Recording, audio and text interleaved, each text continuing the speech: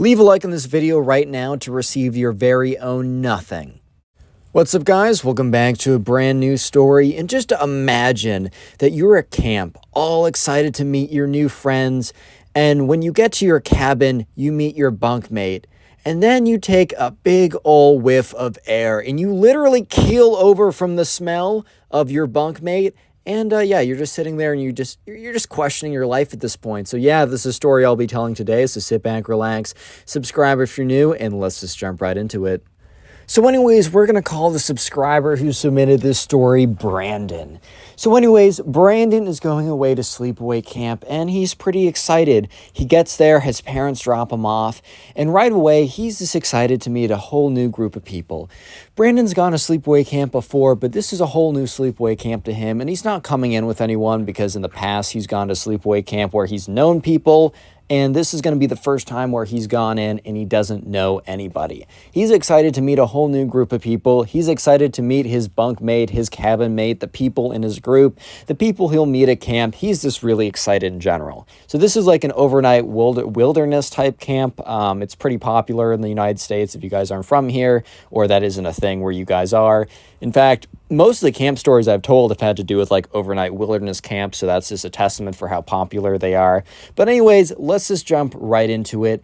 As you know, Brandon makes his way to his cabin as he is greeted by the camp counselor and the other people that will be in his group. There's a few people walking over to the cabin with Brandon, as well as the camp counselor. The camp counselor tells him that people have been coming in since 2 this afternoon. Brandon came there at 4:30 in the afternoon, and the camp counselor basically says, hey, like people have been filtering in, or not filtering in, they've been trickling in. People will be still coming until 6, so, you know, you'll meet the last new person out around 6 or whatever. Then at 8, we're going to have a big bonfire as like to get everyone to like, just to initiate everyone, to get them to know everybody, stuff like that. And, you know, at this point, you know, Brandon kind of says, hey, is my bunkmate there yet? Are the people in my cabin there? And, you know, the camp counselor's like, let me take a look at the list. And as they're walking over, he pulls out his clipboard. He's like, yes. And then he says the name, but we're going to call him Minecraft Kid because he brought one shirt and one hoodie, and they both happen to be Minecraft related. So we're going to call him Minecraft Kid. So he looks it up and he says, oh yeah, your bunkmate, his name's Minecraft Kid. Obviously says his real name, but for the story, we're going to say Minecraft Kid. Oh yeah, your bunkmate Minecraft Kid is actually there right now. So you'll be able to greet him when you go in there. So at this point, Brandon was pretty excited because, you know, his friend was, his new friend potentially, turns out not to be the case, but whatever, right? He goes up there and, you know, he opens the cabin door, he walks in and he enters the room. Boom! It's like he's hit with like a glass wall, dude. He breaks through the glass. It's like he walked into a thing of bricks. A thing of bricks. The smell is so pungent, so intense, so putrid that it's unlike anything he's ever smelled before. It's like he went inside of a cow's anus, dude. Okay, that's a little graphic. But anyways, yeah, Brandon is just so taken off guard. He basically collapses and disintegrates. But yeah, he looks, and the kid above him has already taken top bunk, and he's sitting there, and he's in a little creeper hoodie, right? He's like, what's up, man? My name is Minecraft Kid. Obviously says his real name, but says, I'm just going to insert Minecraft Kid instead. And immediately, Brandon is like, hey, man, how are you doing? Yeah, but anyways, he's like, hey, man, what's up? My name is Brandon. It's nice to meet you. And so, yeah, Brandon sits down on his bed. He has his suitcase or whatever, more like a backpack because he didn't bring that much. He's like unpacking all of his stuff. And while he's unpacking all of his stuff, he's just kind of thinking to himself, man, I mean, one would believe that by now, by this time right now, I would have gotten used to the smell. Like one would have believed that at this point, I would have gotten used to the smell, but it really does not seem like I'm getting used to the smell right now. So yeah, this is not great. I am not sure how I feel about this besides, oh dear God, this is my life for the next week. And that was his life for the next week. And yeah, the night only gets worse because like the Minecraft Kid is literally just sitting above him, just like talking with other people coming in. And there's like other people to walk through, but this room, there's only one bunk. Most of the other rooms have multiple bunks, but this room, thankfully for the other campers, just has one bunk. So it's literally just Brandon, and the Minecraft kid stuck together. Unfortunately for Brandon, right? So, Brandon was like, all right, I still smell this. The Minecraft kid jumps down from like the top bunk, right? And he lands on the ground and he lands facing away. And the Minecraft kid was not the smartest man on planet Earth. Why do I say that? Well, for many reasons. But specifically because the Minecraft kid only brought one pair of shorts.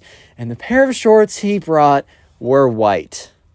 Dude, even myself, well, I found myself a pretty clean individual. I actually washed my sheets in college, which is, I think, better than 50% of the guys here, or just guys in general, right? That's pretty good. Even myself, white shorts are just dangerous, bro. It is just dangerous to have white shorts or white underwear. Even if you're a clean individual, I mean, you just get them dirty, right? It's just not worth it.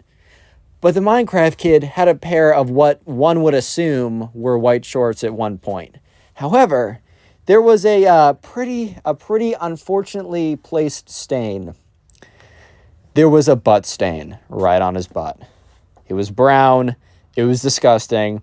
And Brandon was literally on the verge of puking out of his nostrils at this point. It was just so disgusting. It was so terrible. And this kid also smelled pretty bad as well on the way down. It's like on the way down, he just had a whiff of scent. Yeah, so that was one of the toughest nights. So eventually they go out to the campfire. Brandon meets a lot of other people he's pretty chill with. And overall, he's actually having a really great time at the camp, except for when he has to go back to his room. It's like every single time that Brandon returns to his room, he basically drops to his knees, gagging. However, right, the next day comes around. And the next day is the first actual day of camp. So this is the day where they actually are like, doing activities, doing whatever, right? And one of the first activities that they did campus-wide, right, as the whole camp, was a big game of hide and seek. However, this was a game of hide and seek in pairs. And the thing is, Brandon learned pretty quickly that this camp wanted you to make friends with random people, but they also wanted you to leave being really close to one person. They thought their kind of philosophy was, why be good friends with a lot of people when you can be great friends with one person? One good friend is better than 10 acquaintances. I genuinely kind of do agree with that. However, in this case, that was bad. You know why? Because you know how they chose this one person that you were going to be super quote-unquote close with? They just made it your bunkmate. So yeah, this big game of hide and seek, you were told that you had a partner that you had to hide with, and that partner was your bunkmate. Brandon already knew that this was going to be bad. So Brandon goes and finds the Minecraft kid, and the Minecraft kid is getting super into it. He was like, dude, I play this mini game in Minecraft where I hide. I think he was doing like what was that? What's the Hypixel mini game where there's like one person who's secretly it or whatever, and like murder mystery. Yeah, he's like plays that all the time. So he's like, I'm really good at this because you do something in a video game, you're getting good in real life. Because if you're good at Wii tennis, then you're great at regular tennis, obviously. But anyways, they start walking around, and the person who's it, or it's actually like probably like 4 or 5 pairs since it's the entire campus, who's it, they start counting down from like 90 seconds, so they got a lot of time. But Brandon, the Minecraft kid, start going around trying to find a spot. So Brandon is really hoping that they'll hide in a place where him and the Minecraft kid do not have to be physically that close, because Brandon does not know if he can survive being physically that close to the Minecraft kid. It's already kind of a close call having him be in such close quarters anyways. So to have him that close to the Minecraft kid, it's already a bit of a stretch. I'm not going to lie, right? I'm not going to lie. It's already a bit of a stretch. So they're looking around, and Brandon sees this house. A little tiny playhouse, right? It's a miniature house that was like made for, I don't know, it was like made for like messing around in, and it's like kind of like a cool art piece or whatever. And Brandon's like, oh, dude, we should hide in there, because they could hide in separate corners of the house or whatever, or behind the wall separately. But the Minecraft kid's like, dude, that's not a good place. It's like too obvious. But you know what a place that isn't obvious? There. He points to a bush. And yes, the bush would have been a really good hiding spot, but there was really only room for 1.5 individuals, which means they would have had to really cram. And the Minecraft kid's like, dude, we're going to have to really cram in there, but it's going to be so worth it. At this point, Brandon is just like, oh no, dude, no way. And the Minecraft kid's like, okay, he doesn't say that out loud, but Minecraft kid's like, hurry, hurry, because the people that were counting down are like 10, 9, 8, and, you know, Brandon's like, okay, how bad can this really be? Brandon hops in the bush, and that's when the Minecraft kid hops in the bush after him, but the Minecraft... Oh my God. Sorry, I'm... Reading this story is kind of paining me. The Minecraft kid jumps in butt first. And he's strapping boys and girls. This is quite a story. He jumps in butt first and smudges his butt against Brandon's shirt. And Brandon, okay, so first of all, that happens. Second of all, he's now in a cloud of like actual toxicity. Like he's in a cloud of like you basically have the Minecraft wither effect. You're gonna die, bro. You're gonna die. So Brandon's kind of just sitting there, and he's like trying to breathe in, and he's trying to like lean his head out to breathe in, and Minecraft kid's like, "Don't put your head out, dude. You're gonna get caught." So Brandon's like. Like he's actually choking up at this point. It is a struggle. It is hard. So at this point, Brandon, it's been about 30 seconds. And Brandon is like, dude, there is no way I'm going to survive this if I last in here for another like 5 seconds. Real quick, if you made it this far into the video, comment Minecraft down below. That'll be the secret word of the day. I'll try and heart as many comments as I possibly can that say Minecraft. And if you want to support the channel, literally the best possible thing that you can do for me or the channel in general, the community we have, the first best thing is finish this video. Watch it all the way through. That helps out more than you can imagine. And then the next thing that helps out a ton is when you have time, maybe right after this video, maybe later, binge watch my older videos. Just go ahead and watch a bunch of my videos in the background while you're doing something. And let me know in the comment section right now, what do you do while watching my videos? I'm genuinely super curious and I love reading it. And just to say thank you, I will try and heart and reply to as many comments that tell me what you guys do while binge watching my videos in the background. Anyways, let's get right back to it. So yeah, Brandon is now, first of all, he just got butt stained. He got butt stained by this kid, whatever that even is supposed to mean. And he's sitting in a cloud of stench. And he can't take it anymore. So he falls out of the bush. He pretends to lose his balance because they're kind of sitting in a very awkward position because they have to really cram in there. So Brandon pretends to fall out of the bush. And like he falls out and the guy is like, oh, found you guys or whatever. Minecraft kid is like, dude, why did you do that? And Brandon's like, haha, man, sorry. I lost my balance. It was a really good hiding spot though. Too bad I just lost my balance, man. Ha ha ha. Yeah. Anyways, so they skip ahead a little bit. The rest of the day is actually pretty good. Remember, like this sounds like a horror story. Brandon actually had a overall really great experience at this camp, which means that the rest of the camp was so awesome that it counteracted how bad this part was.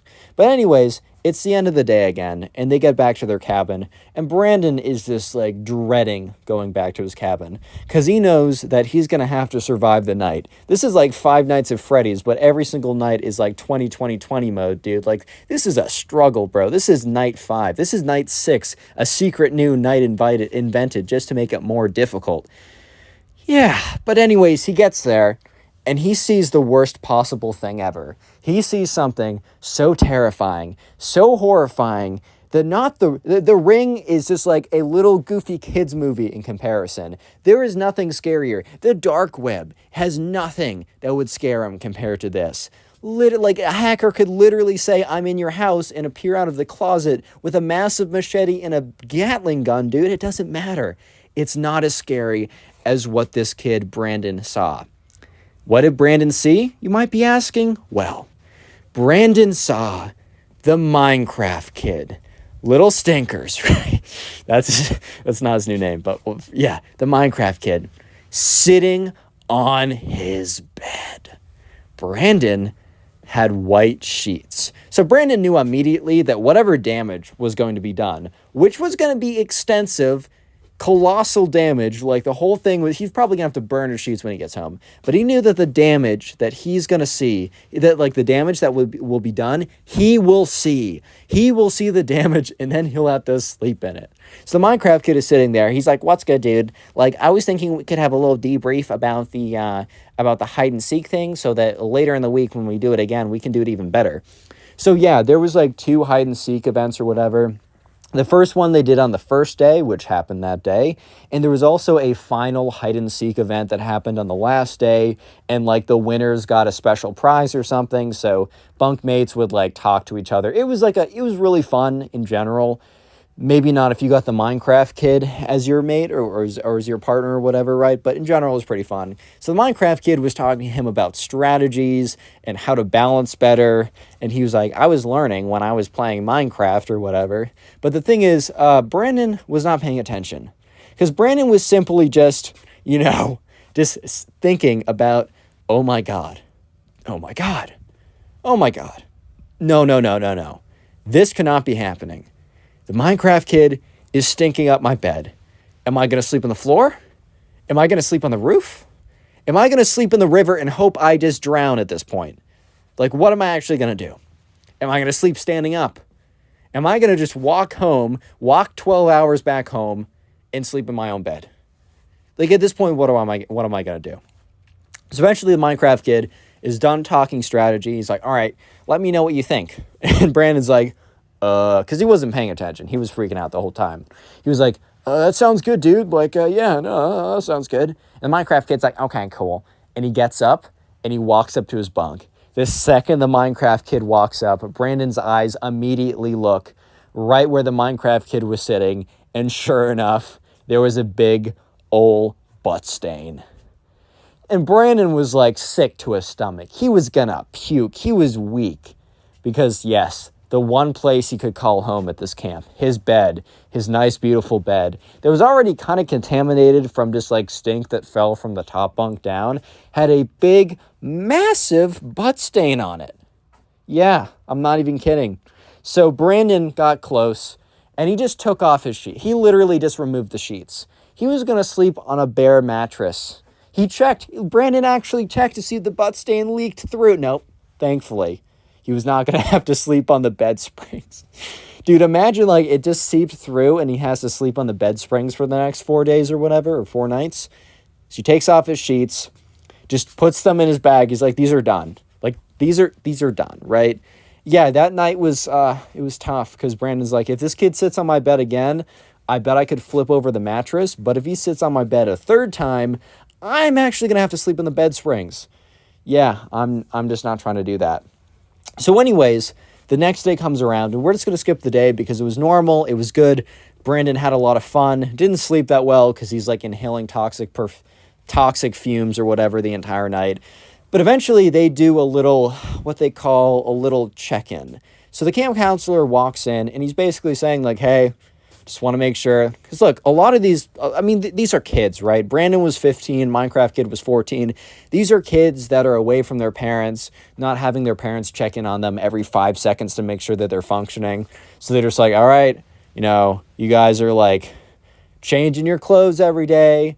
You're taking a shower. And one of the camp counselors was like, I'm going to not watch you take a shower. That would be very sus. The camp counselor vented if he did that. I'm a grown man and I just said that. Anyways, the camp counselor's not, I'm going to watch you shower. But he was like, I'm going to wait until you go into the shower, take a shower, change back into your clothes and walk out here. Because the camp counselor one day was like, this cabin smells. I was going to say reeks, but that has different connotations, right? He was like, this cabin smells. And I'm not going to I know that you guys have not been showering. And the other kids were being kind of stinky too, but they were on a whole different level, right? They might have smelled a little unpleasant, but they didn't smell like the insides. The Star Wars, the fifth movie, Revenge of the, no. Empire Strikes Back, when Han Solo has to save Luke by cutting open that animal. Yeah, the Minecraft kid probably smelled like the inside rotting guts of that animal, right?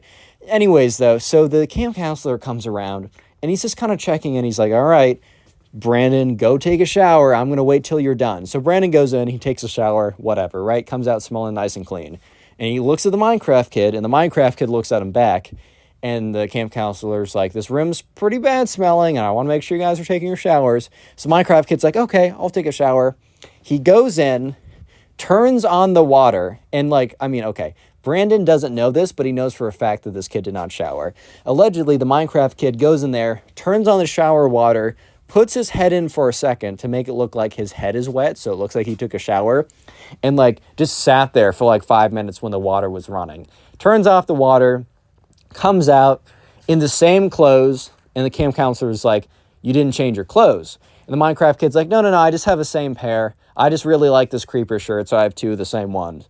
The truth is, the Minecraft kid was bluffing. If the camp counselor said, hey, can I see the other creeper shirt? The lie would have been up. The gig would have been up, essentially, right? But yeah, the Minecraft kid was almost cleaned, but nope, he's a Minecraft kid. What did you guys expect? So the next day was where things got a little bit interesting. The Minecraft kid comes up to Brandon at lunch, and Brandon and the Minecraft kid sat at different tables because the Minecraft kid met people that he was more friends with, like other people who played stuff that he liked, like Minecraft or Roblox or something. And Brandon was more of a sports guy, so his friends were more like sports related or whatever. But one day the Minecraft kid comes up to Brandon when he's sitting at his table, and he's like, hey man, I need your expertise. And, Brandon's like, yeah, what's good? And he's like, dude, I want to ask out Judy. And Judy was this girl who was 17 and was beautiful. She was like, everyone thought that this girl was super hot. And she was also much older than them too. So immediately that already gives plus 10 to whatever. If she was a 1, she would have been an 11, right? Because she was older and these kids were like, oh my God, or whatever. But yeah, she was kind of just known as the girl or whatever. But first of all, a million reasons. 1, Minecraft kid needs to take a shower if he wants a girlfriend. 2, he's 3 years younger than her. 3, they've never spoken before. And 4, it's just simply not going to happen. However, Brandon didn't want to be a massive jerk, right? And he was like, all right, man, why do you want to ask her out? And Minecraft kid's like, because she's beautiful. And he's like, yeah, okay, I agree with that. Have you ever spoken to her before? Minecraft kid's like, well, no, but we're going to go on a date, so I'll speak to her on the date. And Brandon's like, you guys are going on a date? For a second, he was legitimately like, oh my God, I never thought I would see crazier, but oh my God. And he's like, well, no, I have to ask her out on a date first, but I was wondering if you could go talk to Judy and see how she'd feel, And at this point, Brandon was like, okay, it's interesting. I'll definitely be entertained by whatever happens, but okay. And remember, the Minecraft kid was not a bad kid. Even though he smelled bad, that does not make him that does not mean that he was a bad individual. Okay, guys? Be nice. Be much nicer than I am while I'm telling the story. So Brandon already kind of knows the answer, but he wants to go up, and he's like, you know what? Maybe. I'll be the one to see, because maybe Judy likes girls guys 3 years younger than her that smell bad. Maybe she's kind of a cougar. Who knows, dude? So he goes up to Judy. He's like, hey, Judy, because they'd spoken once or twice. I think they had a camp activity together or something like that. So they were friendly. They weren't friends by any means, but they were friendly. You know what I mean? They were cool. And, he goes up, he's like, hey, so I think I might already know the answer to this question, but, my cabin mate, he thinks you're very nice looking, and he was wondering if you wanted to go on a date with him. And she's like, oh, who's your cabin mate? Because, Brandon always hung out with the sports guys and the athletic baseball guys, and Judy was like, oh, maybe it's one of those 16-year-old, the baseball guys with their, I don't know, their long hair, what are those cuts called? I'm actually being an idiot. The mullets, oh my God, my mullet daddy ears. I don't know, something stupid, right? And not saying mullets are stupid. I couldn't pull it off. Maybe you can. And Brandon's like, well, about that. So, do you know, and then says the name of the Minecraft kid. And she's like, huh? What? Because she probably already had like a few of like Brandon's friends in her mind, and she's already like imagining situations with them or whatever, right? And he's like, the guy over there. And Brandon points to the Minecraft kid, and she's like, oh no. Oh, dude, it's so painful. She's like, no, man, I was in a group with him. Dude is so stinky. I can probably smell him from here. God, he reeks. He's awful. Judy's not the nicest girl, right? And Brandon's like, oh, I'm going to take that as a no. And Judy's like, yes, take that as a mega no.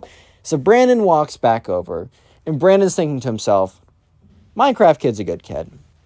I'm not going to be that guy, but I do need to make sure it's clear to him. And Brandon goes up and says, hey, Judy's very flattered by like the offer, right? But she actually already has a boyfriend. And she said, though, he kind of made this up, but like, whatever, lol. He's like, she did say, maybe in the future, you never know. But right now she's a boyfriend and she can't really be doing that. The Minecraft kid's like, okay, I might still ask her out either way.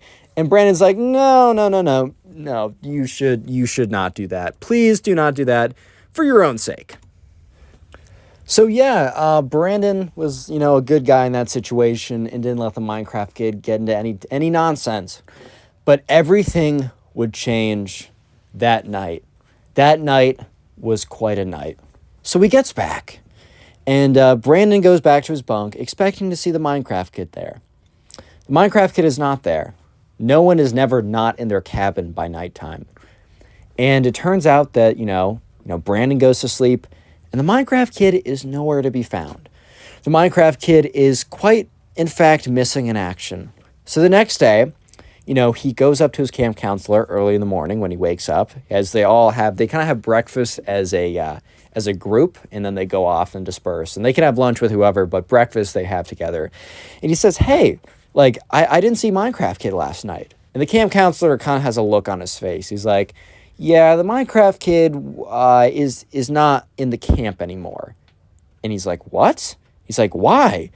And the camp counselor's like, I can't really disclose that, but he said that he really loved having you as a roommate. And, Brandon both felt concerned, but also felt a little bad because he was like, oh my God, this kid's the worst. But that at breakfast, Brandon was really curious. What happened to the Minecraft kid? Mr. Stink himself. And one of the kids leaned over to Brandon and said, hey, meet me after breakfast. I have answers. And Brandon immediately knew, they both just knew what they were talking about. So after breakfast, Brandon goes up to him. He's like, dude, what happened to my roommate? He's like, so this is what I heard. I overheard some stuff. And I also heard some stuff from other people. None of this is 100% fact, but I'm pretty sure this is correct. And Brandon's like, yeah, just tell me what's up. And he said, basically, there was a health inspection, a random one, and they found the Minecraft kid stuff. They deemed it as a as a safety risk for everyone else. And they went up to the Minecraft kid and basically told him that if he did not take an actual shower right now, that they were going to have to remove him from camp. Apparently, the Minecraft kid said no, and that he liked his natural aroma. And after that, they basically told him that he could no longer go to the camp, and that, and apparently, he just left a pile of his clothes around, and it was just so putrid, and it was they tested it or something. They thought it was actually going to spread diseases or something. So they asked him to leave. His parents picked him up hours later or whatever. And yeah, so that's why. And Brandon's like, wow, are you serious? And the kid's like, well, that's just I overheard bits of it. I overheard the camp counselor talking with one of the health inspector people that worked at the camp, as well as talking to the head of the camp. Everyone else was back, was out doing their events, but I went back because I wasn't feeling that good. I had a stomach ache, so I went back to my cabin to sit down, and I overheard them talking with each other, and that's basically what they said. And Brandon was like, wow, that's actually crazy, right? Dang. So anyways, at the final day of hide and seek, Brandon has to do it alone. But Brandon, in the spirit of Minecraft kid, He knew that Minecraft Kid wanted him to win. So Brandon decided to buckle in and just lock in and win this for Minecraft Kid. Win this for Mr. Stink himself. So Brandon, he found the spot, the perfect spot that he knew that Minecraft Kid would have wanted him to win, right? The spot that Minecraft Kid would have wanted him to go to. He goes in it. He's perfect. He's silent. He's still. And Brandon, he wins the championship. And he dedicates his victory to his former roommate, Minecraft Kid. Click on the video on screen right now. I know you'll enjoy it. How's it going, everyone? Hope you're having a great day today, because today we have probably one of the most insane stories about a Minecraft kid to date. I mean, you do not want to miss this, so sit back, relax, subscribe to the channel if you are new, and let's call today's subscriber who submitted this story, let's call him Dave. So anyways, right, Dave was in the 3rd grade, and in the 3rd grade, like at this time, Minecraft was huge. I mean, Minecraft was really big now, but it was like really, really big back in like 2013, 2014. Dave is quite older, but this is a story from back in his childhood. So anyways, right, one thing that was starting to get pretty big, 2015, 2016, I don't totally know exactly when the story happens, was something called, Minecraft PvP, where basically people would fight each other in Minecraft. And there was this kid in Dave's class who we're going to call Ben, because of course we're going to call him Ben. So anyways, right, Dave and Ben, they weren't necessarily best friends, but they started to get to know each other because they both were really into the whole Minecraft player versus player battles. And so they would start to like play a little bit, with each other after school. They would go on Minecraft servers and they would fight each other, and it was actually quite fun. So Dave and Ben started to become friends in class. And the thing is, though, Dave was not friends with Ben after what is about to happen, which is absolutely crazy, but you'll have to wait for that one, right? So anyways, right, Dave and Ben, they're talking at recess. So there's a swing set at this school's recess, at the school's playground. So Dave and Ben, they're both on the swings, and, Ben is like, man, I don't know, I really don't like Miss Davenport. So Miss Davenport's going to be the name of their teacher for their math class. And Dave's like, dude, I know, she's the worst. And Ben's like, bro, like, I wish I could just, like, spend my entire day getting better at Minecraft PvP, like, learning how to, like, be better. But instead, I have to spend all this time learning my times tables, bro. I hate those. Little side note, I hated my times tables because I would be, like, timed to be, like, you have to do all these in 1 minute. I'm terrible under pressure. I did not like those. But anyways, Dave and Ben, they were talking about how they really didn't like, the math they had to do in their class, and how they thought that their teacher was, like, extra mean, even though Dave tells me in retrospect the teacher was actually super normal. Like, she was, like, honestly just trying to teach them the fundamentals of math that they would need for, like, the next 7 years of schooling. But at that time, Dave and Ben, the Minecraft kid, they just didn't get that. So Dave and Ben decided that, they were going to pull a prank on their teacher to somehow get more time to play Minecraft.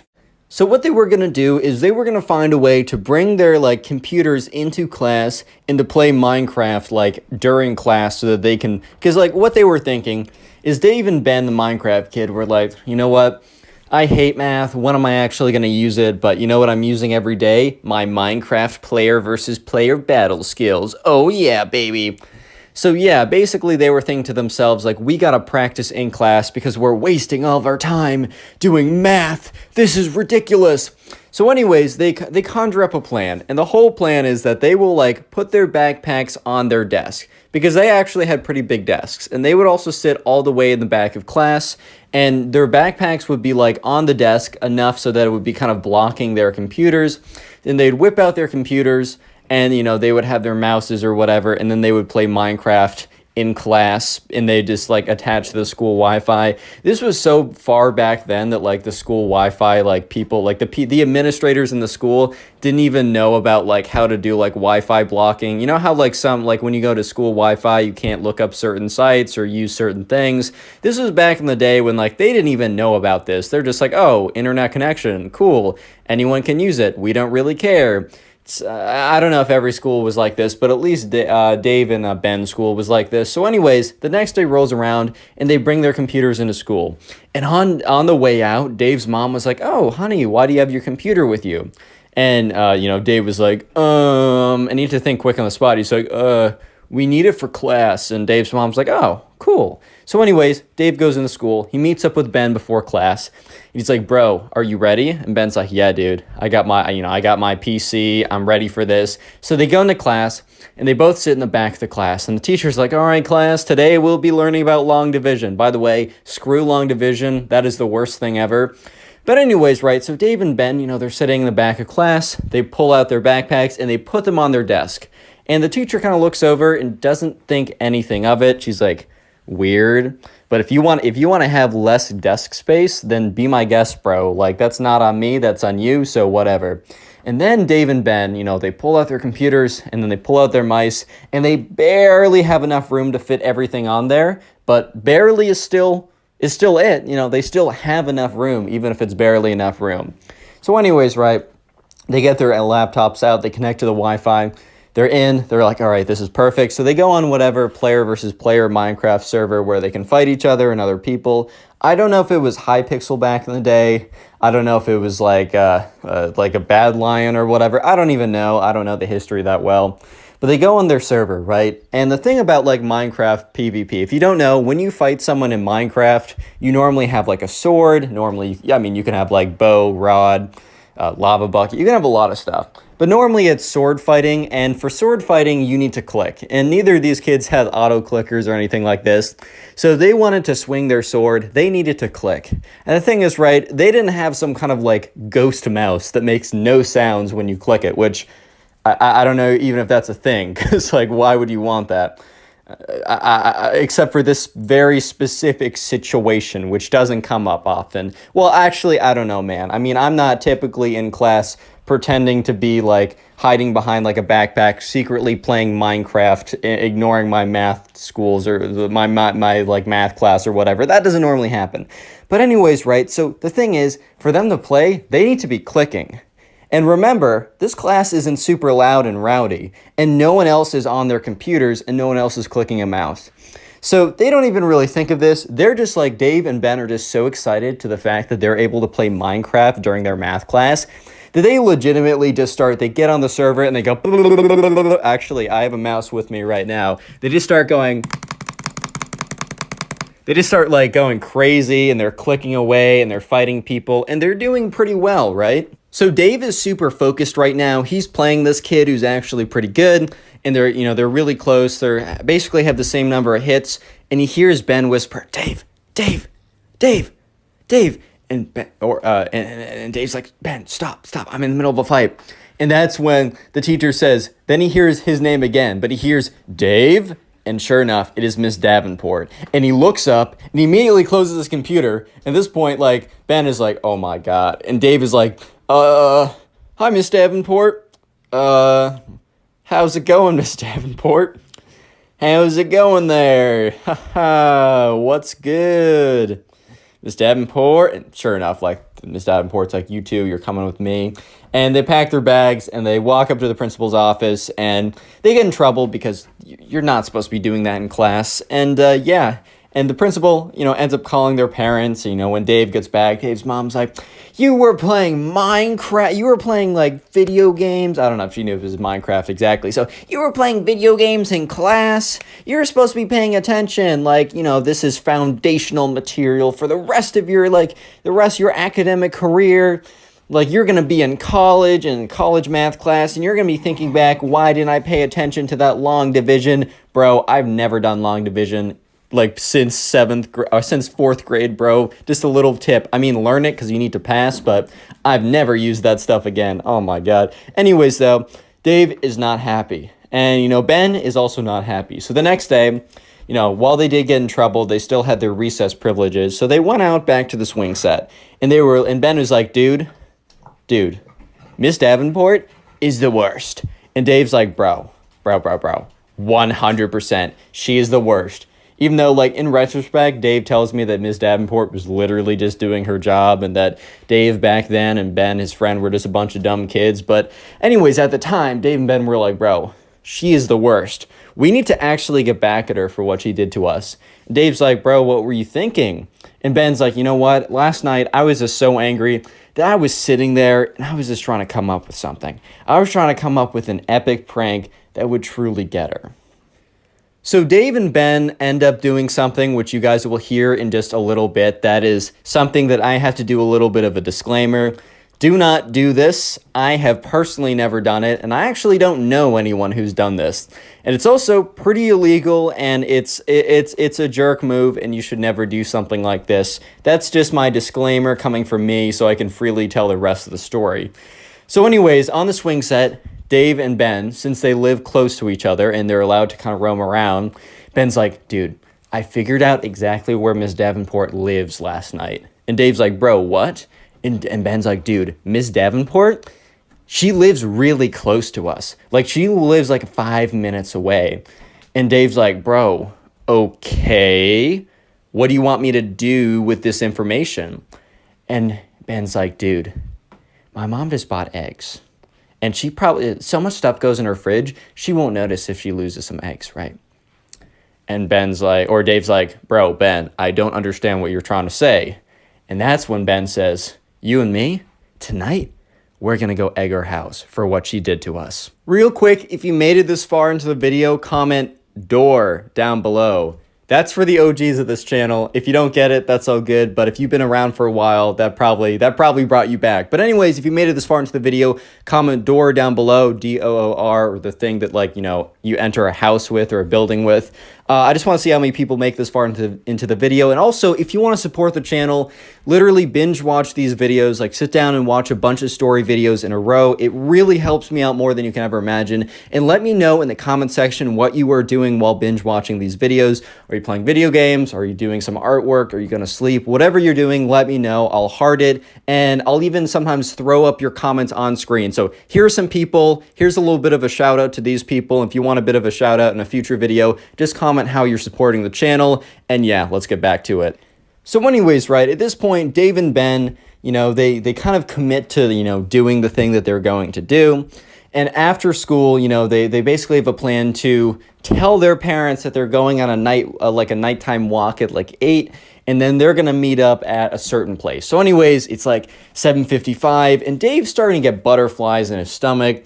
Like, this is really crazy. He's starting to feel really, like, weird about this, but he's like, you know what, screw it. I'm just going through with it. So it's 8 o'clock. He walks out there, and he meets up with his friend Ben, and sure enough, Ben has 4 eggs in his hand. So they're not going to, like, you know, they're not going to load up a Gatling gun with 1,000 eggs and completely, like, I don't know, they're not going to turn her house into an omelet or anything like that, but they're still going to egg the house, which, once again, disclaimer, do not ever do. It's not even, like, cool or anything like that. You're an idiot if you do it. Anyways, because you will get in trouble, dumbass. But anyways, Dave and Ben, they start walking over, and they're hiding the eggs, right? They walk over to where Miss Davenport's house is.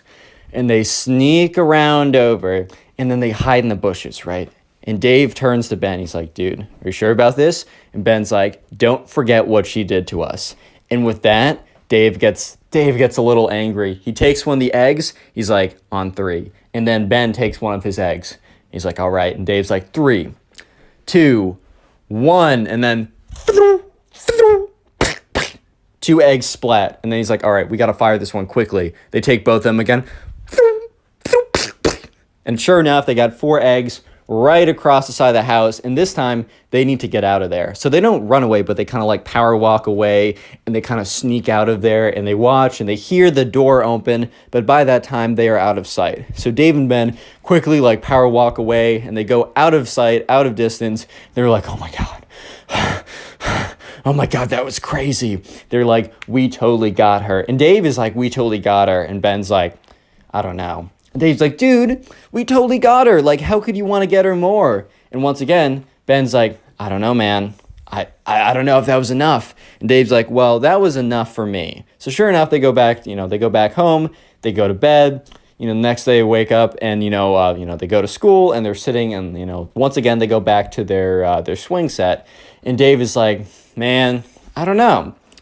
I just don't feel satisfied with what happened. I feel like she deserves more. And at this point, Dave's like, bro, Ben, what do you mean? We got our house. We got her good. And Ben's just like, man, I don't know, Dave. Like, I just don't feel like we actually did get her good. I feel like there's still more that can be done. The wrong has not been righted. And Dave's like, bro, chill out. The wrong has definitely been righted, which, by the way, 2 wrongs do not equal a right, bro, but anyways, right? So sure enough, they go back to class, and they're sitting there, and, Miss Davenport calls on Ben. Ben doesn't know the answer, and it doesn't embarrass him in front of the whole class, but bro, when you get called on and you very clearly are not trying to have your hand raised because you're not trying to get called on, and the teacher calls on you in class, and everyone looks, and you turn around, and you're like, I have no idea what you're talking about, that's embarrassing. But apparently that was just like, that was the last straw for Ben. And as they're like, so their school is out, or not school's out, but school's out for the day. They're waiting in line to be picked up by their parents. And Ben walks up to Dave and is like, bro, I'm getting revenge on Miss Davenport for embarrassing me today. And, Dave's like, bro, what are you talking about? And Ben's like, dude, she's been crazy recently. And what we did was just like, it was a little drop in the bucket. It really means nothing. But I'm going to get her tomorrow. And I'm going to use my Minecraft skills to get her back. I'm going to put my training to good use. And Dave looked at him and had literally no idea what he was going to do. So he's like, okay, man, cool. So anyways, the next day rolls around. And once again, before class, they're at recess and they're sitting on the swings. Dave and Ben always sit on the swings together. No one else really uses the swings, so they're kind of like, it's the place they always go to. And Dave is just talking, and Ben's like, bro, you're going to want to be in class today. And Dave's like, dude, of course I'm going to be in class. Like, what would I do if I skipped it? Sit in the bathroom, dude? Like, what? Because remember, they didn't really have phones then. I mean, phones were a thing, but since they were kids, they didn't really have it. But anyways, Ben goes on, bro, you're going to want to be there. And Dave's like, okay, like, do you want to tell me? And Ben's like, nope, it's going to be a surprise. But just know that Miss Davenport is not going to want to mess with me or anyone else, including you, after this. And Dave's like, okay, man, cool. So they get to class. And, Dave sits next to Ben. And he looks over. And there's something's weird with Ben's bag. And that's when Dave realizes, those like fake plushy Minecraft diamond swords that you can buy online, like the little toy things. Yeah, one of those, the handle of that was sticking out of his backpack. And Dave looks at Ben and is whispering like, yo, dude, why is there a diamond sword in your backpack? And Ben's like, bro, you're gonna see, dude. And Dave's like, okay. What? And Dave's like, bro, just wait. It's gonna be crazy. And Dave's like, all right, man, I'll trust you on this one. So sure enough, right, Ben is kind of just waiting to be called on. And sure enough, Miss Davenport's like, all right, Ben, can you answer this? Because she was going around just asking people.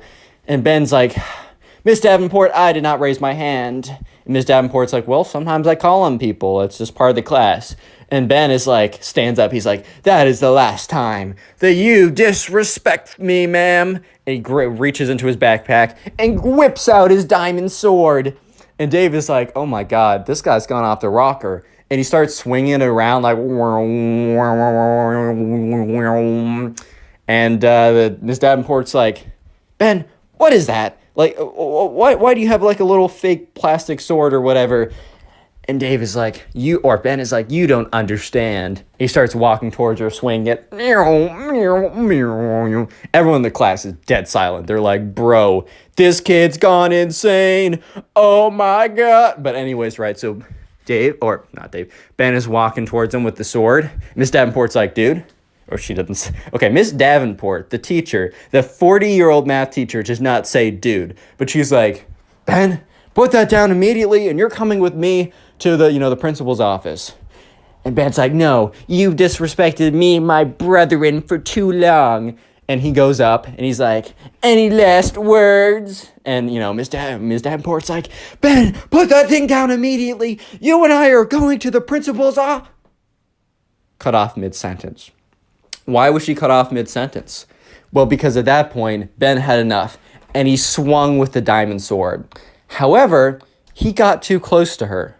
So when he swung with the diamond sword, he held the diamond sword in his fist so tightly that when he swung, he didn't hit her only with the diamond sword. He accidentally hit her with his fist that was clutching onto the diamond sword so tightly that he basically just square punched her in the face. And at this point, it was such, like, I know he's just a little kid, but just like the shock and the momentum and just somehow he got it just right that he went, whoopah! And Miss Davenport stood there for like a second and then just collapsed on the floor. And everyone, their mouths were just gaping open. They were just like, oh, what? What? Huh? Oh, what is going on? What is going on? What? And so, okay, so sure enough, one girl just runs out of the room immediately. And Ben is kind of just standing there, just kind of shocked with what happened. Because, bro, you're not expecting to knock out the teacher with your diamond sword. I don't care how delusional you are. Like, you were just not expecting that to happen. And, you know, Ben's just standing there. He's like, oh, my God. Oh, my God. Oh, my God. Oh, my God. Oh, my God. Oh, my God. What'd I do? What'd I do? Everyone in the class is like, oh, my God.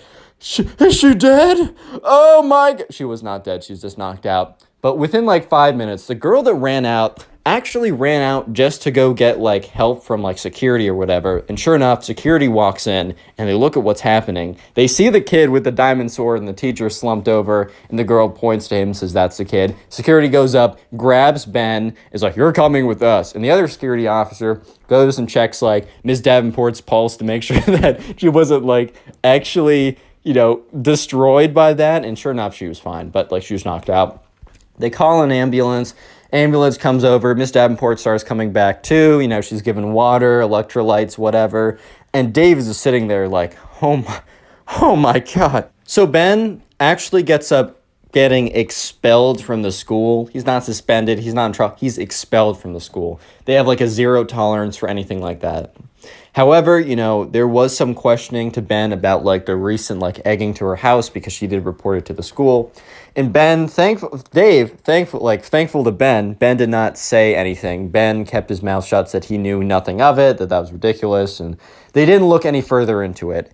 And Ben and Dave never really spoke that much afterwards because Dave's mom, like, I don't want you hanging out with Ben. He's a bad influence and all that kind of stuff. And to this day, Dave and Ben have not seen each other since. And Dave does not know where Ben is. Ben might be at some other school. Dave thinks that, like, the parents moved because he actually walked over to see, like, if Ben was at his house because he wanted to, like, to see how he was doing. And it was, like, a totally different family in that house when he went over. It was kind of weird, but whatever, right? And yeah, to this day, Dave has no idea what's happening, and it was probably the craziest story of his life. Today I get a story time of another one of these Minecraft kids deciding to fight back against his babysitter in a quite unconventional way, you might say. I mean, I bet you can read the title right now. So yeah, with that being said, sit back, relax, subscribe if you haven't already, and let's call today's subscriber who submitted this story to me, let's call him Ryan. So Ryan was friends with this kid who really liked Minecraft. So we're calling him the Minecraft Kid because that always works in the title, and you guys like the Minecraft Kid stories, and I like telling them. But anyways, right, Ryan was invited over to this kid who he didn't know that well, and we're just going to call him the Minecraft Kid. So anyways, right, Ryan was invited over to the Minecraft Kid's house to, well, you know, play Minecraft with him. The idea was he was going to go over on a Friday night and play some Bed Wars with this kid. Honestly, sounds like a pretty sick Friday night, if you know what I mean. However, he didn't really know much about this kid, and he only kind of just started to know him because Ryan's mom and the Minecraft Kid's mom became friends like a couple months ago when they were both volunteering for something, or maybe they just met. I don't know why, but Ryan's mom and the Minecraft Kid's mom became friends, and for that reason, you know, Ryan's mom's like, oh, I have a son about your son's age, they should totally hang out. And since Ryan knew nothing about the Minecraft Kid, at their first like interaction, which wasn't like a sleepover playdate type thing, he was like, so what do you like to do? And he's like, I like to play Minecraft. He's like, cool, do you like to play Bed Wars? And he's like, yeah, it's my favorite game. So they bonded over it. So anyways, Ryan was heading over to the Minecraft Kid's house. And Ryan's mom told him, hey, just so you know, the Minecraft Kid's mom is not going to be there. She's going to be out for something. However, they hired a babysitter, and the Minecraft Kid's mom should be back by like 10 or 11. And Ryan was like, all right, that's totally fine. I don't really care. It's not like we would have been hanging out with the Minecraft Kid's mom and having her play in our Bed Wars trios or something, man. So it's fine. So Ryan gets over to the Minecraft kid's house, and when he gets there, no one greets him at the door. He kind of stands there for a second, and he knocks on it, and he stands there for like a little more time, and he hears noises coming from upstairs. And it's a two-story house, and there's a window right above him, and the window is open, and he can hear noises. And you know what noises he hears? He hears block placing noises. He hears golden apple eating noises. He hears bed break noises. He's like, wait a minute. Bro, the Minecraft kid is playing Bed Wars right now. And, Ryan was thinking that he would have yelled up to the Minecraft kid, but the door eventually opened, and presumably the babysitter, or who we thought the babysitter was, which, no, was the babysitter. That isn't, like, the big secret of the story, but the babysitter comes and, opens the door and says, hey, so sorry, Minecraft kid's upstairs. I'm, making dinner right now for you guys. It'll be ready in, like, 30 minutes, so make sure you're not in the middle of the game in, like, half an hour. And Ryan's like, all right, that sounds pretty cool. So he goes up the stairs, he opens the door, and the Minecraft kid's like, what's good, bro? I'm in the middle of a game. Get your, like, laptop out and set your stuff up, and we'll go into, like, doubles in just a second. And so sure enough, and by the way, guys, Bed Wars it's a Minecraft game where you can, like, it's fun. You should go look it up and play it maybe. But just for context, it's a video game on Minecraft. But anyways, right, so he sets up his gaming setup or whatever. He gets that all ready. And yeah, sure enough, the Minecraft kid eventually wins his game. Great work, Minecraft kid. Not so great work at later in the night, as you can tell by the title. But yeah, anyways, Ryan and the Minecraft kid, they start playing some Bed Wars duos. Life's pretty good. And that's until they're in the middle of a game and it's really, really intense, right? It's getting really down to the wire. If you know a thing or two about Bed Wars, all the beds have been broken, and they're really just both of them. Ryan and the Minecraft kid are super stacked. They have their golden apples. They have their diamond armor. Yes, they sweated to diamond armor. And the two people that were remaining were about as good as they were. And they were playing for all the marbles at this point, man. This was pretty intense. And that's when the babysitter yells, all right, guys, time for dinner. And the Minecraft kid's like, well, 1 second. Yells down that, and Ryan and the Minecraft kid are like, all right, how are we gonna do this? Do we go in? Do we wait? And the Minecraft kid is a big fan of like camping, which in a video game, when you're camping, that basically just means that like you're staying on defensive ground and you're waiting for the opponent to come to you, which in Bed Wars, if you're super, super stacked, that can kind of give you the advantage because you can always drop golems. You got hometown advantage if you have the regen thing. Camping is an okay strategy, super late game, but that also means that the game's going to be a long time. And Ryan says to the Minecraft kid, hey man, do you think we should like be aggressive and we should be the one attacking them? Because like, our food is like, dinner is ready. Do you think we should just go do that for the sake of doing that? Just so we can, and we'll play another game when we come back. And the Minecraft kid's like, no, like I know that we'll win. Like we have prot 4 diamond, they don't. But if we go to them, there's a chance that they knock us off, we fall while going, they fireball us over. It's just a lot more dangerous to go over. He said, we're staying here. And Ryan, who doesn't really care, he's like, all right, man, sure, we'll stay here. And then, a minute later, the babysitter says, guys, you don't want dinner to get cold? The Minecraft kid's like, 1 second. Which it wasn't going to be a second. Like, it was going to be probably like 5-10 minutes on average remaining of the game. And Ryan and the Minecraft kid were waiting it out.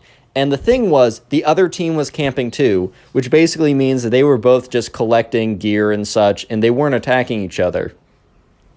So then the babysitter was, yelled up again, like, guys, like, come on, like, I made you something. Like, I told you not to be in the middle of a game. And he's like, once again, the Minecraft kid, instead of saying, hey, I'm so sorry, can we be down there in 5 to 10 minutes? Like, I apologize. He's like, 1 second! He just keeps yelling down 1 second. And the babysitter kind of did something that she probably shouldn't have. Like, it just wasn't that deep, but I think the babysitter was kind of getting mad that, they just were refusing to come down when, she was sweating out some good food or whatever. So the babysitter, what she does is she goes to the Wi-Fi router, and yes, you can probably already guess, unplugs it and replugs it, which basically, if your Wi-Fi, at least in my case, whenever my Wi-Fi is super slow or just kind of sucks, I go to the Wi-Fi modem or router or whatever. I go, modem?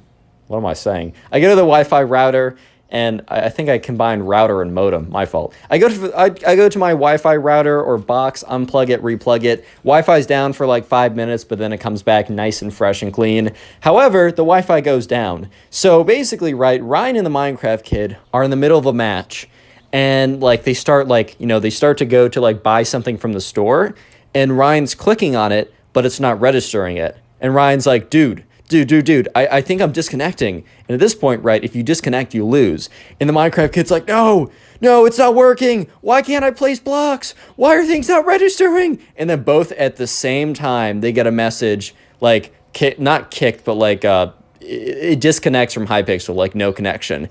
And the Minecraft kid's like, no,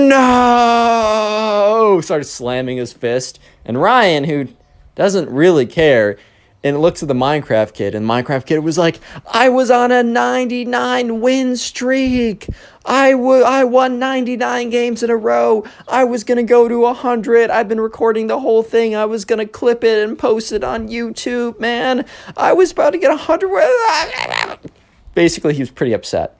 So Ryan and the Minecraft kid, Ryan just looks at the Minecraft kid and be like, all right, man, I'm so sorry. Like, we'll grind it out tonight. We'll get you back to at least halfway, which was a lie. They were not going to play, nevertheless, win 50 games in a row. But, you know, Ryan's just trying to calm the air. And he's like, yeah, man, don't worry. We'll get back to it. So they walk down, and the babysitter is waiting there. And she's like, guys, like, I asked you to come down. If you weren't going to come down, you should have at least told me. And I would have put it back in the stove. Now the food is cold. It really took me, you know, turning off the Wi-Fi to get you guys to come down. Teenagers these days. Or not teen, I guess. She's a teenager. She's the babysitter. I guess preteens these days. And that's when Ryan is like, oh my God, she turned off the Wi-Fi. That's why we froze in the game. And Ryan looks over at the Minecraft kid, whose face, he's just stood there. Like he's been frozen by like a spell that turns you to stone. He's just frozen there, looking at her. His like jaw starts to slack a little bit, like, oh my God, it was you. It was you who got in between me and the 100 Bed Wars win streak. Real quick comment, Minecraft, if you made it this far into the video, as that will be the secret word of the day. And if you want to support the channel, as always, just go ahead and binge watch several videos or a bunch of videos whenever you have the time. And let me know in the comments if you do this, because it really does support me more than you can probably even imagine. It boosts the channel. YouTube likes watch time anyways. So right now, remember, Ryan and the Minecraft kid just lost in a very important game for the Minecraft kid. He almost got a 100 win streak, which is pretty impressive, I'm not going to lie. But unfortunately, the babysitter, who kind of like overreacted a little bit, got mad and unplugged the Wi-Fi, and that made them lose the game that they probably were actually going to win. And so when they walk down, they have no idea that the babysitter was the reason why they lost the game, until the babysitter is like, oh, guys, like, I really had to pull the Wi-Fi plug to get you guys down here. Like, crazy how like preteens are these days, or kids on their phones too much, like one of that like old man behavior type thing, even though this girl was like 17 or something. And the Minecraft kid is just so angry. He's like, you're the reason I lost my Minecraft game. And she's like, sorry, like, should have come down faster, or should have at least told me. And she goes to sit down, and Ryan is also like, all right, well, this is going to be a little awkward, but whatever. I'm still going down to sit down, like, whatever. Like, he's not going to react that ridiculously.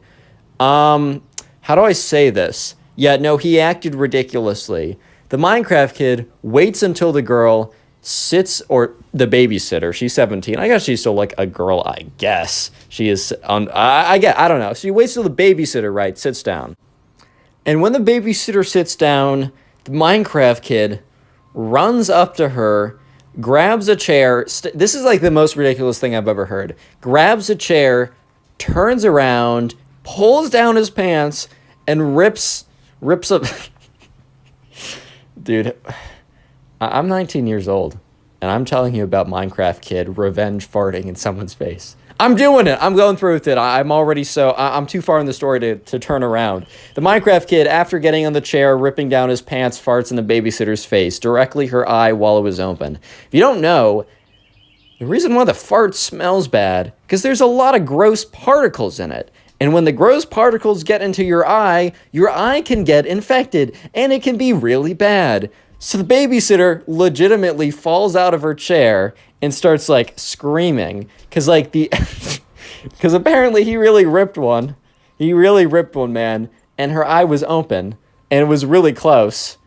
And Ryan was like, well, so this kid and I have one thing in common. We like Bed Wars. And we have nothing else in common. And this will probably be the last time I ever hang out with him.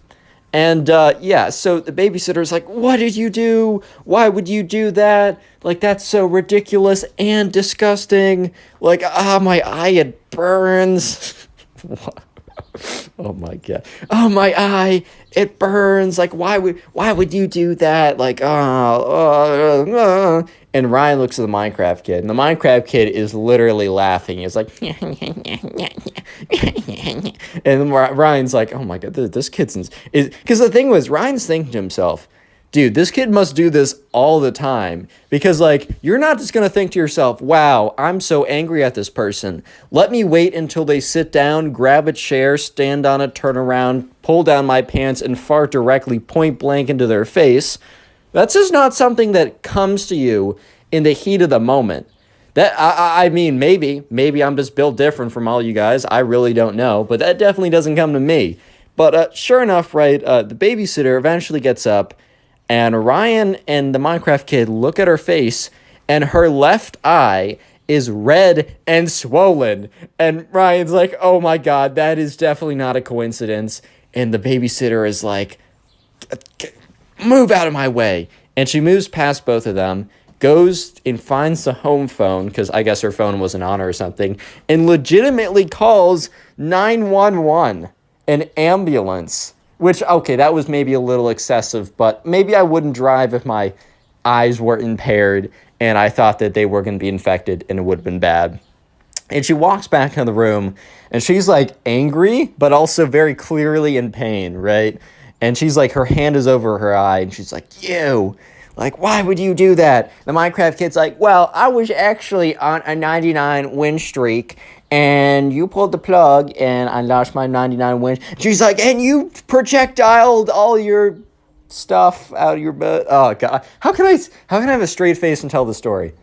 Anyway, she's like, and you probably gave me a raging infection. My eye burns. Like, if I lose sight, I'm suing your She was getting mad. And eventually, right, the ambulance does come. She explains the ridiculousness of the situation. The guy, she sits in the ambulance, drives to the hospital. They check her out or whatever. But remember, this is from Ryan's perspective, so we don't exactly know what the doctor says. Ryan's mom, who got really invested in the situation afterwards, said that, like, the doctor's, like, her eye is fine now, but the doctor said that, like, it really could have gone south if she didn't go there, like, immediately, which is insane. So anyways, right, Ryan and the Minecraft kid are legitimately just in this house alone, and that's when the Minecraft kid's mom comes back early, super angry and upset, because the babysitter sent a message to, his mom explaining everything and why that she had to leave the premises immediately.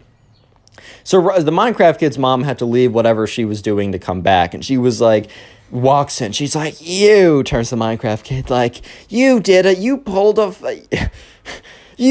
face fart on someone again. We've already talked about this. And Ryan, who is still there, he's already texted his mom to come pick him up, is just like, again? I mean, he had a sneaking suspicion that this was not a first-time thing. As I said, in the heat of the moment, you don't think to, use your butt as a weapon. But he's like, again?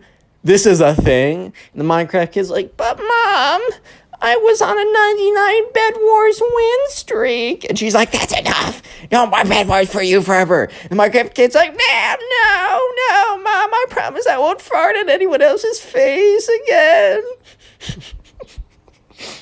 What am I doing with my life? Anyways, right, so Ryan's mom comes, and Ryan's mom's like, hey, so sorry, things were weird today. Like, I'm just gonna pick Ryan up. Thank you so much for having him over. Ryan, come with me now. And, Ryan walks over and goes in the back seat of the car, and Ryan's mom is like, so, do you want to elaborate on, I need to pick you up right now. My friend farted in the babysitter's eye, and now she's at the hospital.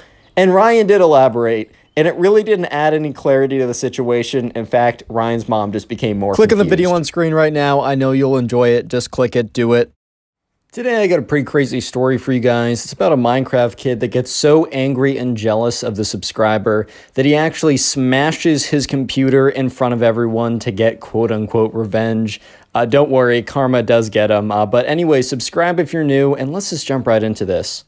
So we're going to call today's subscriber who submitted the story Brendan. By the way, if the gameplay and for Bed Wars really sucks in the background, I recorded it a month ago. I'm pretty better now. But anyways, we're calling this guy Brendan who submitted this story. So anyways, Brendan was in class or was in the same grade as this kid who we're going to call the Minecraft kid, because his entire identity was kind of like around being super great at Minecraft, player versus player battles. He was known as the one who is so great. So anyways, right, people just called him Minecraft kid. But anyways, there's also a girl who we're going to call Haley.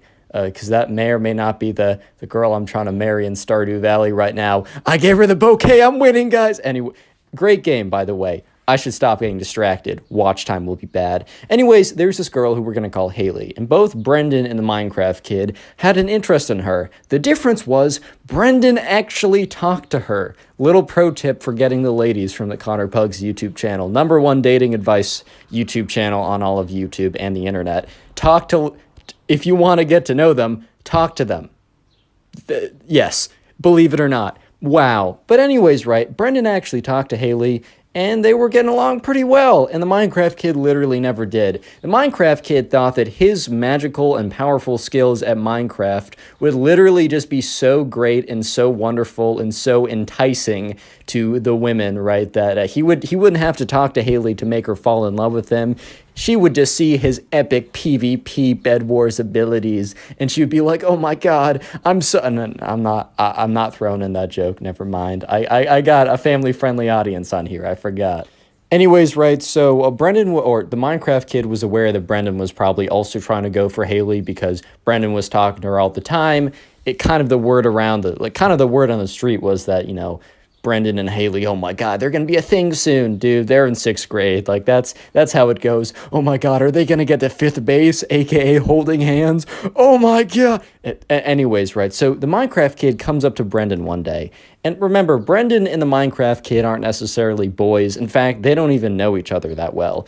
But the Minecraft kid is like, "So, I see that you're trying to court Haley." And in Brendan's mind, he's like, "Bro, this is 20 whatever, right? I think this story was a little old. I'm not sure. I actually don't know when this story happened. It was submitted to me on my Instagram. You can go follow it. You should go follow it." Anyways, Brendan's thinking to himself, did this guy just say court like it's literally the 21st century? Are you serious? And then the Minecraft kid goes on to say, I offer you a quest, or I ask you that we duel in Minecraft to decide who will get Haley's hand in dating.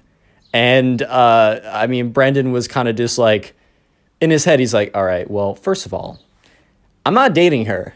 Second of all, the winner of a Minecraft PvP battle is not going to decide who she decides, right? It's not up to them. This isn't like, I don't know, the barbaric era of like, oh yeah, like, I actually have, like, all men have control, women have no say. Like, oh, I want to marry you, so you're marrying me. And also, I don't think there ever was an era where you did PvP battles to decide who was, like, who would marry the girl. I'm better at Minecraft, I get all the women. Nah, that's never been true. It doesn't matter what parallel universe or anything like that you go into, man. I am sorry, Minecraft sweats. I am so sorry. But Brendan, who kind of knows that, he's going to be getting with Haley anyways, thinks to himself, all right, well, this will be kind of funny, like, whatever, man, who cares? So Brendan says, sure, we'll do a PvP battle to decide who gets Haley's hand. Because he's kind of laughing, he's kind of goofing, but the thing is the Minecraft kid takes it super seriously. He's like, yes, you fool, don't you know that I am super great at Minecraft? And then Brendan's like, chill out, bro, like... All right, yeah, we'll PvP fight to decide who gets Haley's hand in marriage. Lol, like, okay. So sure enough, the Minecraft kid is like, all right, tomorrow at recess, we go to the table. Basically, at their school, there was a table where if kids wanted to bring in their computers, if they were in the 6th grade or higher, they could, and they could play on them. I know at my school, you weren't even allowed to have your phone out, but I guess each school's a little different. So basically, right, the next day rolls around, and Brendan and the Minecraft kid, they both bring their gaming setups, which I guess both of them have laptops, because I play Minecraft on a laptop, man. I don't have a desktop. I want to be able to move my thing around. But anyways, right, they both bring in their computers, and Brendan just has a kind of a crappy MacBook Air. And this is coming from someone who, up to my first 100,000 subscribers on YouTube, I got all my Minecraft gameplay from my MacBook Air at like 20 frames per second. So I understand the struggle, bro. I get it. So anyways, Brendan comes in with his crappy MacBook Air, and the Minecraft kid comes in with his like, I don't know, his Alienware $3,000 super gaming laptop with his super fancy keyboard. And it takes him like 5 minutes to get his setup all perfect. He's like, all right, I'm ready. And so sure enough, they both sit down, and Brendan is like, all right, so how are we doing this? And the Minecraft kid is like, all right, we're going to play one game of Bed Wars. Yeah, Bed Wars. And, at first Brendan was like, bro, how are we going to do that? But then the Minecraft kid said that he had the like MVP++ rank on Hypixel, which Hypixel is a server that lets you play Bed Wars, which is the game I was playing in the very beginning. And if you have plus like MVP++, you can make private games where it's just you and your friends. So anyways, the Minecraft kid, sent a duel request to Brendan, or a Bed Wars party, whatever. Anyways, all you got to know is they were playing Minecraft and they were playing Bed Wars, and it was just them. It was just Brendan and the Minecraft kid in a game. And sure enough, they enter the Bed Wars game, and they're doing the stuff you do in Bed Wars, put down the bed defense. And you know what happens? Brendan is at middle. He's gathering emeralds, which is a good material to get. However, his bed was exposed, or he wasn't at his bed. He saw a bed destroyed message, which basically means in Bed Wars, if your bed breaks, you will not respawn. So sure enough, the Minecraft kid had like, I don't know, God bridged over with his crazy 10,000 clicks per second mouse, definitely using vape or something, but whatever, man. And so sure enough, the Minecraft kid comes to middle, and Brendan and him, they show down for a PvP fight. They're going to decide who gets Haley, even though Brendan knows that one, he's not good at Minecraft, and the Minecraft kid is, and two, this will not decide who gets Haley. This is hilarious. He just did it because it's funny, lol. So anyways, they enter their PvP battle, and they go in, and Brendan loses because he is just simply worse. And the Minecraft kid, after, hitting, Brendan enough times with his sword that he dies, is like, yes, Haley is mine. And everyone because remember, it's recess time, because dude, they had like, I don't know if it's called recess, but they had like a break period. So everyone was kind of around there, and a bunch of kids turn around and are kind of like, what? Huh? Are you okay, sir?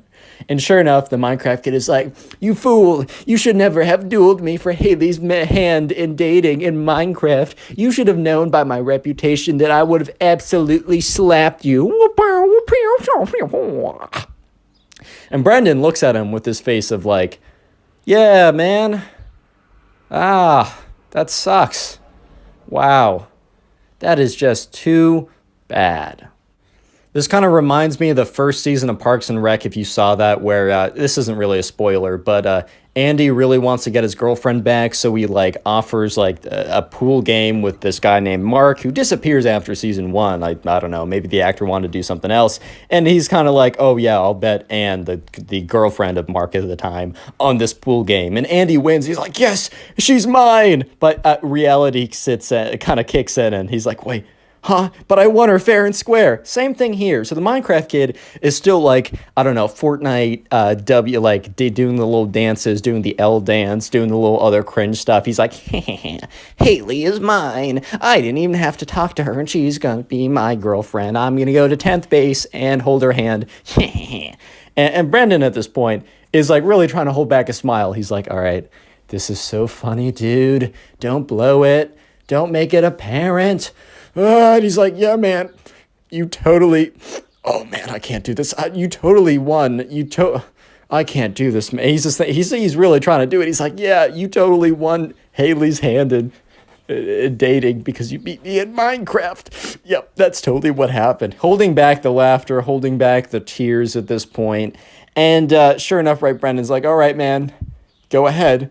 And he's like, yes, I'm gonna tell everyone about my victory dance so that so everyone knows that you lost to me in Minecraft, and that's why Haley is mine. The Minecraft kid runs away to go tell his other friends. Well, I don't know about that. I think his friends are his Bed Wars win streak and nothing else. But whatever, right?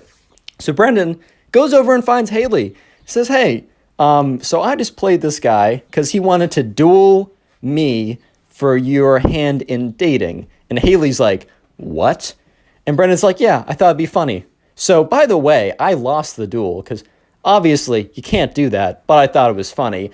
And I lost. So he's going to come over to claim his prize, I guess. And Haley's like, all right, well, this is kind of funny, but this is an awkward situation. And Brendan's like, yeah, I probably should have told you about this beforehand. If you need me to be here, I can subvert. I can come in and help you with the situation. She's like, all right, well, thanks for giving me context, I guess. So sure enough, a little while later, the Minecraft kid comes around and he finds Haley. And he comes up to her and he says, so, Haley, did you hear the news? This might be the first time the Minecraft kid ever spoke to Haley in his life. He was too busy sweating at Minecraft to even bother with the ladies. They'll come to me, man. I got a Bed Wars win streak. Real quick, comment Bed Wars down below. That'll be the secret word of the day. If you want to help the channel out, go ahead and binge watch some more videos after this one or when you're doing something else. And let me know in the comment section if you do so I can say thank you. Anyways, right, so the Minecraft kid's like, so Haley, did you hear the news? And she's like, well, I was told that you and Brendan had a little Minecraft video game session and that you won and that you now think that I'm your girlfriend. And the Minecraft kid's like, that is exactly what happened. You're so observant. You'll be a great girlfriend. And Haley's like, dude, like, that's not how it works. And the Minecraft kid's like, we had an agreement. And Haley's like, yeah, well, I wasn't part of that agreement. Do you think Brendan or you have the right to me as a girlfriend? And this is what the Minecraft kid's starting to piece together that his offer to duel Brendan made literally no sense. He's like, so when we were playing Minecraft, I beat Brendan. Do you want to be my girl? And then eventually, like, Minecraft kid starts to realize, dude, he messed up, bro. He messed up big time. And he's like, wait, did Brendan, who told you? And, at this point, Haley was like, yeah, so Brendan told me about this. And then the Minecraft kid's like, so Brendan knew the whole time that this wasn't going to work? And Haley's like, yeah, well, anyone who is logical, middle, just gets cut off. The Minecraft kid sprints away. And Brendan walks up to Haley and is like, so, is that terrible? And Haley's like, well, he's pretty mad at you, and he ran away, so I don't know what he's cooking up. And that's when that's when Brendan and Haley and everyone else in the room heard a noise. The noise was something being thrown on the ground, smashing and flying into a million pieces. And that's when Brendan walks out and Haley walks out too. Basically, everyone walks out and they see the Minecraft kid standing above a pile of disk computer parts. And that's when, at first, Brendan thinks, oh my God, he smashed his computer out of rage. But Brendan looked at the table to see that the Minecraft kid's computer was still there. And in fact, the only computer missing was his. And that's when he realized that the Minecraft kid obliterated his MacBook. And there was a teacher present. So the teacher was like, Brad, like, Minecraft kid, like, what did you just do? And Brendan speaks up and says, he just smashed my MacBook. And all of a sudden, the teacher looks at Brendan and looks at the Minecraft kid and says, you two, come with me. Sure enough, teacher brings him to the principal's office. Principal's office hears what the teacher says. She hears both sides, which the Minecraft kid literally has nothing to say. Like, what are you going to say, dude? And yeah, parents were called. And the Minecraft kid's mom had to reimburse Brendan's mom to buy a new computer. The Minecraft kid had to write a formal apology to Brendan and also write a formal, and actually both of them had to write a formal apology to Haley because Brendan had to explain the situation and the teacher's like, dude, that's not cool. And also the Minecraft kid got a week of detention for this. So moral of the story is, one, if you're just playing Minecraft all day, you may not, that may not be the most ideal or most optimal strategy to get the ladies to love you. Maybe I'm wrong, man. Maybe I'm wrong. Don't listen to me. I don't know. Okay. How do I introduce a story like this, man? I mean, you guys can read. You've read the title. All I can say is strap in, buckle up, because this is going to be quite the ride. Subscribe if you're new and you enjoy stories. And let's call today's subscriber who submitted this. Let's call this guy Mason. So this all happened one day when Mason was in class, and Mason was in 4th grade when this whole thing went down. And there's a kid who, once again, kind of like wore the same creeper shirt every single day. And it was like the creeper hoodie, and really that's not a big deal. They're like, if you want to wear the creeper hoodie, I don't really care. However, we're just going to call him the Minecraft kid, right? Because of the creeper hoodie. He wore it every single day, and maybe, right? Maybe he has a closet full of like 18 different varieties of the creeper hoodie. Or maybe his mom does a load of laundry every single day. Or maybe he's just wearing the same creeper hoodie every single day. I mean, you guys can believe whatever you want, but I think one of those three are a little bit more likely than the other. But anyways, right, so there's this kid called the Minecraft kid because he wore the creeper hoodie every single day. And he was a little bit strange. And there's nothing wrong with you being a little bit strange. Like, I'm a little bit strange. I mean, I run a YouTube channel, man. I mean, that's already putting me in the strange category, unfortunately. But hey, man, I love the YouTube too much to like drop it or anything like that. But sure enough, this all happened one day when the Minecraft kid was in class with Mason. And the Minecraft kid raised his hand. And another thing you need to know about the Minecraft kid is he would take bathroom breaks like 6 times per class. And I don't know about you, but back in the day, I definitely used to go to the bathroom to like go on my phone or just take a break from the class. However, I would be very like strategic with it. I wouldn't do it every single day. I'd do it like every other day. I would make sure that I wasn't away for too long, like maybe 5 minutes max. But this kid, bro, would just abuse the bathroom break button. He was like spamming it, just try to like, I don't know, man. But every single day, you can go to the bathroom, minimum 2 times, maximum like 6 times. That's what I'm told at least. And sure enough, once again, one day, the Minecraft kid raises his hand for the 3rd time in class. And this has been going on for months. And I just think at this point, the teacher kind of just snapped. And he looks at the Minecraft kid. He's like, yes. And the Minecraft kid says, hey, can I go to the bathroom? And here's the thing, right? The teacher should not have reacted in the way that he reacted, because maybe this kid has like IBS or something. Maybe he has to go to the bathroom like a ton per day. However, if he did, it was not registered with the nurse, or even if it was, the nurse did not communicate that properly to the teacher, which she probably should have, or he probably should have, just because, I don't know, if a kid's going to the bathroom 7 times per day, that might be a little suspicious to the teacher. However, the teacher was kind of just assuming that the kid was just going in to like go on his phone or whatever. And that was probably the case, but I mean, you really don't know. But after the Minecraft kid says like, hey, can I go to the bathroom for like the 3rd time? The teacher's like, you know what? No, you can't go to the bathroom. And the whole class kind of turns around and is like, wait, whoa, pause. Like, hold up now. Like, this kid's been asking you to go to the bathroom like 7 times a day for the last 6 months. And now you're saying no? Like, what changed, man? And the teacher's like, you're going to have to wait till the end of class. You've been going way too much, way too often. I think you're missing too much of classwork, right? And the Minecraft kid was not happy to hear this. For all we know, maybe he actually did have to go to the bathroom. But Mason, to be fair, right? Mason has gone to the bathroom. He's the subscriber who submitted this story. He's gone to the bathroom at times when the Minecraft kid has been in there. And Mason can hear the volume from his iPhone up all the way. The Minecraft kid is in there playing like Flappy Bird or watching TikToks or whatever, man. He's just going on his phone. Maybe he also has to go to the bathroom, but the Minecraft kid obviously definitely was kind of like, most likely was abusing it just to go to the bathroom. But sure enough, the Minecraft kid raises his hand again. He's like, I gotta go.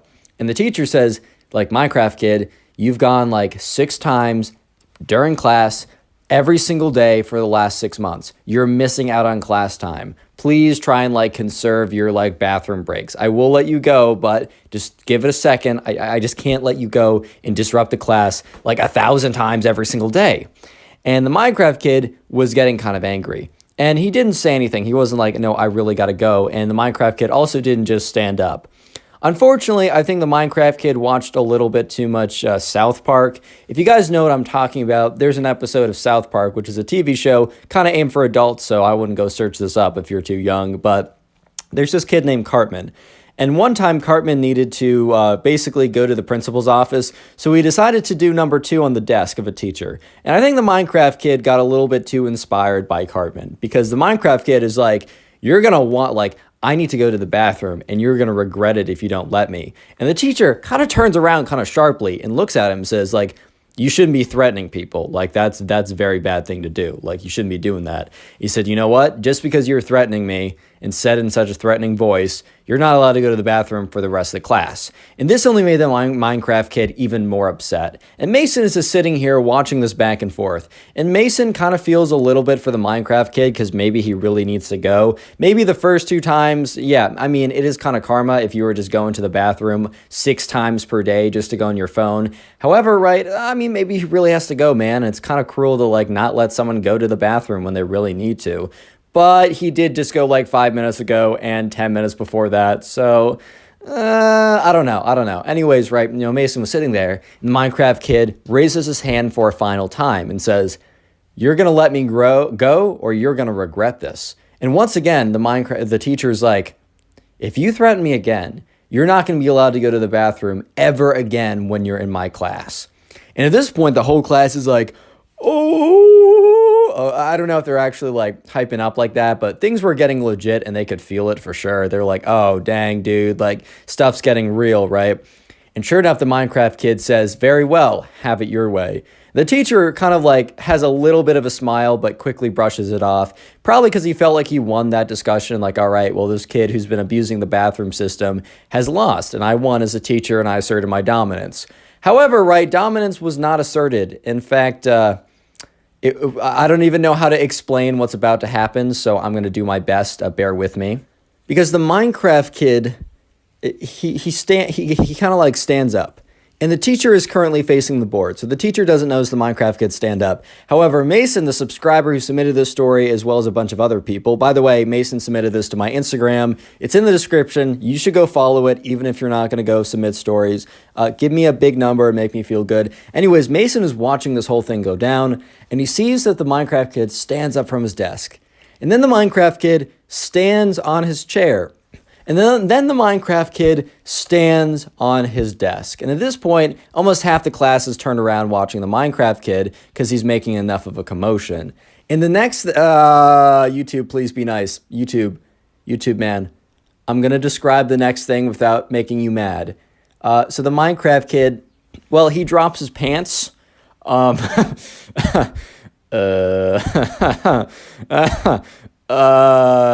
He drops his pants. And he says, teacher, and the teacher turns around and is about to be like Minecraft kid for the last time. And he turns around and is like, what? What? Huh? And the Minecraft kid is like, teacher, I told you you would regret not letting me go to the bathroom. And just to put it very, just to be point blank, just to be straight up, just getting right to the point. Yeah, he just number 2 on the desk, man. It wasn't like anything crazy, right? It was pretty, just a little bit, but yeah. And everyone in the class starts like screaming. Like some of the girls are like, ah! Some of the guys are like, yo, what? That's disgusting, dude. And the teacher's like, Minecraft kid, what on earth are you doing? And the Minecraft kid's like, I told you should let me go to the bathroom, dude. Now you're just paying the consequences. The Minecraft kid was like feeling all full of himself. And the teacher was like, go to the principal's office now. And I don't think the Minecraft kid totally realized what was going on. And the Minecraft kid starts to panic. And the Minecraft kid looks to his left and looks to his right. And when the Minecraft kid looks to his right, you know who he sees? He sees the subscriber. He sees Mason. And he makes eye contact with Mason. And Mason is looking directly at the Minecraft kid and is thinking to himself, oh my God, what? Wow. But then he's like, wait, why is this kid making eye contact with me? And he's like, Mason made me do it. He dared me. And the teacher's like, Mason. Mason's just like, dude, I swear I was just sitting here. What do you mean? And the teacher's like, you know what? Minecraft kid, Mason, and anyone else involved, go to the principal's office right now. And Mason is just like, Why? So he gets up, and because he's not going to like fight with his teacher when the teacher's literally going through a massive rage moment. And, he starts walking up, and he walks up to the Minecraft kid. He's like, dude, I don't even know who you are. The Minecraft kid's like, just doesn't say anything. So he walks up to the principal's office, and he sits down, and the principal's like, what happened? And Mason explains the side of the story, that he was just like a bystander sitting there. And then, eventually the Minecraft kid walks in, because he had to, it wasn't like he could, okay, I'm not going to explain why it took him longer, but he got there, right? And sure enough, the principal's like, Minecraft kid, why would you do that? And the Minecraft kid's like, explains his side, and then she's like, and why is Mason here? And the Minecraft kid, who kind of panic blamed him to kind of like lesser the punishment on him, is like, Mason dared me to do it. And Mason's like, dude, I don't even know who you are. You're just in my class. And the principal's like, I don't know, Mason, why would he lie about this? Like, there's literally nothing for him to gain. And Mason's like, dude, I don't know. Real quick, comment Minecraft down below if you want to harden your comment. That will be the secret word of the day. And I'll try and heart as many of those comments as possible. And also, if you want to help us get to 600,000 faster, binge watch the videos. YouTube really likes promoting my channels when you guys like binge watch a bunch of my videos. So after this video, or when you have the time to sit down and watch a bunch of videos, I've made playlists. You can just like go to my channel page and let me know in the comments when you do this, so I can heart it and say thank you and just give a little bit of appreciation for you guys really helping me out. And I really do appreciate it. Anyways, the story gets even more insane, so stay tuned. So anyways, right, back to the story. Mason is in a position where he was just dragged into this. Honestly, Mason to this day doesn't totally understand why the Minecraft kid even singled him out. Mason and the Minecraft kid weren't close friends. They didn't even really know each other. And Mason just assumes that he randomly looked around and picked someone who he just happened to remember the name of and blamed them just to kind of like lesser the punishment on him. In his mind, or I guess in his panic, the idea was like, oh, if I blame someone else and say that they forced me to do it, my punishment will be lesser, right? Which is like, bro, why? Why would you do that? But anyways, sure enough, the principal, unfortunately, is not believing Mason, because Mason is explaining that he doesn't even know this kid and he has no idea why he would lie. And the principal's kind of doesn't believe him, because he's like, Mason, like, why would the Minecraft kid lie about this, right? It just doesn't make any sense. And the principal's like, well, I guess I just have to make a judgment call in this situation. And Mason, I'm sorry, but I'm going to have to give you a punishment too, because I don't believe you. And Mason is just like, what? Are you serious?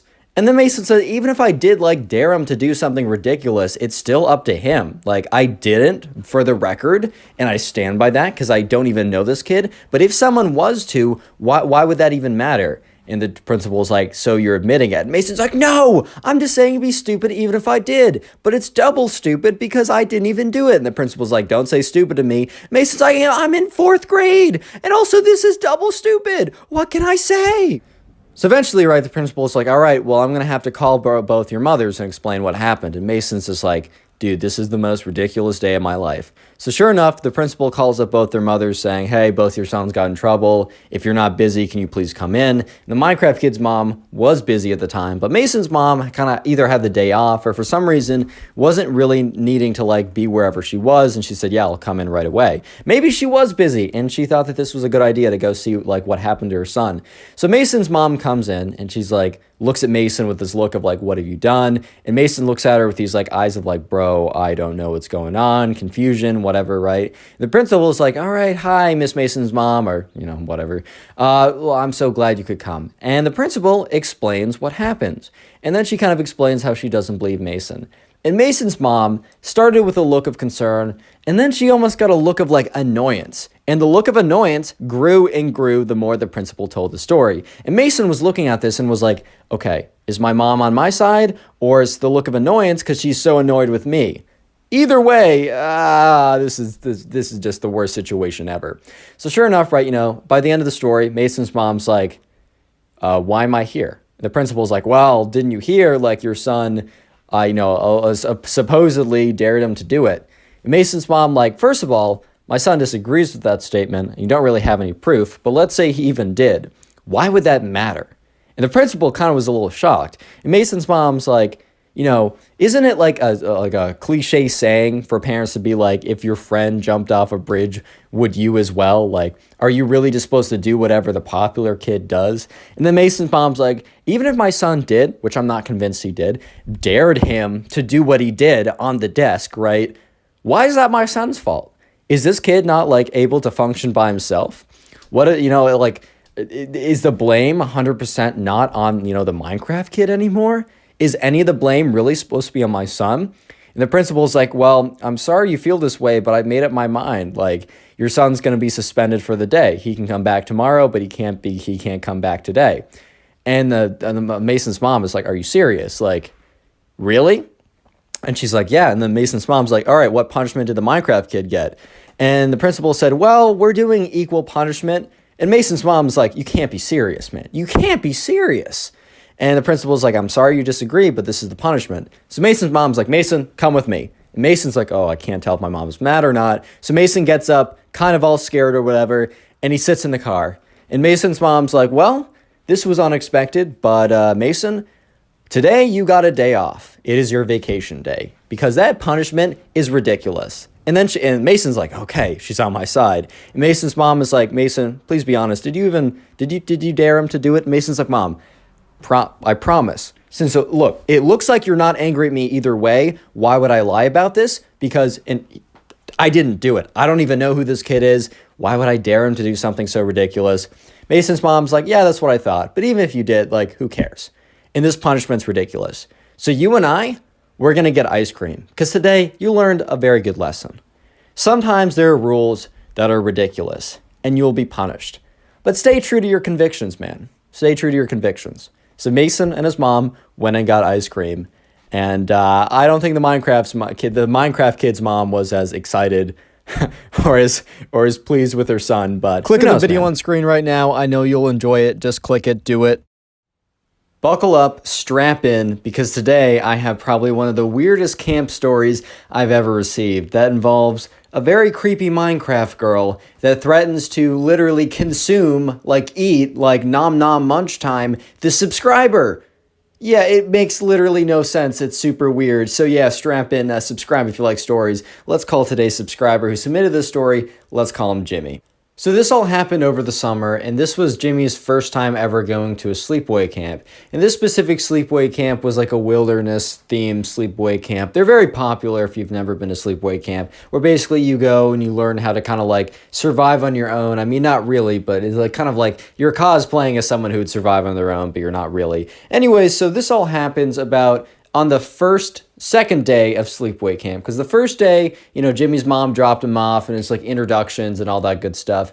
But on the second day, what they did at this camp is they just threw you right into it, right? So on the second day of camp, they kind of divided you up into mini groups randomly, not by your cabin. They wanted to mix you up with people that you don't see normally. And this was your camp group. And basically on that second day, you were to go and you were to bring all the camping equipment, not go too far away from the campsite, but go basically into the woods, which they've kind of spotted out before to make sure it's a viable place. And you go into the woods and you set up camp and you stay the night, kind of just to throw you right into it. So anyways, Jimmy hears his name read aloud, and then he hears the name of a bunch of other people that he just doesn't recognize because, he's new to the camp and basically everyone there is going alone.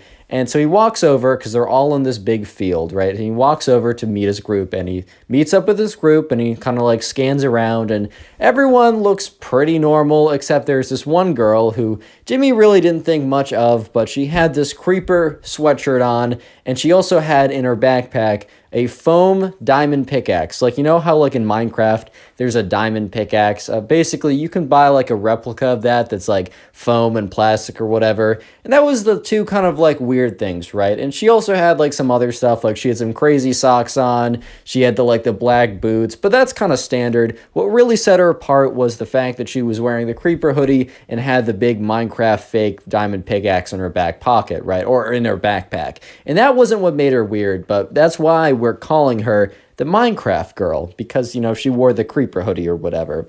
And so anyways, right, they're walking, so they start walking towards the campsite, or the wilderness, right? So they walk over to the wilderness, And the first thing that they do is, since it's kind of getting close to the middle of the day, is they've all brought like a big, like some kind of like portable tent with them. They were given one before they left, and then they were to kind of carry it over there. It was kind of difficult to carry, but that was kind of part of the whole, shebang. And so sure enough, right, eventually they get to the campsite, and the instructor's like, all right, guys, try and find a clearing that is, that is clear. Find a clearing that's clear, but try and find an area that's not too, mucked up with sticks and rocks and stones and brush and stuff that would make it difficult to have your 5 foot by 5 foot campsite kind of like your tent, like be able to, be placed. Basically find a place that's good for your tent is what I'm trying to say, with a billion words instead of 2. And so sure enough, Jimmy finds a spot, and there's kind of like a big opening, or kind of not a big opening, but there's kind of a clearing where it is still covered more or less by the forest. However, it is good to put some tents down. So Jimmy kind of like puts his tent down there. There's only really about enough space for another tent. And so the Minecraft girl immediately rushes over and puts her stuff down before anyone else could. And there was a few other people kind of casually, nonchalantly walking over to that site. But the Minecraft girl was very insistent that she was the one that put her tent down.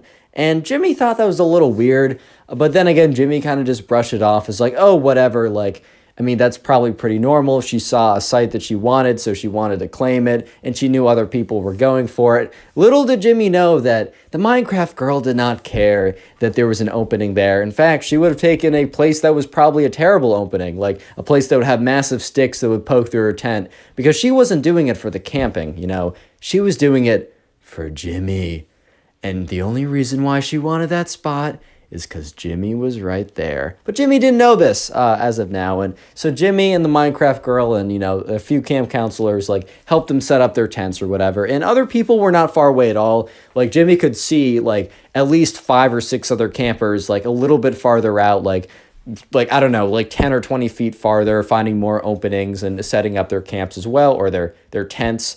And so before, like, they go to bed, they all congregate together, and they come around this, like, camp, this, like, bonfire type thing, and they're all given, like, beans and a can or whatever, and it's not the greatest meal ever, but hey, man, you decided to do a wilderness camp, and part of the description of the wilderness camp is, like, you slept at least one night out in the woods. You're not going to be getting some, like, 4-star buffet. You got that, some pork tenderloin. You got your filet mignon. No. You're going to get that canned cold beans, bro.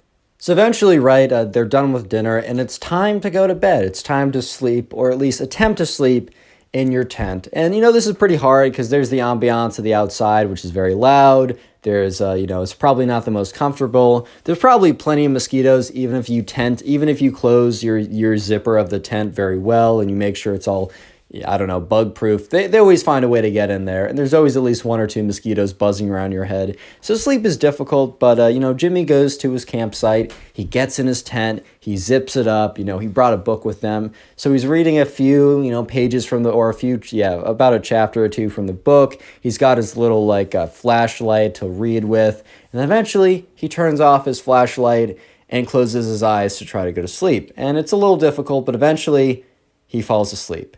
But that's when he believes a couple hours later, he's really disoriented when he wakes up, so he's not totally sure when. But that's when he wakes up to the sound of rustling. And not just like a few, squirrels going by, a few tree branches fall, but like movement, like heavy movement is from right outside his tent site. And he wakes up and he's kind of confused by this. It's not like a clear tent or anything, and obviously a man doesn't have windows, he's in a tent. And that's when he starts to get really nervous, because the zipper that is closed, that has his tent closed up, starts to open, like someone from the outside is unzipping his tent. So Jimmy kind of like gets up pretty quickly, and that's when he sees it's the Minecraft girl, and she kind of pokes her head through the camp or through the zipper and walks right in, and Jimmy's like, hello? Kind of like whispers it a little bit because he doesn't want to be super loud, and that's when the Minecraft girl is like, hi. And this is where things start to get weird. But real quick, comment Minecraft down below. That's the secret word of the day. I'll try and heart your comment. And if you want to support the channel and help me out, after this video, go ahead and binge watch a bunch of videos. Either watch them in the recommended or the playlist, or if you're doing something later in the day or maybe before you go to bed. And make sure to let me know in the comments if you're doing this. I'll try and heart it and say thank you, as I really appreciate it. Anyways, let's get right back to the story, as things are starting to get interesting. So remember, Jimmy was sound asleep, and he's awoken to the sound of noise outside of his tent. So when he gets up and he notices the Minecraft girl, someone who he didn't even really talk to at all, maybe he's like, hey, can you pass the whatever, right, earlier in the day, but he's not really spoken to this girl at all, has wandered into his tent, right? He's a little startled, so he gets up and he's like, hello? And she's like, hi, Jimmy. And Jimmy doesn't know her name. Like, even though I never use their real names, Jimmy said that he just knew her as Minecraft Girl. Like, he didn't know her name. They didn't really wear name tags or anything. I think they went around in a circle, so maybe that's how she remembered it. But she then goes on to say so she says three incredibly creepy things. And the first incredibly creepy thing that she says is, hey, Jimmy, I've been watching you for a while. Dude, whenever someone says, I'm watching you, like, just say, like, oh, I've seen you around. Don't be like, I've been deeply observing and mapping your every movements. Like, oh, come on, man. Like, don't say that. And Jimmy's like, okay. She's like, yeah, I've been watching you for a long time, Jimmy. And I just can't get enough of you. And Jimmy's like, oh, okay, that's cool, I guess. And the girl's like, Jimmy, I just need to know, do you want to be my boyfriend? And she looks at him with these like big eyes all wide. And Jimmy's like, dude, I'm having a freaking fever dream right now. Like, this definitely isn't real. And he's like, I don't know you. And she's like, is that a yes or a no? I need to know, Jimmy, please. I need to know. And Jimmy's just like, well, I mean, I kind of have a policy, and he kind of makes this up because, like, bro, what? But he's like, oh, I kind of got a policy that I got to know someone for a while. I want to start in the friend zone and then make my way to dating them, maybe, if I feel like we're compatible. And the thing is, I just don't know you. Like, my first interaction with you has been you kind of wandering into my tent at, like, presumably very early in the morning. And she's like, is that a yes or a no, Jimmy? Like, please don't, like... I just need a yes or no. It's really easy. It's really simple. And Jimmy's like, well, respectfully, no, because I don't know you. She sits there for a second, and she kind of looks at the ground. And Jimmy is just like, because it's super uncomfortable, right? He's just sitting there like, is she going to leave? What's going to happen? And she looks up, and she's like, you've made a mistake. You better not go to sleep tonight. And Jimmy then asks, like, well, what happens if I do go to sleep? And she's like, well, while you're asleep, I'm going to start to eat you. And when you wake up, you'll have your entire leg will be missing. And the only thing you'll see is the stump of your leg inside my mouth. And then she just crawls out of his tent. And Jimmy is honestly traumatized. Yes. Do I think she's actually was going to eat him? No. She's just like some goofy Minecraft girl, right? However, she definitely knew what to say, like, that was super unsettling, because when you feel like you're alone in the woods and some creepy girl wanders into your tent and says very strange things, well, let me just say that Jimmy did not sleep that night. He pulled a complete all-nighter with nothing to read but his book. He basically just sat there and was just like, he was basically terrified, right? I don't blame him. I would be super freaked out, even if it was super unlikely. Like, I'm not trying to take a risk of, like, waking up and, like, I don't know, my arm's gone because some weirdo girl ate it because I said no to going on a date with her, which I don't know if this was some tactic to go on a date with Jimmy, but let me just say, if your odds were low before, they're practically zero right now, dude. They're practically at 0.0% chance he's going to date you after you say, oh, let me just eat you, bro, which is just who says that? But anyways, you know, Jimmy, the next day comes around, even though Jimmy's been up the entire night. So Jimmy watches the sunrise, and they kind of just, so the deal is the camp, you go out and you stay the night overnight in the woods on the first night, or I guess the second night minus orientation, which is the first day. And then for the rest of the camp, which is the rest of the week, you kind of do activities at the campsite and you stay in cabins. So you're kind of like thrown into it, and then it's kind of like easy mode from there on out. So they pack up their camps, or not their camps, they pack up their tents, they get it all together. Jimmy is really struggling to stay awake and to have any energy because he's been up all night, because he's been afraid of being eaten or something, which, like, I don't know about you, but that's not my number one concern. And I really don't want it to ever be a number whatever concern. But sure enough, you know, Jimmy is walking back with this group. And he notices, you know, I mean, the Minecraft girl is in his group, right? the Minecraft girl is not in front of him, not beside him, but square behind him. And Jimmy would kind of look behind once in a while, and he would see the Minecraft girl was always like 5 feet behind him. And Jimmy would kind of like, slow down a little bit, and she would slow down. He would speed up a little bit. She would speed up. He would move to one side. She would slowly shift over to the other side. And he knew that this girl was really just staying 5 feet behind him at all times. So he was super weirded out, which, I mean, can you blame the man? I mean, this girl threatened to consume him. Like, who, what? Huh? And then, like, all of a sudden, she starts stalking him. And so they get back, right? They get back to camp. And Jimmy goes to his cabin. And his cabin mates are like, oh, man, that was the coolest thing ever. Like, Jimmy, how did you feel about that? Jimmy, who has no sleep and is traumatized, is like, guys, can we talk for a second? And his friends are like, yeah, dude, what's up? So Jimmy sits down, and even the camp counselor walks in because, Jimmy kind of wanted an adult in there too. And Jimmy explained everything that I just told you guys. And all the kids were like, bro, I saw that girl. Like, one of them's like, dude, I know that girl. Like, I saw her before. She was, like, hitting someone with a pickaxe, and she got in trouble. She's so weird. And all the other kids are like, dude, she said she'd eat you? What? And the camp counselor's like, dude, that's messed up, man. Like, she basically, like, she scared you. She traumatized you. She also low-key threatened you with that, even though it's a very weird threat to make. And the camp counselor, God, I can't speak. One like equals one prayer for my brain that's going boom right now.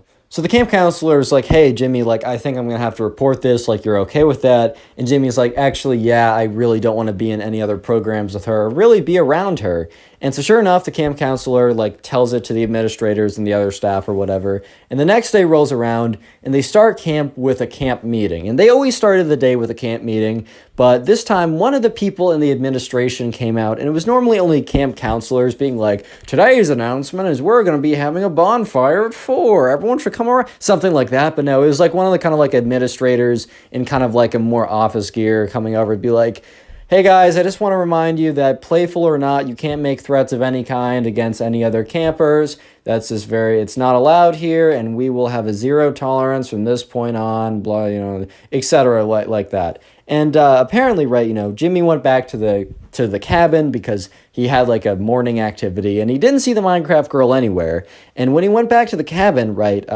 the counselor is like, hey, Jimmy, I just want to let you know that the Minecraft girl is no longer at this camp, and she's also not allowed back. And that announcement this morning was kind of just like after the disciplinary process went through. Apparently, the Minecraft girl's mom was called, or parents were called, and, they drove over and got her, and, probably were very like, why is my daughter like this? What?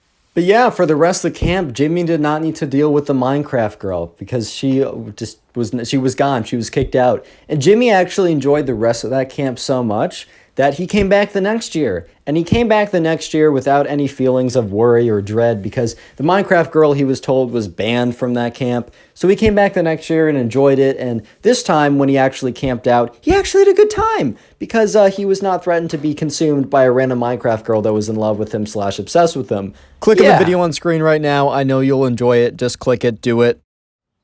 Today we got a story of a Minecraft kid that destroys his brand new $5,000 gaming PC, which, by the way, why would he spend $5,000 on a gaming PC to play Minecraft? But anyways, he destroys it because he gets mad playing Minecraft or something, and then he tries to cover it up and blames it on the subscriber, and it is a fantastic story. So sit back, relax, subscribe if you like stories, and let's call today's subscriber who sent in the story Eli. So this all happened when Eli and a bunch of other kids were invited over to the Minecraft kid's house. Eli and the Minecraft kid were pretty decent friends, but Eli was better friends with the other people invited, and the Minecraft kid was kind of just friends by proxy. I don't know if you guys are ever in like friend groups where you're really good close friends with some of the people, but not as much the other people, but you end up hanging out with all of them at the same time, just because like that's how the friend group works. So Eli was pretty excited to see the new big gaming PC, and he didn't dislike the Minecraft kid. I want to make that very clear. They were friends, like they were on good terms. I mean, they weren't really friends after what happens in this story, but you'll have to wait to see exactly what that is. But anyways, let's just fast forward to Friday night. They all get out of school and they go home, and then after a couple hours later, all their parents drive them to the Minecraft kid's house, and they're all excited. I mean, the school week is over, man. They're going to see their friends. Their friend, the Minecraft kid, got a new gaming PC, and maybe if they're lucky enough and if he's feeling generous, they'll get a swing on the most extreme, powerful graphics ever so that they can play Minecraft, which definitely needs 10,000 frames per second that you literally can't even see, but whatever, man. Anyways, right, so they all get to the house, and the Minecraft kid's mom greets them. It's like, oh, welcome to our little house or whatever. It was not a little house, man. I mean, look, if your mom or dad is buying you a $5,000 gaming PC, they probably have a little bit of spare cash, if you know what I mean. It was a pretty cool house, but none of these kids really cared. They just thought the Minecraft kid was cool, and he was someone to play Minecraft with. Turns out he was not as cool as they thought. But anyways, right, the Minecraft kid runs down the stairs. It's like, guys, you gotta come up here right now. And they all kind of like run up the stairs, and they got their sleeping bags and their backpacks full of their belongings. It was turning out to be like a really great night. Or so they thought before it went terribly, terribly wrong. But anyways, right, they walk in the Minecraft kid's room, and none of them had actually ever been over to the Minecraft kid's house before. All of them had kind of grown up in the neighborhood together, and the Minecraft kid came 2 years ago, so he was kind of like a newer addition. However, the Minecraft kid did like sleep over at their houses before, but they walk in the Minecraft kid's room, and it is one of the coolest rooms ever.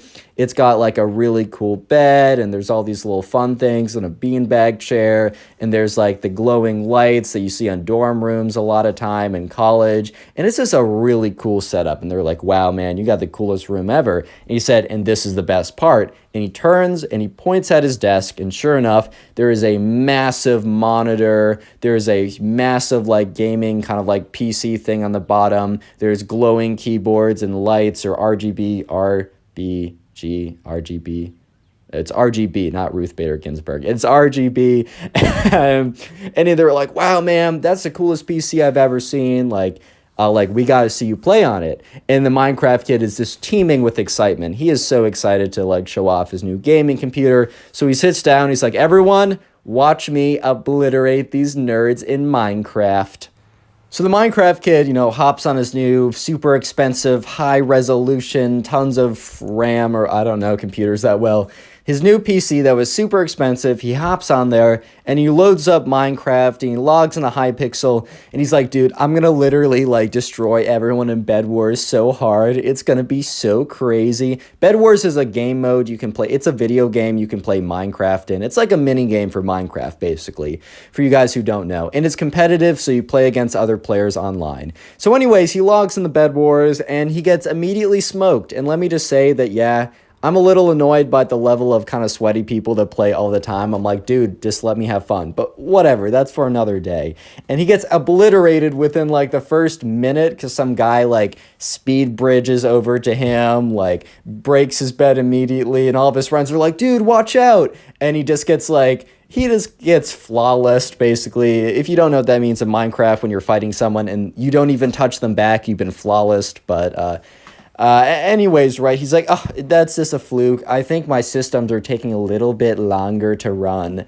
At this point, right, the kid is equating skill and how expensive his PC is, but that's fair enough, right? He's got a good attitude so far. I mean, not for long, but I guess you'll see. And so sure enough, he loads up another game, and he actually is doing okay. And then he gets obliterated again by another guy. And he's like, bro, I hate this game. And his friends are like, dude, don't worry about it. Like, you're still good. And he's like, yeah, I am. And sure enough, the Minecraft kid loads up another Bed Wars game.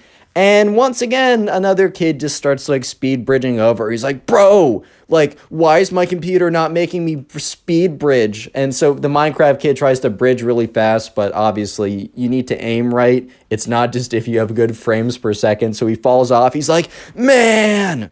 And he starts to get really angry during that game. They're like, dude, don't worry about it. Just keep fighting, keep fighting. And sure enough, like, he's in the middle. He's grabbing some emeralds, which is something you do in Minecraft, Bed Wars. and he's in the middle of the map, and someone breaks his bed, which basically means he can't respawn. He's like, dude, I put end stone down. How did they break that? And they're like, bro, don't worry about it. You got the $5 grand PC. No one is going to be able to touch you out here. So sure enough, right, the Minecraft kid has like an iron sword, iron armor, he's stacked up, he's got 1 billion frames per second, he's got all the hertz in the world, whatever that even does, he's got a ton of RAM, he's got a ram and a goat in his backyard, like he's killing it right now. And sure enough, someone comes up to him and just W-taps him into the void. He just like, they start fighting, they start like swinging swords at each other, they're PvPing, and he just flies into the void. And the Minecraft kid loses it. He completely loses all control. He's like, I hate this game. And with just two motions, right, he destroys his entire PC. The first motion is he takes his mouse and he smashes it into his like super expensive high resolution 1 billion hertz monitor, completely shatters, flies on the ground, and then with another motion, he still has his shoes on, he goes over to his gaming PC and with his big boot on, he kicks it, and it actually kind of flies across the room, hits the ground, and you could just hear the insides of that PC shatter. The motherboard, all the chips, and the cooling device, and the memory, all of it just shatters and shakes up, and even the side cracks and some stuff is spilling out, and he's like huffing and puffing, he's like, and Eli, the subscriber, and all of his other friends who were just sitting there are just like, oh my God. Oh my God. What just happened, man? The secret word of the day is not Minecraft. And it normally will be, but the secret word of the day is door. Like the thing that like you have on your room or you enter your house with.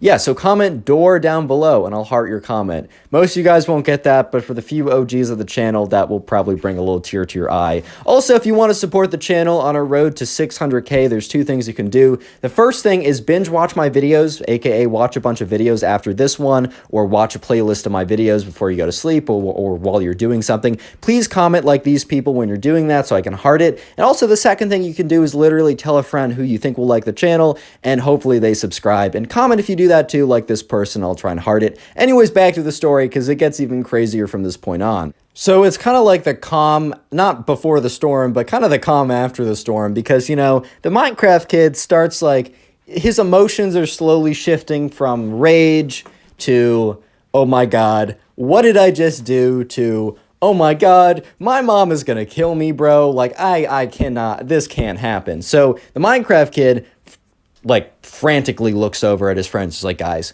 my mom cannot know about this ever. He's like, I need you all to swear to secrecy, not to tell her. And Eli and all the kids are like, yeah, dude, like, we're totally not going to tell her. Like, we're just going to have a good rest of our night. We won't tell her. We'll pretend like nothing happened at all. And Eli's like, hey, like, I even brought my own PC if we want to game on that later. Like, we're still going to have a great night tonight. Things happen, man. Okay, things like this don't normally happen, but they were just trying to make him feel good in this situation. The Minecraft kid's like, thank you guys. Like, we got to hide this now. Like, we got to. So they, anyways, right, they find some kind of bag or they put it in the closet. They hide it pretty sloppily, but I don't know how you're going to properly hide a smashed monitor and basically a bag of malfunctioning computer chips, which was his PC like 5 minutes ago before he obliterated it.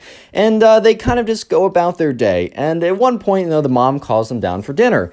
And so they're all sitting at the dinner table, and, you know, the Minecraft kid's mom made them, like, a big thing of mac and cheese, which I'm actually going to make for myself in a couple minutes when I'm done with this video. So, mac and cheese on the mind. Anyways, right, so they're all sitting there, they're enjoying their big thing of mac and cheese or whatever, and they totally forget about the gaming computer. Okay, maybe the Minecraft kid is still thinking about it a little bit, because he did just destroy his $5,000 brand new gaming computer and his parents don't know about it, so maybe it's still on his mind. But anyways, they're all sitting there and they're all just not even thinking about it. They're talking about school and how crazy like how fun the last assignment was and how like that one person went up there and like made a fool of themselves. Like they were just doing like standard middle school kid stuff.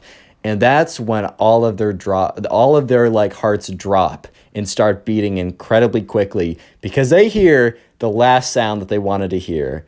They hear the Minecraft kid's mom walk upstairs and then scream the Minecraft kid's first, middle, and last name. Bro, if your mom screams at you and she says your first, middle, and last name, it's about time for you to pack up and go to Alaska, bro, because you're done, bro. I don't know how else to say it, but you're done. And so whatever conversation they were having before it's done and over with, because all of them know exactly why the Minecraft kid's mom screamed out his name. And all of them, including the Minecraft kid, are just sweating. They're looking super anxious at the moment, and they all sit there in dead silence. And no one is eating anymore, right? And sure enough, they hear bump, bump, bump, bump, bump. And that's like his mom walking down the stairs, and they're all just like, oh boy, okay, this is not going to be good at all. And the mom walks down, and the Minecraft kid is at the end of the table, so he's facing away from the door. So his mom kind of shows up behind him, but Eli is on the very opposite side of the table, so he's looking directly at the door. So he gets the first glimpse at the Minecraft kid's mom's face, and her brow is so furrowed that she's practically created a unibrow. The look of anger on her face is unmatched, and she comes in, she's like, Minecraft kid, explain your computer now.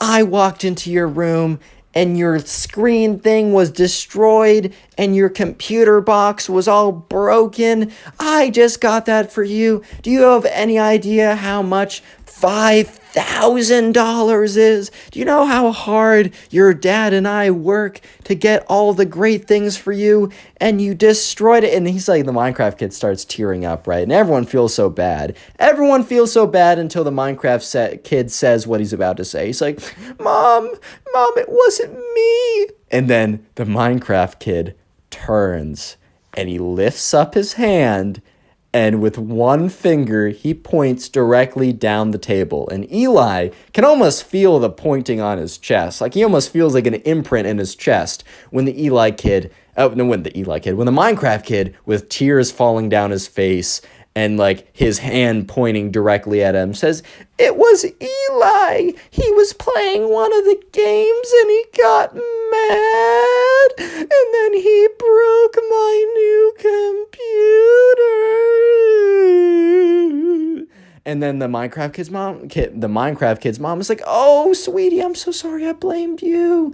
Gave him a big hug. And while giving him a big hug, like, Eli was like, hey, yo, what are they saying? And everyone else at the table was like, hey, bro, what? And as she's giving the Minecraft kid a big hug, you could see her face look up, and she has the coldest stare, looking directly into the pits of Eli's eyes. And he's like, oh my God. And she's like, Eli, sweetie, can I talk to you for a second? And Eli's like, oh my God. And she's like, out here, please. And sure enough, right, Eli's walking down the table, and he gives a look to the Minecraft kid like, dude, what's up? And the Minecraft kid just ignores him, just is looking straight ahead. And, he walks out, and the Minecraft kid's mom starts on a rant saying like, that was a super expensive computer you broke. Like, that was a $5,000 computer. I'm not sure if my son told you exactly how expensive that was, but, like, we're gonna, like, you might have to work here for the summer to try and repay at least some of that. Like, this is gonna take forever for us to, and he's like, hey, like, I'm so sorry the computer was broken, but I need to tell you something. And she's like, what? Okay, make it quick. Like, I'm in the middle of, like, ranting about you, right? Or ranting to you. And he's like, hey, like, I know that, like, this contradicts exactly what your son said, but I need you to know that I did not break the computer. In fact, I did not even have a turn on the computer. What actually happened was, the Minecraft kid, who I thought was my friend, invited all of us over to see him play on his new computer, and maybe we would have played at the very end. But we got there, and he was playing, and he wasn't necessarily better at the game, and he thought that he would be because he had an expensive computer, and he got really, really mad and broke his computer out of frustration and rage. And then he told us that we couldn't tell you about it because you'd be super mad, and then we were eating, and then you came down, and then he blamed me. And the mom is like, well, I don't really know how do I know who to believe? And, Eli's like, shoot, like, it's really my word or her son's. And then Eli's like, oh, well, I don't know if I hope people are truthful, but maybe ask all the people to come over individually. Kind of like in like a courtroom, how you're interrogated individually, so you can't, if you lie, like the cross-examination will get you. So sure enough, right, Eli walks back to the table and sits down at the end of it and is just not making any eye contact with the Minecraft kid. And it's not like the Minecraft kid is trying to make any eye contact either. But then the mom starts calling out the names of each of the individual kids one by one. And you can't really hear what they're talking about, but Eli knows exactly what they are talking about. And the Minecraft kid is like, And eventually the last kid is called in and walks back in and sits down. And the Minecraft kid's mom walks back into the room with kind of a sense of calmness because her initial rage with seeing the expensive thing she bought for her son destroyed has kind of washed over her, and it's more kind of like, all right, I gotta be the parent here. I can't like lose myself. She's like, all right, well, I don't know if we should continue the sleepover. There's been a lot of things going on. And I really do need to have a good heart-to-heart talk with my son. And at this point, right, the Minecraft kid's face goes from no expression, kind of trying to ignore eye contact with everyone, to just like, boing, boing, boing, just like, oh no, she knows, bro. Just like, oh shoot, they all told. And sure enough, right, the Minecraft kid's mom calls all the parents, and it's kind of an awkward, like, 30 to 40 minute period, because all the parents were like, we were going, like, because the parents were going out. They were taking advantage of the time, like, being, like, the house alone. So the Minecraft kid's mom was actually had to drive home, like, half the kids, because the parents were out for some reason. And so let's just skip ahead to the next day. So, or not even the next day. Let's skip ahead to Monday. It was school, and they all kind of came back. And they were all sitting at lunch table, and the Minecraft kid came and sat down. And he was like, guys, I really need to apologize. And he looked directly at Eli like, bro, I threw you under the bus. I just couldn't handle my mom being that angry at me. What I did was wrong, and I want to apologize. I don't expect you to forgive me, man. Like, I was a total jerk, and I'm sorry. And Eli's like, well, you were a total jerk, but I can understand how scary that must have been. And he's like, you know what, bro? It's good. Obviously, never do anything like that again. Obviously, right? I wish I didn't have to say that, but he's like, I can understand like how crazy of a situation that is. We're cool. And kind of like the Minecraft kid had a little smile. Look, guys, not all my stories end terribly, but it's not over yet. 1 second. And sure enough, right, you know, Eli's like, well, if you don't mind, can I ask what the punishment was? We just really wanted to know. And Minecraft kid's like, yeah, I mean, that's the least that's the least I can do to pay you back for what I put you through. And Minecraft kid's like, yeah, so after you guys all left, my mom was very upset with me. She was not yelling at me, but she was giving me, you know, what's almost worse, like the passive mom, like the passive-aggressive mom. I'm not angry, I'm just disappointed, bro. Please be angry, just don't be disappointed, man. That's what I'm trying to say. But anyways, eventually, when the Minecraft kid's dad got home, he was not happy about it either. And basically, right, the Minecraft kid will not be getting a new computer for a very long time. And he's basically banned from going on his iPad, which is how he was really playing Minecraft a lot before, which explains why he sucks so much when he went on his PC, because it's totally different, right? Mechanics are totally different, all that stuff. And he's like, yeah, I'm banned from the iPad for 2 weeks. I gotta, like, do schoolwork when I get back, and I can't hang out with you guys on the weekends for, like, in those 2 weeks as well. But he said, other than that, like, I kind of got off lucky. Like, I thought they were gonna, like, the punishment would have been worse. And yeah, so that's the conclusion of why you should not obliterate your gaming PC, because you lose in Bed Wars. Click on the video on screen right now. I know you'll enjoy it. Just click it. Do it. Today we got a story of this crazy Minecraft girl that ends up attacking the subscriber. I'm sure you guys will enjoy it, so subscribe if you like stories. And let's call today's subscriber, let's call him Hudson. So the subscriber who sent in this story, we're calling him Hudson, and Hudson got a new girlfriend. And Hudson and this new girlfriend had been dating for probably about a month at this time, and Hudson had never been over to his girlfriend's house. Hudson's girlfriend knew about him and was totally fine with it. And, you know, I think the reason that they just never saw each other at each other's houses is they were just kind of busy for the last, like, month or so. But one weekend, right, Hudson's girlfriend is like, hey, like, do you want to come over? So this was, like, tomorrow. So this was, like, a Friday, right? So she's like, hey, do you want to come over Saturday? Do you want to just, like, hang out for the entire day?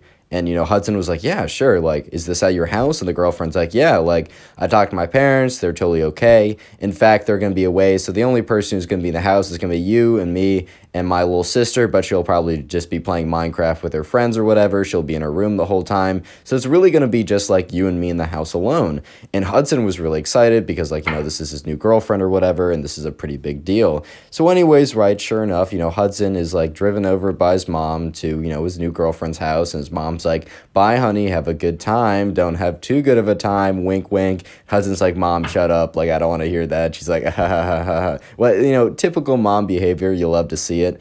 But anyways, right, so Hudson walks up to the door. His new girlfriend greets him at it and says, oh, like, this is the first time we're actually seeing each other at each other's houses. And, Hudson was like, yeah, I'm pretty hyped. So she's like, all right, come in. I have lunch prepared. And, Hudson was like, damn, you have lunch prepared? Like, all right, let's go. Yeah, she made some mac and cheese. You'll love to see it. So, Hudson sat down at the dinner table, got a bowl of mac and cheese, was just talking with his girlfriend. This seemed like it was going to be the greatest day ever, right? However, there was a bit of a complication that happened a little bit later on, as you can probably tell by the title. The sister, Hudson's girlfriend's sister, we're going to call the Minecraft girl from here on out. So if you hear me say Minecraft girl, what I'm saying is Hudson's girlfriend's sister. It's just a lot cleaner, and I'm not going to trip up over my words as I always do, so yeah. So as Hudson and his girlfriend are sitting at like the kitchen table just talking or whatever, they hear footsteps come down the stairs, and Hudson looks over, and it's this girl who's probably about, like, I don't know, like, Hudson and his girlfriend are both 16. This girl is probably 13 or 14 or something like that. She walks down the stairs in these, like, knee-high socks, this, like, sweatshirt or whatever, and this, like, creeper hat or whatever, and she walks down, and she just gives Hudson this look of, like, I don't know who you are, but you better stay away from my sister type look of, like, I don't like you, I won't ever like you, and you gotta, like, watch yourself type look. So Hudson's girlfriend's like, oh, Hudson, this is my sister, like, Minecraft girl, says her actual name or whatever, right? And Hudson's like, oh, Minecraft girl, it's nice to meet you, and the Minecraft girl kind of looks at him and is like, hi. It kind of just, like, gives him this kind of look of, like, I don't like you, bro. And, Hudson's girlfriend was like, okay, yeah, okay, that's enough of an introduction for you two. And sure enough, right, the Minecraft girl really just comes down to, like, get something to eat and goes straight back upstairs. And Hudson, after she is obviously, like, left and has gone back up to her room, Hudson turns to his girlfriend and is like, hey, like, does she normally, like, not like people, like, that come over? And, Hudson's girlfriend's like, I don't think she's, like, super... It takes a while. Like, she's great, but it takes a while for, like, new people to get used to her, and for the other vice versa as well. Don't worry, like, don't judge a first interaction with her as as who she really is. You just need to thaw to her. Like, she needs to get used to you. Which, well, I mean, she was about to get used to him very quickly, but in the worst way possible. Because let's flash forward, like, half an hour or so. So Hudson and his girlfriend are like, all right, well, we can go watch TV. So they go sit on the couch, and they're watching some Netflix program or whatever. And at some point, Hudson's girlfriend's like, I gotta go to the bathroom. I'll be right back. Like, don't go anywhere. And Hudson's like, all right, I got you. So Hudson kind of, like, goes on his phone because the Netflix program is paused or whatever, and he's paying attention to his phone, so he doesn't hear the footsteps come up, like, very quietly behind him. And the only time, he only realizes that someone is behind him when he feels a whap on the back of his head. And he's like, ow! And he turns around and he sees the Minecraft girl, aka Hudson's girlfriend's little sister, with one of those foam Minecraft pickaxes. And he realizes pretty quickly that she just, like, hit him over the head with the Minecraft pickaxe. And then once again, bats him over the head and is like, you better stay away from my sister. So then all of a sudden, both, the Minecraft girl and Hudson hear, a toilet flush, and then, kind of like, when you rinse your hand, like, water's running or whatever in the sink, right? So both of them hear that, and the Minecraft girl is like, you heard me, like, stay away from my sister. Gets up and runs away. Runs back upstairs to her bed wars or whatever, right? And so Hudson's kind of sitting there like, okay, I'm not sure how to react to that. And Hudson's girlfriend sits down. She's like, what? And Hudson's like, and she's like, your face, like, what's wrong? Because, like, Hudson's girlfriend could kind of read him like a book at this point. They were good for each other, bro. But Hudson was like, yeah, so it's not a big deal, but, like, I was sitting here and I felt like something hit me in the back of my head. It didn't hurt that much, obviously, but I turned around and it was your little sister, and then she hit me in the head again with that little foam pickaxe, like from Minecraft. It's not a big deal. It obviously didn't hurt. But then she said, stay away from my sister.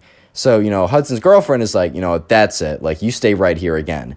And Hudson sits there as he hears, his girlfriend walk up and starts, like, talking very loudly to, like, most, like, presumably the Minecraft girl.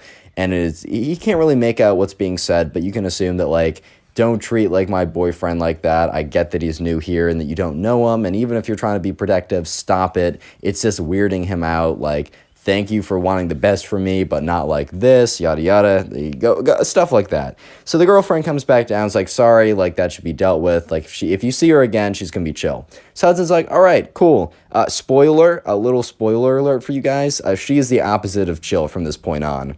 Real quick, comment Minecraft down below if you want to heart in your comment. That will be the secret word of the day, and I'll try and heart as many of those comments as I possibly can. And also, if you do want to support the channel, binge watch some videos, either watch some playlists or click on videos in the recommended. And please, if you're doing this, leave me a comment down below like these people so that I can say thank you by hearting it or maybe replying by saying thank you, because that supports the channel so much. Anyways, back to the story. So anyways, right, Hudson's girlfriend's parents are going to be out for probably the entire night, or at least that's what Hudson's girlfriend said. So she decides that she's going to make dinner, and Hudson's like, oh, cool, awesome. And so Hudson's girlfriend makes the dinner, and, eventually is like, calls down her sister and calls in the boyfriend, like, all right, guys, dinner's ready. So, anyways, Hudson, walks over to the dining room and, sits down, and, the girlfriend sits down, and also the little sister, aka the Minecraft girl, sits down, and she's like being super awkward, making no eye contact at all with, Hudson, kind of understandably, right? And all of a sudden, right, Hudson's girlfriend's like, hey, I want to go show you something. And she looks at the Minecraft girl and is like, all right, we'll be right back. And I don't know, I wasn't told exactly. By the way, this story was submitted over on Instagram. Go follow me on there. It's in the description, and submit your stories there. But anyways, right, I wasn't told exactly what the girlfriend told Hudson. But anyways, they come back, and Hudson realizes that, the little sister, aka the Minecraft girl's face, goes from a face of, like, I don't know, like, I'm feeling very weird, like, this is awkward, to a face of, like, evil. Like, she has an evil grin on her face. So right away, Hudson is like, all right, bro, this is a little weird, this is a little strange, I don't know how I feel about this. And he sits down, and he's just, like, goes to take a big chug of water. And he takes a big chug of water, and immediately, like, spits it out. And the girlfriend's like, are you okay? And he's like, wow, this water is so salty. So the girlfriend grabs his water glass, sticks her finger in it, kind of like licks her finger, and looks immediately at her little sister. And is like, did you do this? And the little sister is like, yeah, stay away from my big sister, and while looking at Hudson. And sure enough, right, the Hudson's girlfriend starts yelling at the little sister, like, I already told you to stop being, like, weird. I already told you that, like, we're, like, great for each other, and just, like, you don't have to like him, but don't be weird about it. Like, it was strange already enough that you bopped him over the head with, like, a foam pickaxe, right? But now you're trying to make his food taste bad. Like, either way, like, if we're breaking up, it's not because of you. And, like, if anything, like, we have a stronger bond now, even if that wasn't true. She just said it, right? And she's like, you know what, go up to your room. And the Minecraft girl's like, you know what, like, you don't have any authority over me. And the old Hudson's girlfriend is like, I don't necessarily, but I'm gonna, like, do you really still want to be here when we're both very mad at you? And the girl's like, fine, whatever, I'm gonna go play Bed Wars anyways. So the girl goes upstairs, and Hudson turns to, like, his girlfriend, is like, hey, I feel kind of bad, like, I want to be on at least okay terms with your sister. Obviously, like, just you going over there wasn't enough. Maybe I should go up and, like, talk to her. And Hudson's girlfriend looks at him very longingly, like, you're so nice, you're so sweet, like, that's so kind of you, like, she really doesn't deserve it after what you've done, or not after what you've done, after what she's done, but just know that she's a little strange sometimes, and she really doesn't like new people. And I guess I've never had a boyfriend before, or at least I've never had one come over, so I don't know how she's going to react. And Hudson's like, you know what, I got it, don't even worry about it, I just want to be on good terms. This was a big mistake for Hudson, let me just say. Well, anyways, right, Hudson, finishes up his meal, looks at his girlfriend and says, hey, I'll be back in like 10 minutes, I just want to go talk. And she's like, all right, fine, but please don't get mad at me if things go wrong. And Hudson's like, of course not. Like, I don't blame you at all for any of this. And she's like, all right, good. Thank you so much. You're such a kind soul. You got a big heart, like, for doing this. And Hudson's like, all right, man. So, Hudson walks upstairs and he knocks on the door a little bit. He's like, hey, can we just talk for a second? Like, I'm not mad or anything. I just want to, like, get to know you a little bit. I want to let you know that I'm not, like, some evil stranger or whatever, and that I'm not some, like, I don't know, some Brad type that's just gonna, like, play your sister or whatever. By the way, I know some cool Brads. It's just a stereotype, bro. And if you're a Brad watching this, you're the good Brad, right? You're not the bad Brad that I'm referring to. But anyways, right, so he knocks on the door, and he's like, can you let me in? Like, we don't have to talk for long. It can just be for a minute or whatever. And he hears some, like, scuffling around, right? And he's like, okay, well, there's definitely someone in there. And he's like, if you don't want me to come in, just let me know, right? And he said, all right, well, I hear that you're in there, so just say, don't come in if you want me to not come in. And no response, right? So he's like, all right, well, I'm coming in because I really do want to talk, right? So anyways, Hudson starts opening the door, slowly opens it up, and what is in front of the room is bunch of, like, all these, like, clothes all over the place. There's, like, a whole big gaming setup with the light up mouse, the light up keyboard. It seemed to be in the middle of, like, just, like, sitting in the Hypixel lobby. Like, it seemed like she was on, like, a game or whatever and just, like, quit to the hub and was just sitting there. Dude, okay, don't take that out of context. In Hypixel, like the Minecraft thing that I'm playing right now, there's something called the hub, which is just like the place where all the games are. It's not what you dirty people think. Oh my god. Anyways, right. So he just notices, like, oh, well, she's not in here, but I heard her. And, like, mid-thought, right, because the door is open and he's scanned the entire room, he hears something from behind the door. So he turns around and he looks behind the door, and the Minecraft girl jumps out from behind the door and goes, rah! Literally tackles this guy. And here's the thing. Hudson wasn't, like, a massive football player or something that was, like, a really big dude or whatever, but he also was, like, significantly older by a couple years than this girl. However, the fact that he wasn't expecting this and, like, kind of the element of surprise, like, he got fumbled by this girl. He fell over. Like, this girl knocked him over, dude. So he's, like, on the floor, and, like, the girlfriend hears all this commotion. It's like, oh my god, like, what's going on? And the Minecraft girl has the pickaxe in her hand and starts going bop bop bop bop bop. Starts bopping, like, Hudson in the face, being like, stay away from, and every single, like, word is another bop with the Minecraft pickaxe. So, stay away from my sister, you weird. Oh. And Hudson's like, stop. Like, I just wanted to talk to you to prove that I wasn't weird. Like, who's being the weirdo here? Like, me or the girl that literally lured me into her room to attack me with a Minecraft pickaxe? Like, who's being the weird one here, dude? But anyways, right, Hudson's girlfriend walks up the stairs like, oh my god, what is going on here?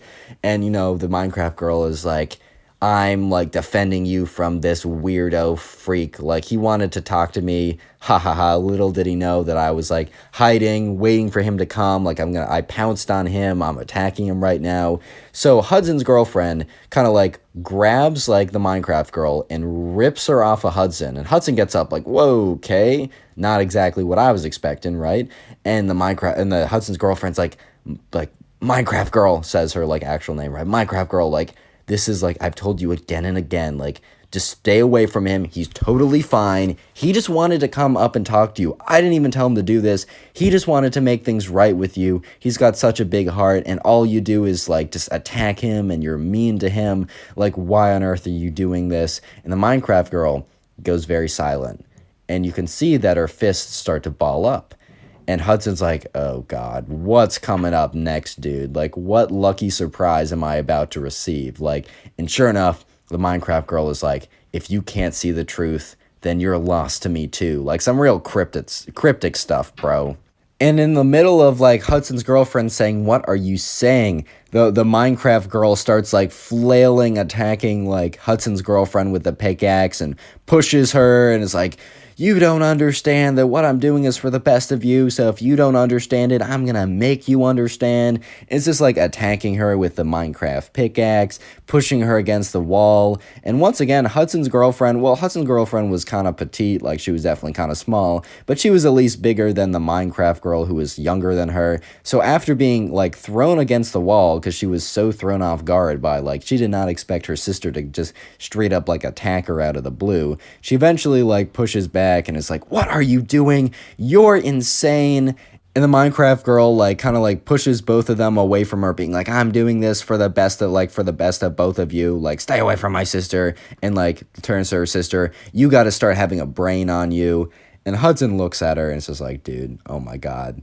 And, you know, Hudson's girlfriend's like, fine. And looks at Hudson and says, we should probably go. And the Minecraft girl's like, yes, I won. You're breaking up with him. And Hudson's girlfriend turns to her and is like, no, you're being crazy. We're going to go have a good time without you in the house or without you here. And Hudson's girlfriend's like, sure, whatever. Go and break up with him. I know it's coming. So anyways, Hudson is walked down like Hudson's girlfriend holds Hudson's hand and is like walking him down the stairs. Is like, I am so sorry. Once again, like sorry times a billion. I don't understand. Like I knew she was kind of crazy. Like I knew she was a little bit weird and a little psycho, but like isn't every 14-year-old girl or little sister right? But this is absurd. And she says, you know what? This day doesn't have to be bad. So, you know, anyways, you know, Hudson's girlfriend's parents eventually come back. Hudson's girlfriend real quickly explains what happens, and they're like, oh my God, we're going to punish your sister for this. And Hudson's girlfriend's like, you know, you guys can do whatever you want, but can I just ask for a favor? And they say, sure, what's up? And they say, can you just drive us to go get ice cream? So this story ends off pretty well because Hudson and his girlfriend just end up getting ice cream, nice, relaxing, and no crazy Minecraft girl to ruin the day. Today we get a story of a Minecraft kid that gets angry at his teacher, so decides that, you know, his revenge will be farting in the teacher's face and then going completely insane. This is probably one of the weirdest stories I have ever received, so sit back, relax, subscribe if you like stories, and let's call today's subscriber Noah. So this all happens one day when Noah is just chilling in his class, and there's another guy in his class, and we're going to call this guy the Minecraft kid because he's obsessed with Minecraft. He's always wearing the creeper hoodie. You already know how it goes. And obviously, right, if you like Minecraft, this video is not against you because, bro, I love Minecraft. Look at the background gameplay. But anyways, right, so Noah was just chilling in class. And he looks to like his left, and directly like to the next of him, directly adjacent to him, is the Minecraft kid. And him and the Minecraft kid weren't like best friends or anything, but he had nothing necessarily against the Minecraft kid. And the teacher was beginning the lecture on whatever it was, and he sees the Minecraft kid, you know, he had his computer out because everyone had their computers out. It was like 6th grade, and that was like the first time that like, you know, they were given school computers or whatever, or Chromebooks, or I don't even know. He had his computer out though. And like you could have your school given Chromebook or school issued Chromebook, or you could bring your own computer. So the Minecraft kid, you know, brought his gaming computer. And the difference with today and any other day is Noah looked over and saw the Minecraft kid reach into his backpack, pull out a mouse pad and a gaming mouse. You know, one of those like gaming mice that like all light up and glow and all that stuff? Yeah, he whipped out one of those. And at first Noah's like, oh, he just wants to use a mouse instead of the trackpad. Like, that's totally understandable. Trackpad sucks. I 100% agree. And anyways, right, you know, Noah doesn't even really pay that much attention. And that is until he hears the Minecraft soundtrack. Super, super, super loud. Minecraft soundtrack is beautiful. I've actually like gone to sleep to it a couple of times on Spotify, but that's beyond the point, right? Anyways, right, so Noah is like, he realizes that the Minecraft kid next to him is not only like not really caring that, you know, he has his entire gaming setup out, he also just doesn't care that Minecraft music is blasting away. And sure enough, right, you know, you hear the Minecraft soundtrack, you hear the walking footsteps in Minecraft, you hear him beating up some chicken and the chicken making like squeaking noises or whatever. And so Noah's just like, oh my God, like this kid's gonna get in a ton of trouble. But sure enough, right, the music was just so loud that the teacher like turns around and like looks at like the Minecraft kid and is like, Minecraft kid, like turn down that music. Like you can't be playing music in class. So the teacher didn't realize that this was just like music to a video game. The teacher just thought that the Minecraft kid was playing like music in class, which, you know, sometimes kids have like tried to like listen to music, but normally they'd use headphones or whatever. And the teacher says, hey, no listening to music in class, you gotta be paying attention. So the teacher kind of doesn't think anything more of it and goes back to their work. And so the Minecraft kid, sure enough, just turns off the volume, but keeps on playing Minecraft. And it's super obvious because he's like whipping his like mouse around and like clicking really fast and doing all this stuff. And obviously if the teacher paid like really close attention, he would realize that the Minecraft kid was not just listening to music, but was not listening to music at all, but instead was playing a video game with music in the background. So anyways, right, Noah's like, dude, this kid's gonna get caught. And sure enough, right, you know, the Minecraft kid, I think in the beginning was playing like normal Minecraft, but then he goes on to one of those servers. I think he's playing Bed Wars or something. And this kid is like really good at Bed Wars. And when you're really good at Bed Wars, a lot of times you'll be clicking super fast so that you can place more blocks. Or maybe when you're fighting someone, you take less knockback and you might get more hits. So this kid starts butterfly clicking, which is when you take two fingers and rapidly slam your mouse with it. And sure enough, right, the kid in the middle of class starts spamming his mouse like and Noah was just like, dude, that's so loud. And sure enough, the teacher turns around and is like, hey, Minecraft kid, are you playing video games in class? And the Minecraft kid legitimately keeps on clicking because apparently he's in the middle of like a fight or something, like a PvP fight, and keeps on clicking, ignores the teacher for a good 10 seconds. The teacher looks at him in disbelief, and the Minecraft kid looks up and is like, huh? And the teacher's like, shut off your computer. You're not allowed to be playing video games in class. First you're listening to music, now you're playing video games. Like, that's super disrespectful and distracting. You're not just distracting yourself, you're distracting everyone else in the class, and that is totally not fair for them. And he said, and then the teacher followed up by saying, Minecraft kid, you're on super thin ice. Turn off like your video game. So the Minecraft kid is like, whatever, man. And like, you know, closes the computer, like closes the computer screen, whatever, and kind of like slumps back in his chair with his arms crossed because, man, he just, you know, he wanted to play Minecraft. He didn't want to pay attention to whatever was going on in class, right? So at this point, Noah thinks that the Minecraft kid is done being stupid in class, but Noah was very, very wrong to say the least. Because anyways, right, Noah kind of goes back to paying attention to the class, you know, trying to like take some notes. He's trying to do well in this class. And then Noah, to his surprise, hears clicking noises. And he's like, all right, there's no chance that like the Minecraft kid is back to playing his video games. But sure enough, the Minecraft kid had taken out his computer again and went back to playing Bed Wars. And once again, he's on his mouse going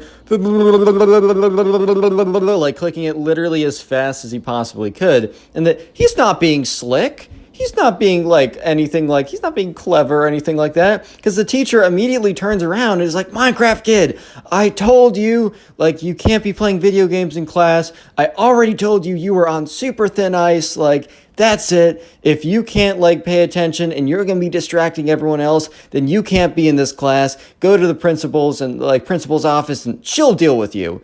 And the Minecraft kid just looks at him and says, what did you say to me?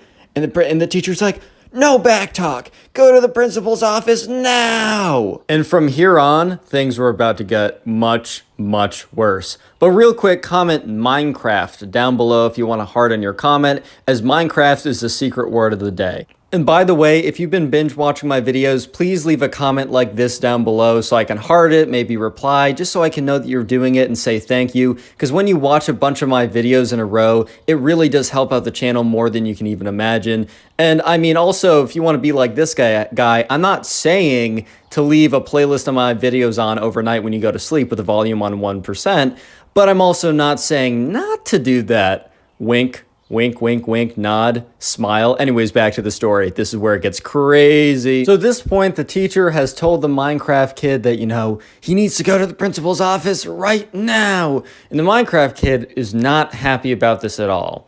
And so sure enough, you know, the teacher, let me just paint the picture for you guys.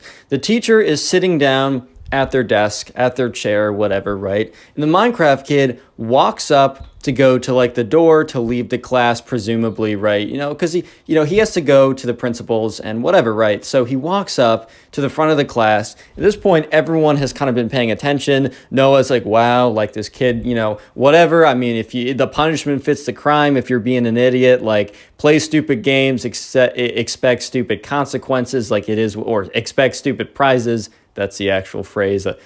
My fault. But anyways, right, the Minecraft kid does something absolutely crazy because he walks up to the front of the class and he slows down as soon as he gets to his teacher. And the teacher's like, keep moving. Principal's office is that way. And as soon as the teacher says, keep moving, the principal office is that way, the Minecraft kid runs over to the teacher. And the teacher, remember, is sitting down at a pretty low desk / chair. And the Minecraft kid stands, like, whips out a chair, puts it down from the teacher. And the teacher is in the middle saying, hey. And the Minecraft kid steps on the chair, turns around, and rips the biggest fart you've ever heard in the teacher's face. Like, this is the most ridiculous thing Noah has ever seen in his life. And in Noah's head, he was like, huh? What? Huh? And the teacher was just as shocked. The teacher's just like in a state of disbelief, also a state of like stink, because like, man, the Minecraft kid was eating like mega like I don't know, he was eating like premium beans for the last 7 months before doing this fart, bro. I swear to God. Like Noah said he could like legit like smell it from being like 20 feet away. And then the teacher's like, oh God.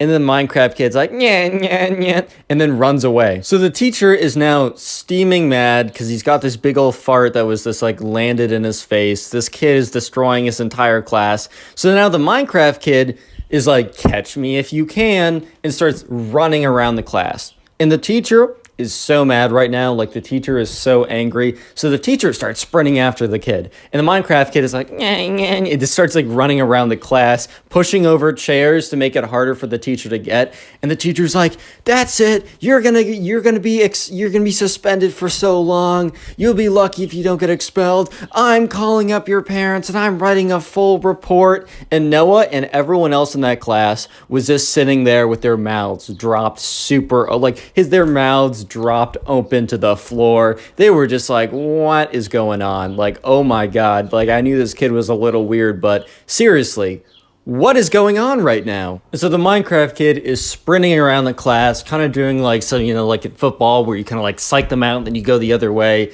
And the teacher is kind of lumbering around like, every second that you're running, everything that you're pushing over, every like millisecond that you're not like obeying me and going to the principal's office, your punishment is increasing by 100%, which really doesn't make a lot of sense because there's a cap. Like you can't really punish someone beyond expelling them. So what's like 300,000% beyond expelled? I don't really know. You tell me. So anyways, right, the Minecraft kid's like, and then eventually, right, the Minecraft kid accidentally like trips on something. The Minecraft kid falls, and at this point, the teacher has made up enough ground to grab the Minecraft kid by the hood of by like the scruff of his creeper hoodie, and it's like, you are coming with me. And the entire class is so silent as this is the most ridiculous thing they have ever seen in their life. And Noah is just like, oh my God, do I have a story to tell my mom? So anyways, the Minecraft kid is being dragged out by his creeper hoodie and all 4 legs are flailing. He's like, no. And then like the teacher goes out the door, slams it shut. The entire class is silent. No one's mumbling. You would have thought that people would have been like, wow, that was crazy, guys. I wonder what's... No. Nope. It was dead silent. Nobody uttered a word. And because of the silence, they were able to hear very clearly the teacher yell, hey, get back here. And within about 20 seconds of them hearing the teacher yell that, they once again see the class door slam open, and the Minecraft kid, with his hair all messed up and his clothes all kind of like ripped up a little bit, runs into the classroom, slams the door shut, and then locks it, because for some reason this door locks from the inside, which actually I guess that does make sense, but he locks it from the inside. You didn't need a key, you just need to press something. And the Minecraft kid goes over to the teacher's desk after locking the door, literally takes his foot and kicks off everything, including like a $500 Chromebook, right? That kind of breaks on the floor. All the books fall over. The teacher's coffee mug flies off the desk and like smashes on the floor. And the Minecraft kid steps on the teacher's chair and then steps on the desk and is like, attention! I mean, dude, he didn't really need to say attention to get their attention, because literally everyone was paying attention to this guy at this point. The Minecraft kid goes on to declare himself as the ruler of the class, and that he is now the dictator and they must do what he says. And everyone in the class is just like completely silent, because they're just so shocked by the chain of events that just happened.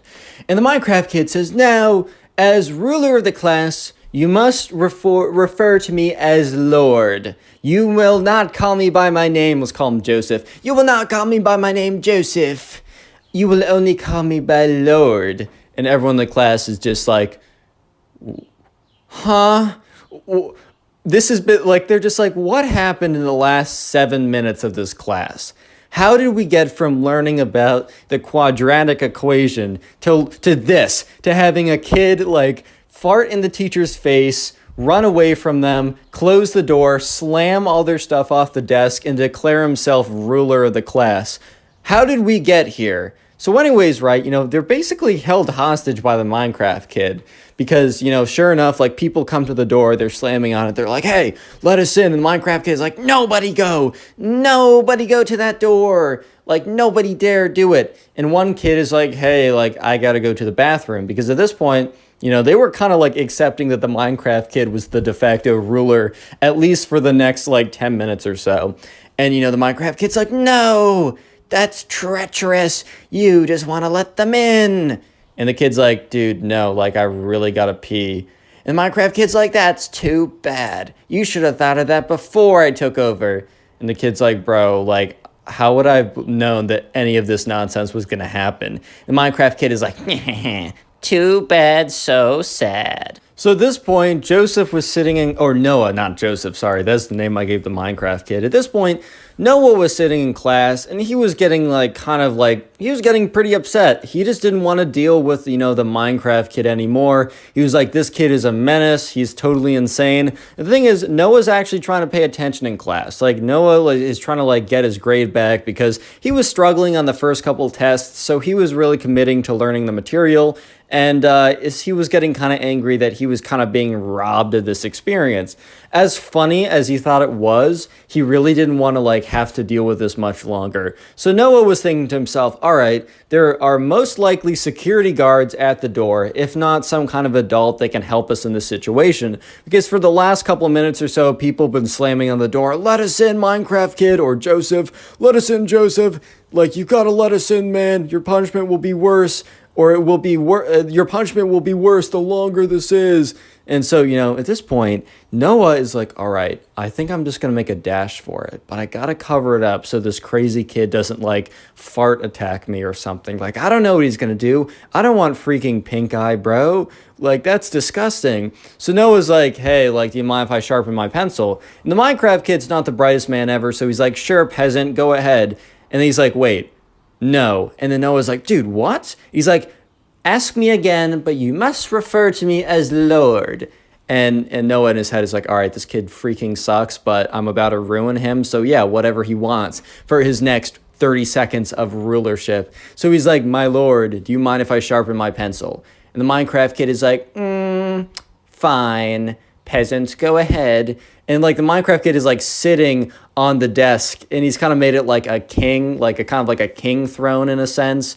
And everyone is kind of whispering to each other, going on their phones, trying to contact people. But sure enough, right, Noah kind of walks up and is very calmly walking towards the pencil sharpener, which was on the other side of the room as the door. It was towards the front of the room, which means he didn't have to do a massive sprint, but it was kind of on the other side. So he's walking very slowly to the pencil sharpener, and that's when he's able to look out the door, and sure enough, there are like, he sees the outlines of two pretty big guys, and he's like, all right, these are the security officers.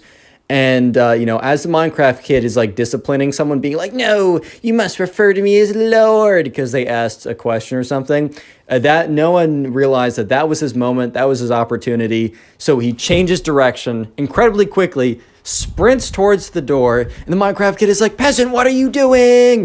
And at that point, Noah goes to the door, quickly unlocks it, opens it up, steps aside, and two big security guards run into the room, and they just grab the Minecraft kid. And the Minecraft kid's like, no, my peasants, fight for me. I have been a great ruler. I've been a great king. No. And he's dragged out. And at this point, right, the teacher returns to the classroom, completely out of breath. Her hair is all frizzed up. And she's just like, class, I don't think I have it in me to finish the class today. I will allow you guys to have recess or a break period. I will have to monitor you guys, but please don't ask me to do anything. I don't have the energy or willpower right now. And the entire class was very understanding, as this, when you go to teacher school, when you take the final exam for being a teacher, there's no final trick question of what do you do if a Minecraft kid farts in your face and then literally starts a coup and takes control of your classroom. That's not on the final exam. That's not in the job description. So everyone was they're pretty forgiving.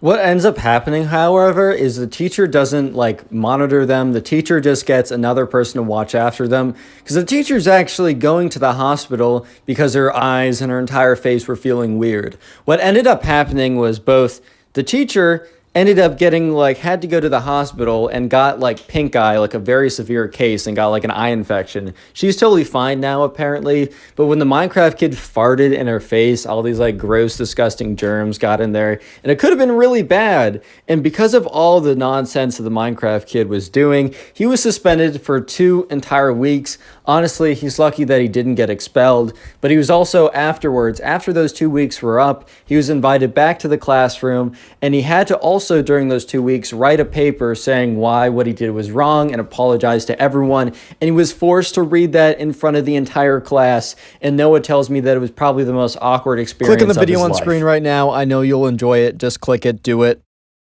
Today we get a story of a Minecraft kid who actually ends up smashing this guy's iPad out of rage and frustration. It's a pretty crazy story, so subscribe if you like story videos, and let's call today's subscriber who sent in this story, let's call him Thomas. So this all started at recess when there was kind of a big debate. For some reason at Thomas's school, all the kids in his grade like to have put on debates at recess. I don't know, dude, they were all in 5th grade, so I kind of feel like they're a little young to be doing something like this, but it's still pretty cool. So one day they would debate which TV show is better, Regular Show or Adventure Time. Personally, I love them both, but I think Regular Show takes the cake. Please don't destroy me in the comment section. But today they had a debate of Minecraft versus Roblox. And Thomas didn't really play Minecraft that much, but he was pretty big when it came to Roblox. And there was another kid who was known as the Minecraft kid, as he would play and talk about Minecraft and wear Minecraft merch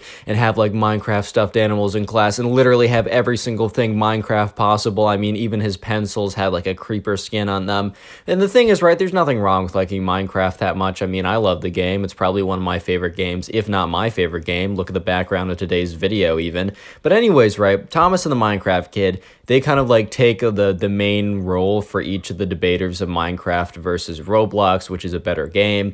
And the thing is, right, it actually starts to get a bit heated because, I mean, Thomas is kind of just doing it for fun, but the Minecraft kid is speaking out of passion. He is speaking out of the heart. He is trying to defend something that he believes in, and he believes with all of his heart that Minecraft is the greatest game of all time, and anyone who questions him shall suffer his wrath, or along those lines. I don't totally know, dude. So anyways, right, Thomas and the Minecraft kids start going at it. And the thing is, right, Thomas just finds it kind of funny because the thing is, right, every single day that they have these debates, it's never super serious and no one really takes it that seriously. And if you are on the opposite side of someone that you're debating, you're still friends with them and you literally don't even care. None of these topics are actually that deep, including this one. However, the Minecraft kid takes this all very, very personally. And he's like, I don't like to hear all this Minecraft disrespect from you. And Thomas is kind of like trolling a little bit. He's having a little bit too much fun here. And he decides to like pretend as if he super cares about like Roblox being better and that he thinks Minecraft is a terrible game. To be honest, Minecraft is Thomas's second favorite game. He just doesn't play it as much, nearly as much as Roblox. But he just decides to like put on the persona of completely hating Minecraft just because he knows it'll completely like make the top. It'll make the Minecraft kid like super angry. So Thomas is like, you know what? I don't even think that Roblox is a better game than Minecraft. I think Minecraft is a trash game. And this makes the Minecraft kid get super, super mad. The Minecraft kid is all like, you think what? What did you say to me? What is the disrespect coming out of your mouth? I'm sure I didn't hear you right. I'm almost positive I didn't hear you right because you're not disrespecting the greatest game of all time, which I kind of agree with, but not the disrespect part, just the kind of like the greatest game of all time part. And he's like, you're gonna pay for this, not like this disrespect. I can't believe it. I can't believe it. And the Minecraft kid turns to all the other people on the team because basically they would break up into two teams. They would have one person debating, but everyone on the side, like they would kind of choose a side and stand there and kind of cheer them on. It was kind of like a fun little thing. It wasn't taken too seriously. But when the Minecraft kid turns back to all the kids saying like, don't you think this disrespect is unbelievable and just like he should be punished?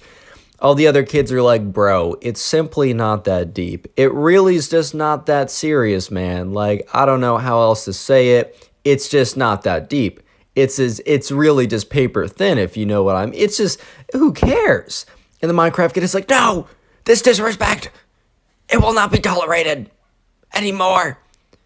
And so he goes up to Thomas and he kind of like walks away from his people. He walks up to Thomas. He's like, I will give you one more chance to take back the disrespect. And Thomas is like, no, Minecraft sucks, lol. Remember, Thomas doesn't even believe this. He just thinks it's funny how mad the Minecraft kid is getting. And the Minecraft kid is like, fine, then you will pay. And he runs away. And Thomas is like, bro, what is this kid on about? And the Minecraft kid is gone for like 5 whole minutes. And, you know, Thomas is just chilling with the other people, and they're all kind of talking about, like, bro, the Minecraft kid really lost it. He really cares way too much about this. Like, oh, my God. And that's when the Minecraft kid reappears with a massive smile on his face and Thomas's iPad in his hand. And Thomas is just like, bro, like, why do you take my iPad out of my backpack? Because Thomas, like, you know, he would sometimes play on his iPad after school, and like sometimes some of the kids, because Thomas was picked up a little bit later because his mom just, you know, his mom's work got out later, and there was a few other kids who had the same situation, so they would sometimes play iPad games or do stuff on the iPad after school, so Thomas would always bring it in with him. And the Minecraft kid is like, I'm confiscating this for the disrespect against Minecraft. And Thomas is like, bro, like, we were just messing around. Like, this is just a fun debate. Like, why are you taking it so seriously? Also, you can't take my stuff, bro. Like, you just can't, like, nab my stuff like that. And Thomas is like, too bad. You were super disrespectful against Minecraft, and I must hold the glory of the greatest game of all time.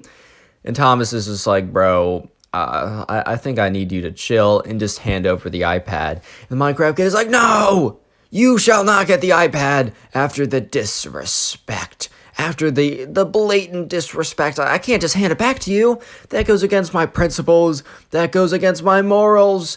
And Thomas is like, bro, it's not that deep. And all the other kids start joining in saying, yeah, man, like, just hand him back the iPad. It's not a big deal, dude. Like, come on now. And Thomas is like, no. Or not Thomas. The Minecraft kid's like, no. And the Minecraft kid grabs clutches the iPad close to his chest and then runs into the school. Real quick, comment iPad down below if you want to heart on your comment. Secret word of the day is iPad. And by the way, if you're binge watching my videos or you watch a bunch of them in a row, please let me know because that really does boost the channel and I'll try and say thank you personally. A good way to do that is the playlist I have linked in the description. And anyways, back to the story. So Thomas and the other kids are like, oh shoot, this kid is running away with like Thomas's iPad. So the other kids are like, yo, Thomas, we should really go after him because they always knew the Minecraft kid was a little bit weird, but they were just like, wow, he cares way too much about this. I wonder what he's gonna do. do? So they all decide to run into the school, and they're just like, like, Minecraft kid, like, come on, man, it's not that deep. And they're walking around the school trying to find him. And then they Thomas and some of the kids walk down the end of one hallway, and they look down it. And at the very end of the hallway, they see the Minecraft kid. And Thomas yells out, "Hey!" And sure enough, right, the Minecraft kid turns his head, looks at Thomas, has this big mischievous smile, and then sprints away. So Thomas and the other kids who see him start running down the hall. And Thomas yells out, he's this way, follow my voice, follow my voice. And the other people in the school who are kind of looking around different places. This is a pretty big school, by the way, because this is kindergarten through 12th grade. It has every grade in this school. So they there's other people that hear him start running towards Thomas's voice, and they're sprinting down trying to chase the Minecraft kid. Bro, the Minecraft kid is low-key pretty fast. Unfortunately for Thomas and his friends, the Minecraft kid is pretty fast, and he's very motivated not to be caught. So they see the Minecraft kid run into the bathroom, and they're like, all right, we caught him. There's no chance he gets away from this. So Thomas and the kids walking to the bathroom, and they're just like, all right, Minecraft kid. They say his actual name, but they're like, all right, Minecraft kid. You can't escape. There's only one exit.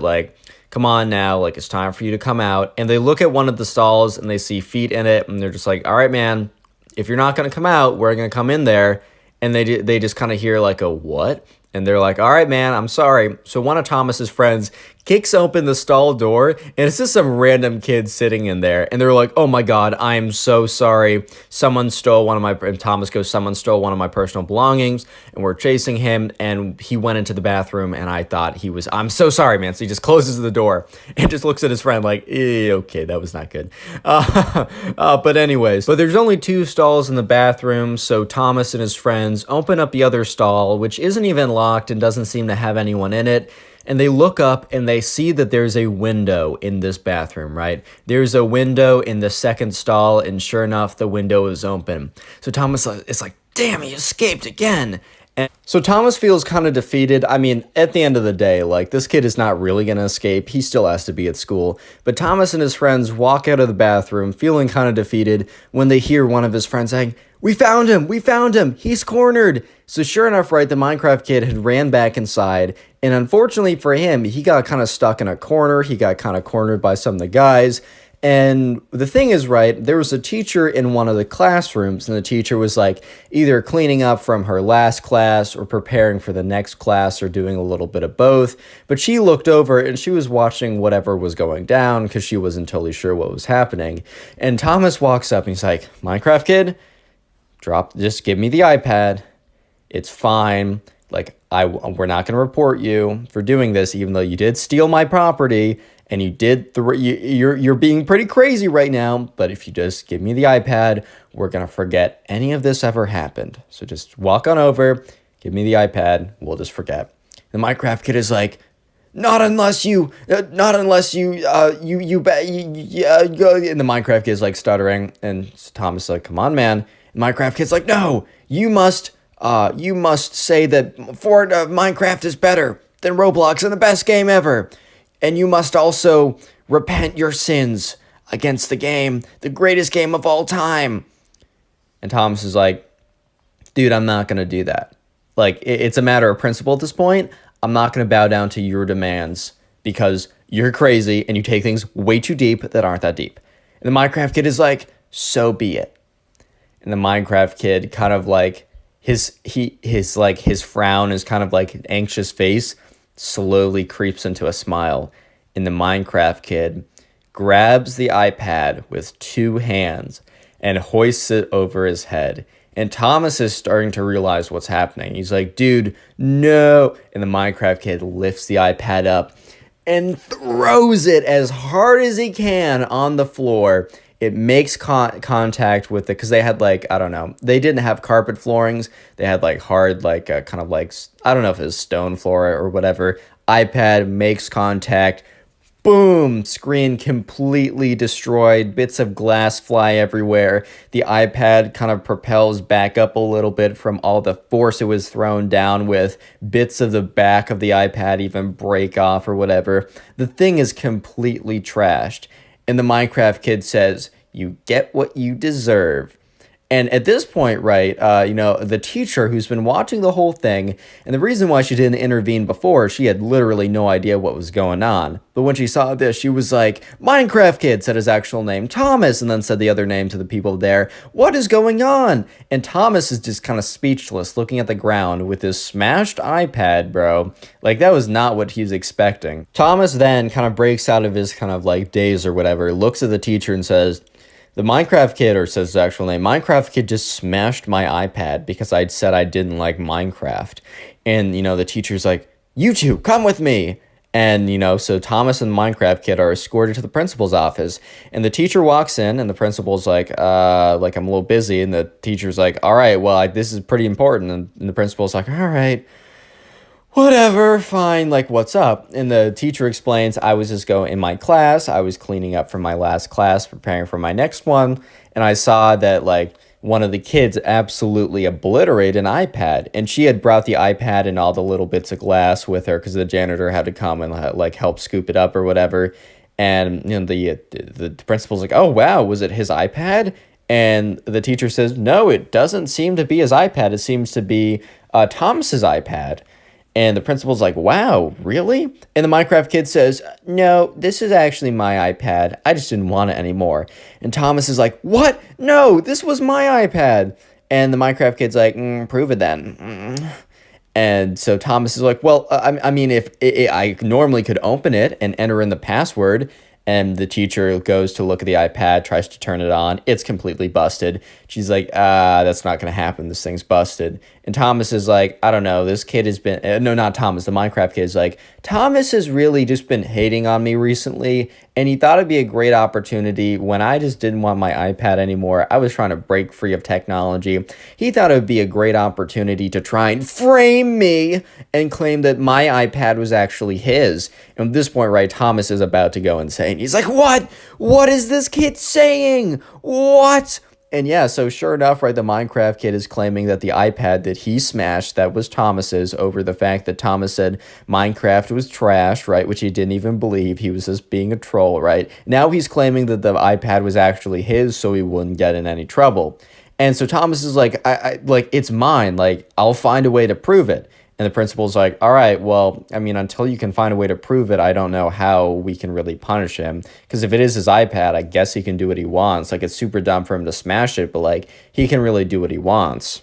So then Thomas is sitting there thinking, and he's like, I got a great idea. So he goes to the principal and he says, hey, call up my mom and call up the Minecraft Kid's mom and ask my mom if I have an iPad that I bring to school and ask what the colors are and all that. And then also ask the Minecraft Kid's mom if he even has an iPad at all. Thomas was kind of banking on the fact that the Minecraft Kid didn't have an iPad because he was always talking about gaming on his PC. And there was a chance the Minecraft Kid also could have had an iPad, which would have really put a wrinkle in his plans. But anyways, right, Thomas's mom says, yes, he does have an iPad. He brings it to school to play after school. And, then the principal calls up the Minecraft Kid's mom. The Minecraft Kid is like, well, the Minecraft Kid's mom is like, not that I know of. I've never purchased him an iPad, at least. So the principal is starting to realize that the Minecraft Kid is not telling the truth. And, the principal then, tells the Minecraft Kid's mom while she's still on the phone, hey, we got to talk about something. And then explains that the Minecraft Kid absolutely destroyed one of some other student's iPad. And the mom is like, what? My son did what? He's going to get a talking to when he comes back. And the principal's like, yeah, I hate to say it, but you're probably going to have to pay for the damages because iPads aren't cheap, and this kid probably isn't just going to be able to, from his, because this kid's not an investment banker on the side. He's in 5th grade. He's going to need a little reimbursement. Minecraft Kid's mom is like, fine, that's totally fair. I'm just really mad at my son. And, anyways, Thomas walks out, and the Minecraft Kid walks out. He's about to be in trouble, but he's let out for a second. And Thomas is like, bro, I was trolling. I like Minecraft. It wasn't that deep. Click on the video on screen right now. I know you'll enjoy it. Just click it. Do it. The Minecraft Kid of, well, I mean, you can read the title. Normally, I tell you guys to grab something to eat, but dear God, please do not grab anything to eat while you listen to this story. Anyways, let's call the subscriber Nico, and subscribe if you like stories anyways. The subscriber who sent in today's story, which you can send into my Instagram, We're going to call him Nico, right? So this all happened one day when, Nico was in class and he was kind of just chilling, thought it would be a normal day, but his teacher comes in and announces that today is going to be a really special day, and it's not even going to be a special day, it's going to be a special fun day. So not like, ooh, it's special because we have a massive final exam, but ooh, it's special because we're going to be doing only fun activities today. And it was kind of a surprise that the teachers of the 5th grade, by the way, Nico was in 5th grade when this happened, the 2 5th grade teachers decided that they wanted to collaborate and give their students a break and also make it kind of a surprise. So the teacher announces that the other class, the other 5th grade class, as there were 2 5th grade classes for his 5th grade, the other 5th grade class was going to come into their room, they were going to randomly partner up, and then they were going to do a lot of fun activities today. The entire class was really stoked, and so was Nico, because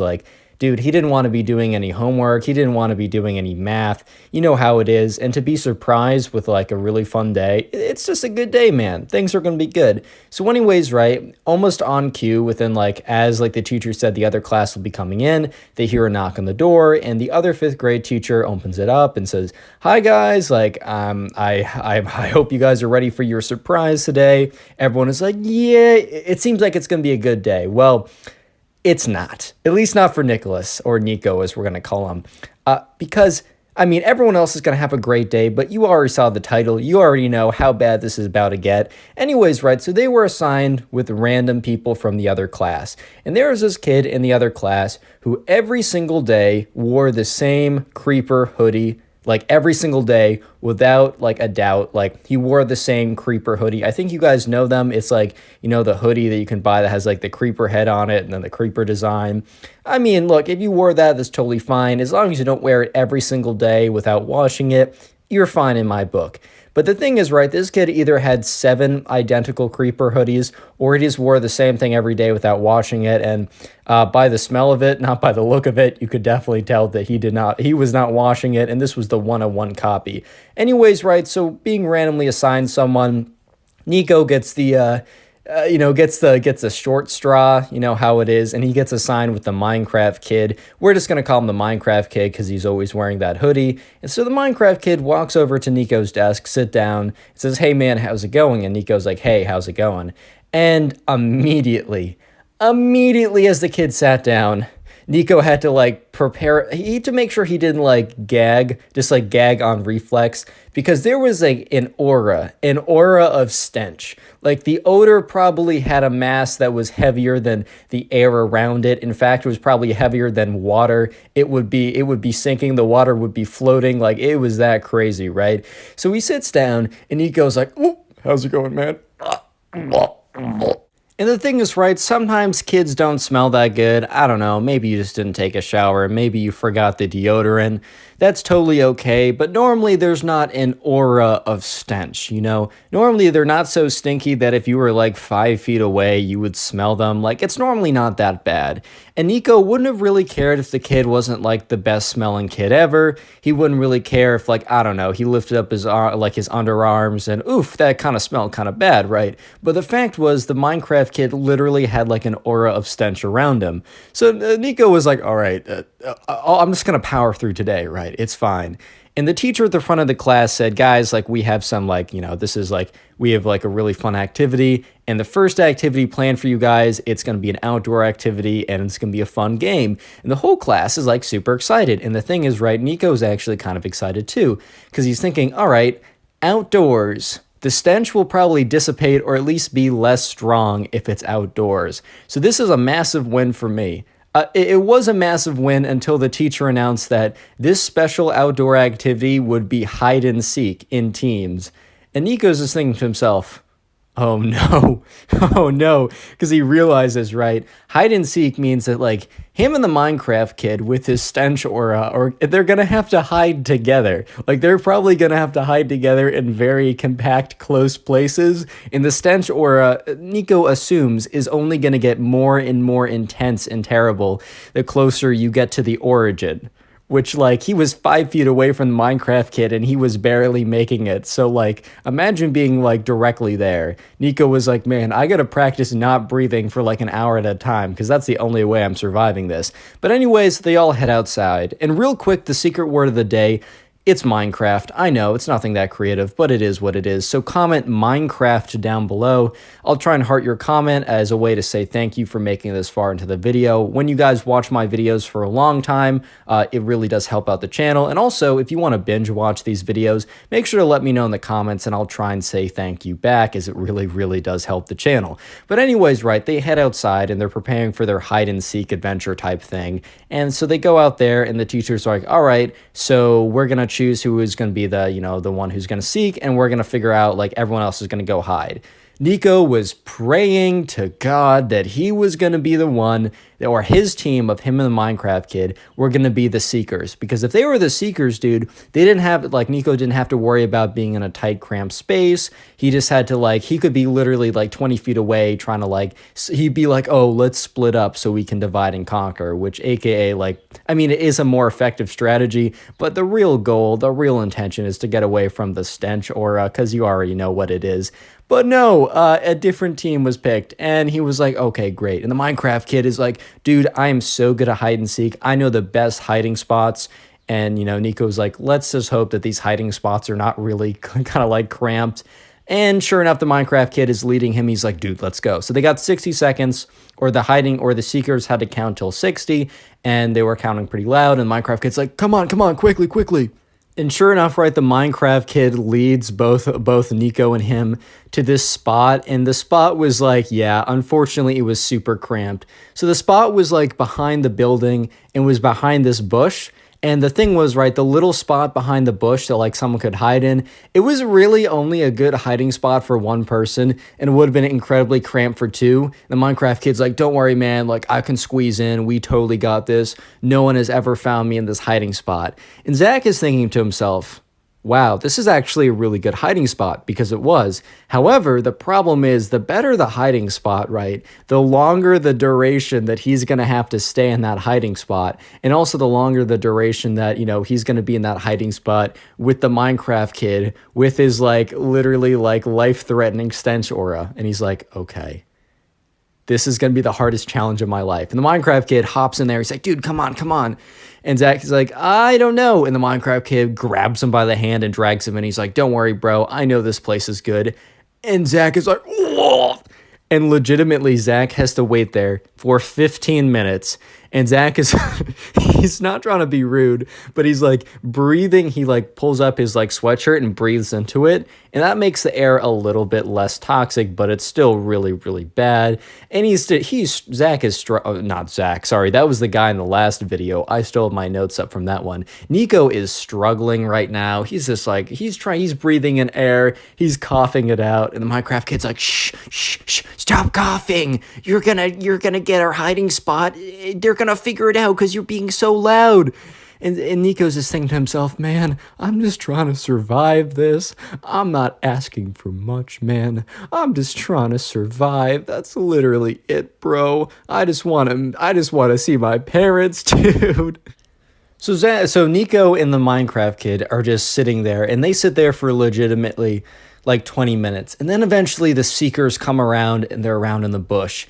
And Nico's just like, all right, I'm going to have to sabotage this because this hiding spot is just too good. So Nico like forces out a fake sneeze, and the Minecraft kid is like, no! And the seekers eventually come over and find them. And the Minecraft kid's like, bro, couldn't you hold it in? And Nico's like, sorry, man, I had to sneeze. Like, I couldn't hold it in, right? So then Nico and the Minecraft kid also become seekers, because it was kind of like the zombie tag, where if like one person got tagged by the zombie, they would also become like someone who is it as well. It was like a massive swarm of zombies like that. It was the same thing with this game, where if you got tagged, you also became a seeker as well. And the Minecraft kid was just ruthlessly just going around just like finding people, is like, got you, which, I mean, that's how you play the game. I can't really complain like that.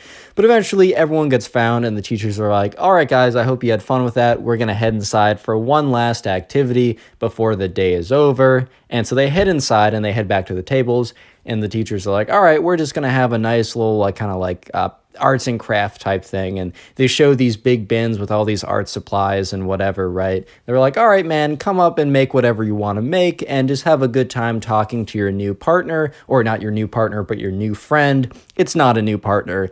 Nico would have been so happy if he got a new partner at this time. And but no, it's the same guy. So, the Minecraft kid and Nico, they go up, they grab some supplies, and they sit back at the table. And Nico's getting more and more used to the smell. And he's like, you know what, man, I'm going to make it through the next couple hours.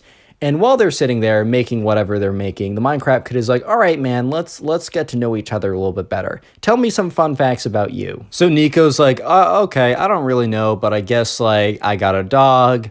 I like to go on hikes. I walk my dog every morning. And when I do that, I listen to music. That's what I do personally. But back to the story. I don't know. I really, I enjoy playing Fortnite with my friends. What about you, man? And the Minecraft kid was like, well, I obviously am kind of a fan of Minecraft, as you can tell by my hoodie. By the way, nothing's wrong with liking Minecraft, bro. I love Minecraft. It's probably one of my favorite games of all time. It's the background gameplay I use for almost every video, and it has a lot of nostalgia. When I say Minecraft kid, I think you know what I mean. I don't mean someone who just plays Minecraft. But anyways, right, and he goes on to say, I also have these beliefs. And I don't know, people get really mad at me and they hate me for my beliefs, and it really makes me sad. And Nico, not really knowing what this guy was talking about, probably thinking that, I don't know, maybe he was religious and people were hating on him for that, which isn't okay. Nico was like, oh man, like, what's the problem? Like, what's these beliefs? I promise you, like, as long as they don't hurt anyone else, I'm all for you. I'll support you no matter what. Like, what are people hating on you for? And Nico, or the Minecraft kid, is like, well, I really believe in being natural. I think that we should kind of return, like, there's a lot in our modern day society that, we're straying too far away from like what we were supposed to be. He said, may that be from processed foods or stuff like that. And that's like kind of legit. Like, there is a lot of the food we eat is actually kind of poisonous because it is so far away from what we're supposed to be eating. That's pretty legit. But then he goes on to say, and like, my mom is such a hater because the truth is, I want to hear some facts. And, Nico was like, sure, I want to hear some facts, whatever. He's like, caveman, they didn't take, when they went to the bathroom, man, they weren't using these like really high chemical toilet paper. And Nico was like, bro, what? And the Minecraft kid is like, yeah, it's so crazy. My mom is such a hater about this. But you know what? I want to return to the good old natural days. And so I don't even wipe when I go to the bathroom. And when I take showers, I only let water pour on me, and I never use any of the chemicals and the soap or whatever. All these man-made inventions like soap and toilet paper, it's really just bringing us farther away from where we should be. And Nico was like, well, I can't say I'm necessarily shocked, but oh my god, what? And then the Minecraft kid turns to Nico. He's like, Nico, what do you think about this? Returning to the natural element. And Nico is just still stuck on the fact that the Minecraft kid is basically bragging about not wiping. And he's like, I mean, like, yeah, man. I mean, I think that, like, specifically with like a lot of like fast food and junk food and like trans fats and like dyes and whatever, like that's definitely something we should remove from the diet. I don't know if I'm 100% with you on not wiping and like not using soap, but I definitely am with you with the whole like, I don't know, artificial stuff in the food. And the Minecraft kid is like, well, I don't really care about the food as much. I mean, whatever. I bet the caveman ate dirt or whatever, and that can't be good for you either. I'm just more concerned with all the chemicals and artificial stuff in toilet paper and soap. And Nico's not trying to be rude, but he's like, man, I don't know how bad toilet paper is for you. I mean, I really don't think that there's like that harmful of chemicals in it. And maybe like it's going to be more harmful in the long run if you don't use it. And the Minecraft kid is like, no, you don't understand.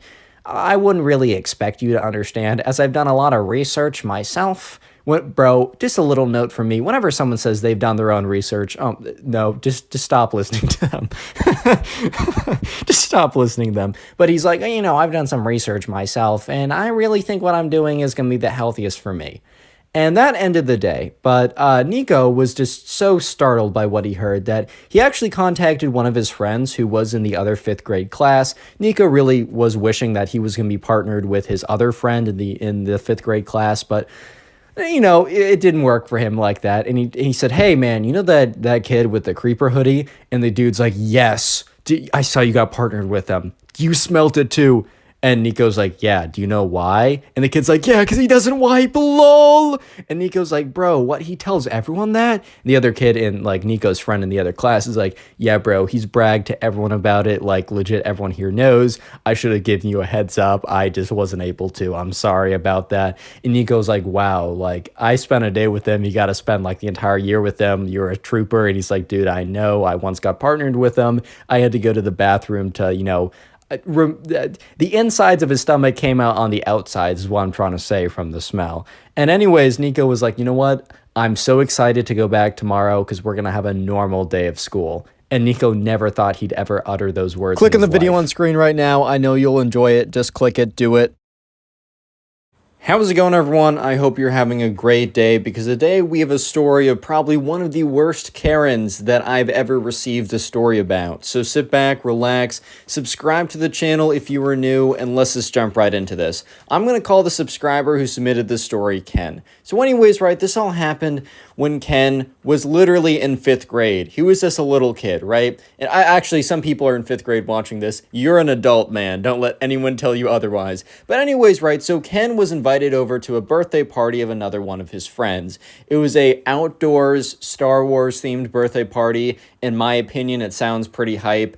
But anyways, right, there was some Karens in the neighborhood that might have disagreed, as you guys will see. Anyways, Ken's mom is driving him over, and they have their present ready. And, they drive over, they get to the house, and there's a big sign in the front yard that says, "Party in the back of the house. Like, just walk around to the backyard, and, the gate's open, just walk around." So anyways, right, Ken and his mom walk over, and Ken's carrying the present, and you go into the backyard, and you see all these kids around. It's kind of like Star Wars themed, so they have these, like, foam lightsabers. I used to have some as a kid. Those are fire.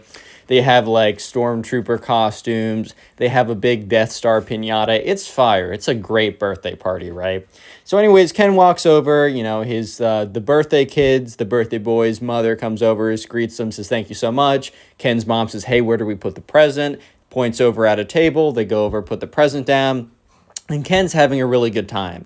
And honestly, everyone's having a really good time at this birthday party, and it's not that loud. I mean, first of all, it's like 2 in the afternoon. It's during the summer. They have a pool. It's not like everyone else was inside being super quiet. And it wasn't like there was a curfew at 2 in the afternoon being like, you can't be reasonably loud at 2 in the afternoon during the summer because your kids are having fun in a birthday party. That's illegal, right? That's not a thing. But apparently the Karen in the neighborhood, she didn't realize this. So anyways, right, this all happened when Ken and all of his friends were just playing around, and Ken's parents and, the other kids' parents that were there at the party were standing at the tables watching the kids play. And that's when this older woman walks through and into the party, and Ken turns around and assumes, oh, maybe this is the birthday kid's grandma, or maybe this is someone that they know. Maybe this is just an older mom. Who even knows, right? Woman walks in, and she says, who's in charge here? And immediately when she says this, Ken and probably everyone else at the party immediately knew that, something was off, that, no, this is not a friendly sight, right? This is not an ally. This is not someone on our team. This is definitely someone who doesn't want this party to succeed. So anyways, right, and just so you know, the party was not that loud. Sure, kids were jumping into the pool. Sure, some kids were running around screaming. If you live in a neighborhood during the summer and you don't hear that, then you're living in an old person neighborhood, man, with no grandkids coming over. It's a common thing to happen. They weren't being crazy loud. They weren't blasting music. But anyways, the Karen must have had nothing better to do, so she walked over, she saw the sign, and she invited herself into this kid's birthday party. So the Karen is like, who's in charge here? And, the birthday kid's mom walks over and says, hey, tries to, settle it down so the Karen doesn't make a scene. And she goes over, and she's like, hello, this is my son's birthday party. And the Karen's like, it's too loud. It's too loud. And, she's like, okay, well, I'll tell them to quiet down. I don't think it's been like we've been unreasonably loud, but, just for your preference, I'll ask them to quiet down a little bit. And the Karen looks at her and then turns to all the kids and says, you kids better keep it down or you'll be hearing more from me. And you don't want to mess with me because that means you're messing with my husband. And then she kind of like waddles away, right? So at this point, Ken and all the parents and all the kids there look at each other. And, the birthday kid's mom's like, all right, guys, can we just be a little bit quieter? Like, you can keep doing what you're doing. Like, keep jumping in the pool. That's all good with me. But can you just be a little bit quieter so she doesn't come over again? And they're all like, yeah, totally makes sense. That's totally fair. And they just go back to doing what they're normally doing, right? Life is good again.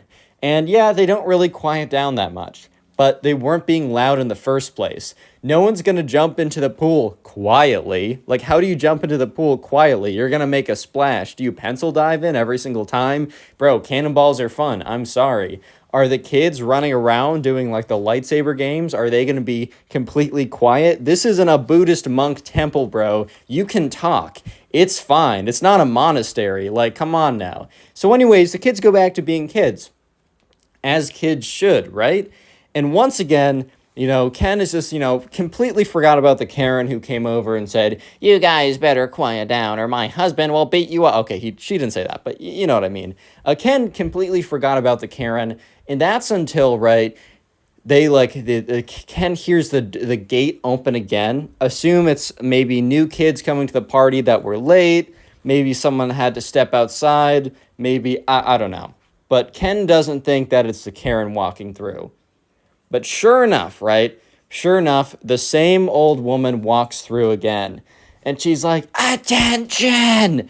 She literally screams attention. And everyone at the party, the kids, the parents, people in the pool, people playing lightsabers, everybody stops what they're doing and they turn around and they look at this Karen. And this Karen, after screaming attention, is like, I warned you guys to not be too loud. This is your final warning. And they all kind of looked at her like, bro, are you crazy? Like, no disrespect, actually, all disrespect, but are you crazy, dude?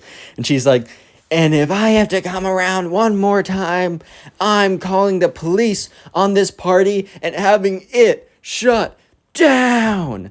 And the birthday kid's mom says, goes over and says, ma'am, with all due respect, we're really not being that loud. These parties happen all the time. And it's true. There was a lot of families in the neighborhood. And during the summer, they had kids and the kids were playing. Kids were being kids. That's part of being in the neighborhood with a bunch of parents, a bunch of families. That's how it goes during the summertime, man. I mean, enjoy the laughter of kids. There's much worse background noise. I don't know, nails on a chalkboard? Would you rather that be your neighborhood sound?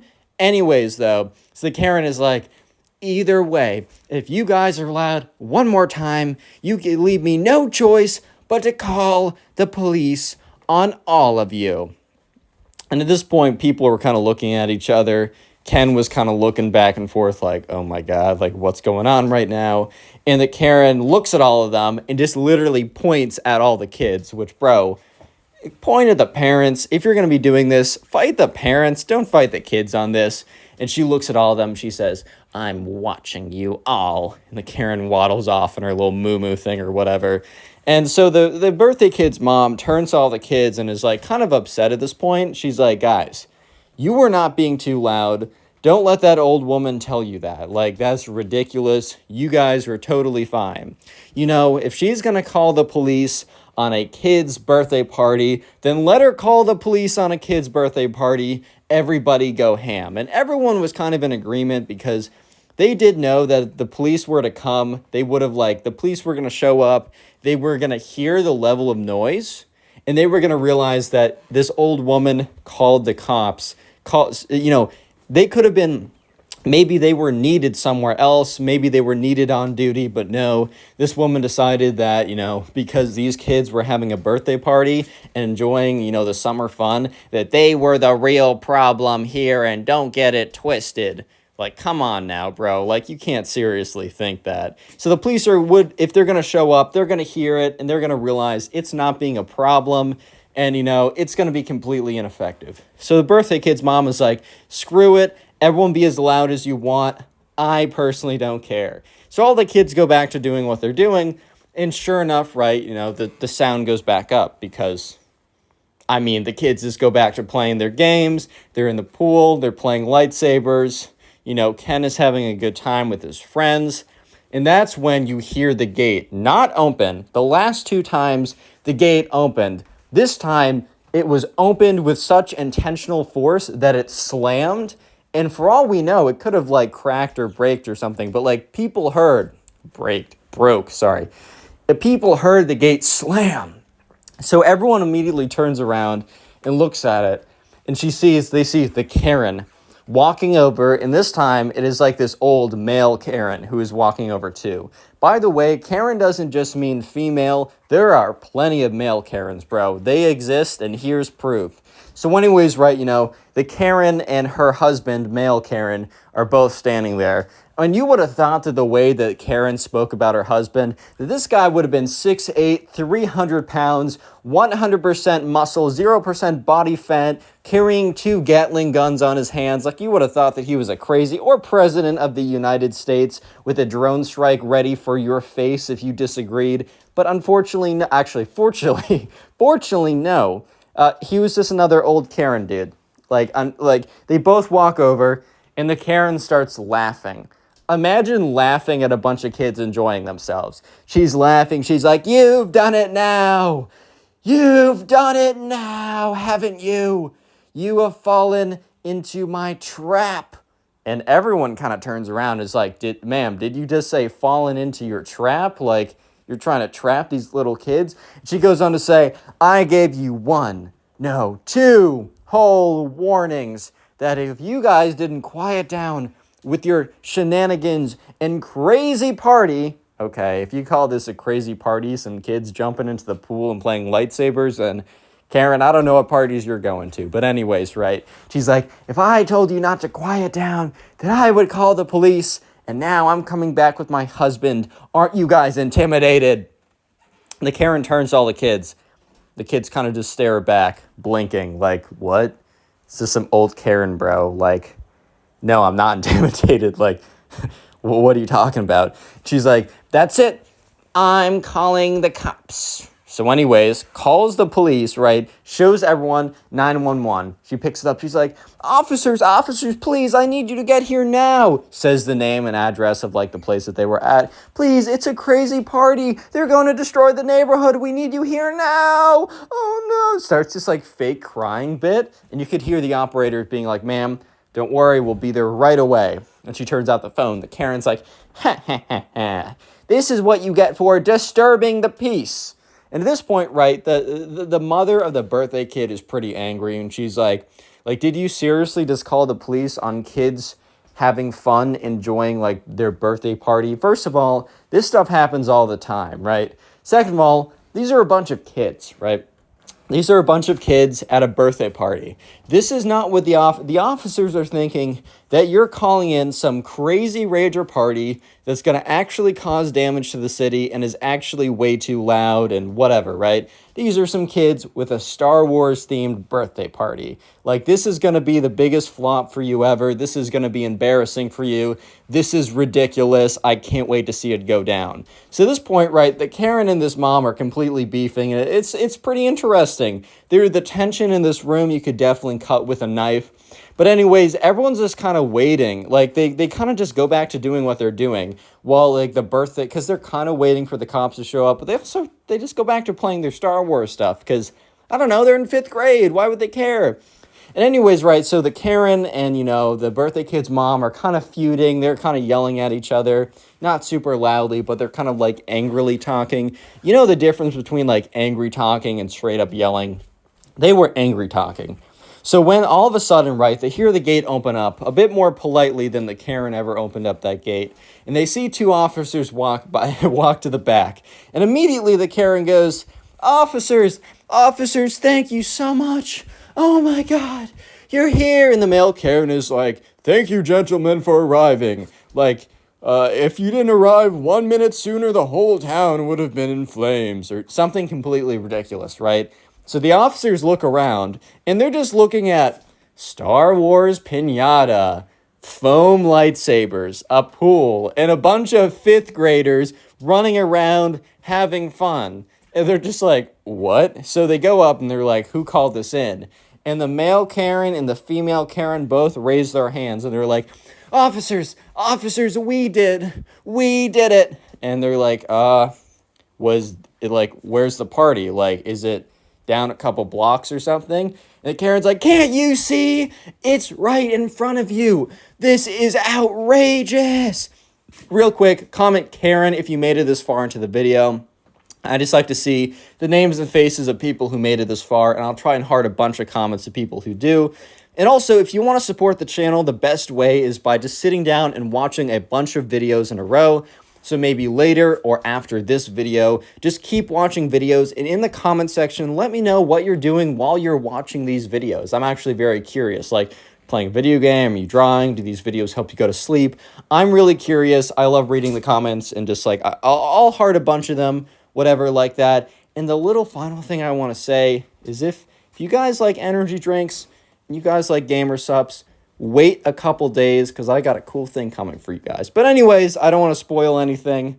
Let's just get back into it. So anyways, the Karen versus police versus little kids at a fifth grader's Star Wars birthday party, right? The big menaces, of course. They're the real problem in this town. But anyways, right, the officers are kind of looking at the Karen and are like, ma'am, are you serious? And she's like, seriously upset? Yeah. And they're kind of just like, no. Like, did you call us in saying that there was a crazy party that had an immediate threat to the nearby neighborhood, and this was it? And the Karen's like, yeah, what's your point? And they're like, ma'am, this is a bunch of kids playing at a birthday party, or what looks like, and he points to the presents. And he's like, if they were significantly louder than they were when I walked in, I wouldn't have even cared. But when I was walking in, I barely heard any audible noise. And the kids continue to play like in the pool. Like, kids are allowed to jump in the pool. Kids are allowed to yell and scream and talk to each other and run around. And it's 2 PM, ma'am. Do you really need your afternoon nap that bad? Like, can't you take it earlier or later, or just go to bed later? Like, is it really that big of a deal? And at this point, the male Karen is like, look here, son, like back in my day, these kids would have been rounded up and thrown in jail. And the officer's like, sir, I really don't think that's what happened. He's really like, I really don't think that was a thing. He's like, are you disrespecting my authority? And the officer's like, authority? He's like, yes, respect your elders and listen to everything we say always. And the Karen's like, yeah, lock them up. And then immediately the male Karen and the female Karen start chanting, lock them up, lock them up, lock them up. Lock them. And they're just pointing at the kids. And the officers are so dumbfounded that these 2 old people are chanting, lock up these kids for just having fun at a birthday party.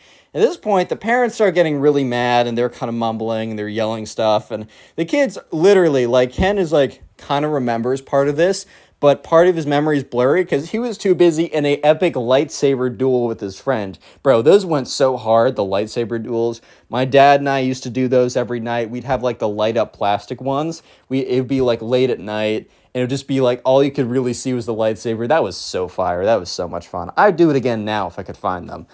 But anyways, right, so at this point the officers are like, ma'am, like, can I get your name? And she's like, is this for a civic award for reporting the worst crime ever? They're like, no. In fact, we're getting your name so that, like, as a violation, like, for wasting our time. And if you call us again, we're going to have a serious talk. And at this point, right, the Karen is like, this is unacceptable! And balls up her fist and literally starts swinging and punching at the officers. And they're like, ma'am, like, stop this. And the Karen runs away, right? Doesn't sprint out of there, but like waddles quickly. And the male Karen starts blocking the two police officers, like, you stay away from my wife. Right. So this woman just called the cops on a bunch of kids and then started like swinging on these officers, making contact with their face. Bro, pro tip to not get arrested. Don't punch a police officer. Trust me, you'll be better off not doing that. But anyways, right, these two officers are kind of like trying to push through. And eventually, right, the male Karen escapes into her car. And at this point, right, they're both like, Karen drives away. But, the female Karen drives away. The male Karen is still there. At this point, all the kids have stopped and they're like, oh my God, it's a fight. Let's go watch. So everyone like is looking around. And at this point, the male Karen is like being interrogated by the police, basically being like, where do you guys live? He's like, I'm not saying anything. He's like, sir, like, if you cooperate, it'll be like, it won't be as bad. And that's when one of the parents says, I recognize those people. Like, they like cause problems for my cousins. Because they're like, I guess their cousins live in the neighborhood too. Like, apparently they're always like throwing stuff over the fence, being like really obnoxious neighbors. And she's like, I know exactly where they live. So at this point, right, the male Karen's like, no. And the police get into the car and they drive over to where like the Karen is actually at. And at this point, right, the party's completely derailed and all the kids, like, the kid, like, Ken speaks to the kid of the mom who knows where the Karen's lives. And Ken's like, dude, where do these people live? And the kid's like, dude, they only live like 2 blocks away. So all the kids are like, bye, Mom, we'll see you later. And the parents are like, wait, no. All the kids like start running down in that direction. And they run down there. And once they get down there, the police are already there and they're knocking on the door. Police officer's like, ma'am, you cannot assault one of us and then run away. That is literally unacceptable. And she responds back, I am your elder. And I don't need to listen to you. And also, I am a woman, you should respect me. And this is very disrespectful. You know it's important to be courteous to ladies like myself. At this point, the officers are like, ma'am, we treat everyone equally here. We're taking you in either way. She's like, no, that's not courteous to the ladies. No. And they're like, ma'am, we're going to have to if you don't open this door, we don't want to break it down. We don't want to cause damage to your property. Trust me, we're going to get, I know that we're going to get, a bunch of nonsense from you. But at the end of the day, we're coming in one way or another. So either you open this door or we're opening it. And she says, you'll have to fight my husband first. And that's when the officers turn around. And the male Karen walks up on both of them. He's like, you stay away from my house and my wife. And he punches one in the face. However, right, you might be like, oh my God, was it a Mike Tyson at his prime knockout? No, it was imagine you tape a pillow onto your fist and you do a slow motion punch in the direction of someone with a pillow on your fist. That was the equivalent of the punch. But that was enough for the officers to be like, all right now. So one of them puts the old guy in handcuffs. He's like, no. He's like, Karen, or whatever her actual name was, like, escape. It's too late for me, my love. You must get out of here. And she's like, no, Steven, no. And you could hear the garage door open, right? She's trying to walk out the garage door when the police officers were right next to it. The door was right next to the garage door, but she thought that she could outrun the officers. So she starts waddling out. She's like, don't do anything that wouldn't be courteous to the ladies. You'll regret doing that. The police officer's like, ma'am, please. Ma'am, please. Come on now, ma'am. Please stop. And she's like, no, you must stop. And she continues to waddle down the street, right? So at this point, all the kids are like, you know what? We're helping the officers. Screw this. This lady destroyed the birthday party. So all the kids, they don't touch the woman or anything, right? They keep their distance. But they basically make a human wall around, basically blocking her in from walking on the sidewalk or turning over to the street. The Karen's like, you evil little children, get out of my way. This is not very courteous to the ladies. Your parents have taught you nothing about manners. taught you nothing about manners. They should have taught you that you have to be courteous to ladies, and this is not courteous to ladies. And at this point, right, all the kids are just like kind of like screaming and laughing because, bro, this is the most fun they've ever had. They're involved in like a police investigation, basically. So they're blocking this woman off. They're making a human shield. And that's when the officer comes up behind her and is like, ma'am, please make this easy. And she's like, if you put me in handcuffs, my husband. And the officer's like, ma'am, your husband's already been detained. She turns around. She's like, no.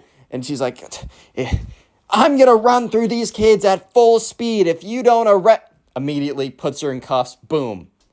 And I mean, bro, I don't know what she was thinking when she's like, I know what I'll do. I'll threaten these kids. Okay, bro, the officer's gonna be like, you know what, ma'am? After threatening those kids, I've really come to realize that you're a rational individual and we should have a cordial discussion over a cup of hot tea to decide what will come from. No. False.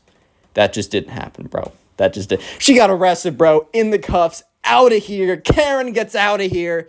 Anyways, all the kids are cheering. The parents rush over because, they were walking over and they were slower than the kids. And they're like, kids, never do that again. Like, oh, that was so dangerous. And the officer goes over and they're like, we should just from us, from the boys, like just like from the police force, we want to let you know, like, thanks to these kids, we're able to stop the obviously, right. Kids weren't necessary. The police officer could have easily got the Karen, but they wanted to make it like a cool thing for like the kid's birthday. And they're like, we just want to let you know. And he kind of like bends down on his knees to all the kids like, you boys are all honorary officers today. And they're all like, oh my God, whatever, right? And they turn to the birthday boy and they're like, we just want to let you know that like we wish you a super happy birthday or whatever, right? So it's a pretty cool birthday, and they kind of turn it around. They bring it back to the house, and they kind of like have a bit of like a little bit more of a celebration, right? They go back to like, the lightsabers. They go back to, it's like 4, it's getting late. They jump in the pool. They actually break the Death Star pinata. That's kind of fun or whatever. And at that point, right, the parents come over and, they're talking about what happened when the kids were over there. Parents are like that was dangerous. Like, that woman was clearly deranged. Like, you don't know what she would have done. But they're like, but like, you guys did like a good thing, so it can't be too mad. Anyways, right, Ken and his mom drive back home. And they sit down at the dinner table, and Ken's dad gets back from work. And he's like, so, Ken, how did the birthday party go? And Ken's mom just breaks out laughing. And, Ken's dad's like, why's your mom laughing, Ken? And Ken's like, boy, do I have a story? Click on the video on screen you. right now. I know you'll enjoy it. Just click it. Do it.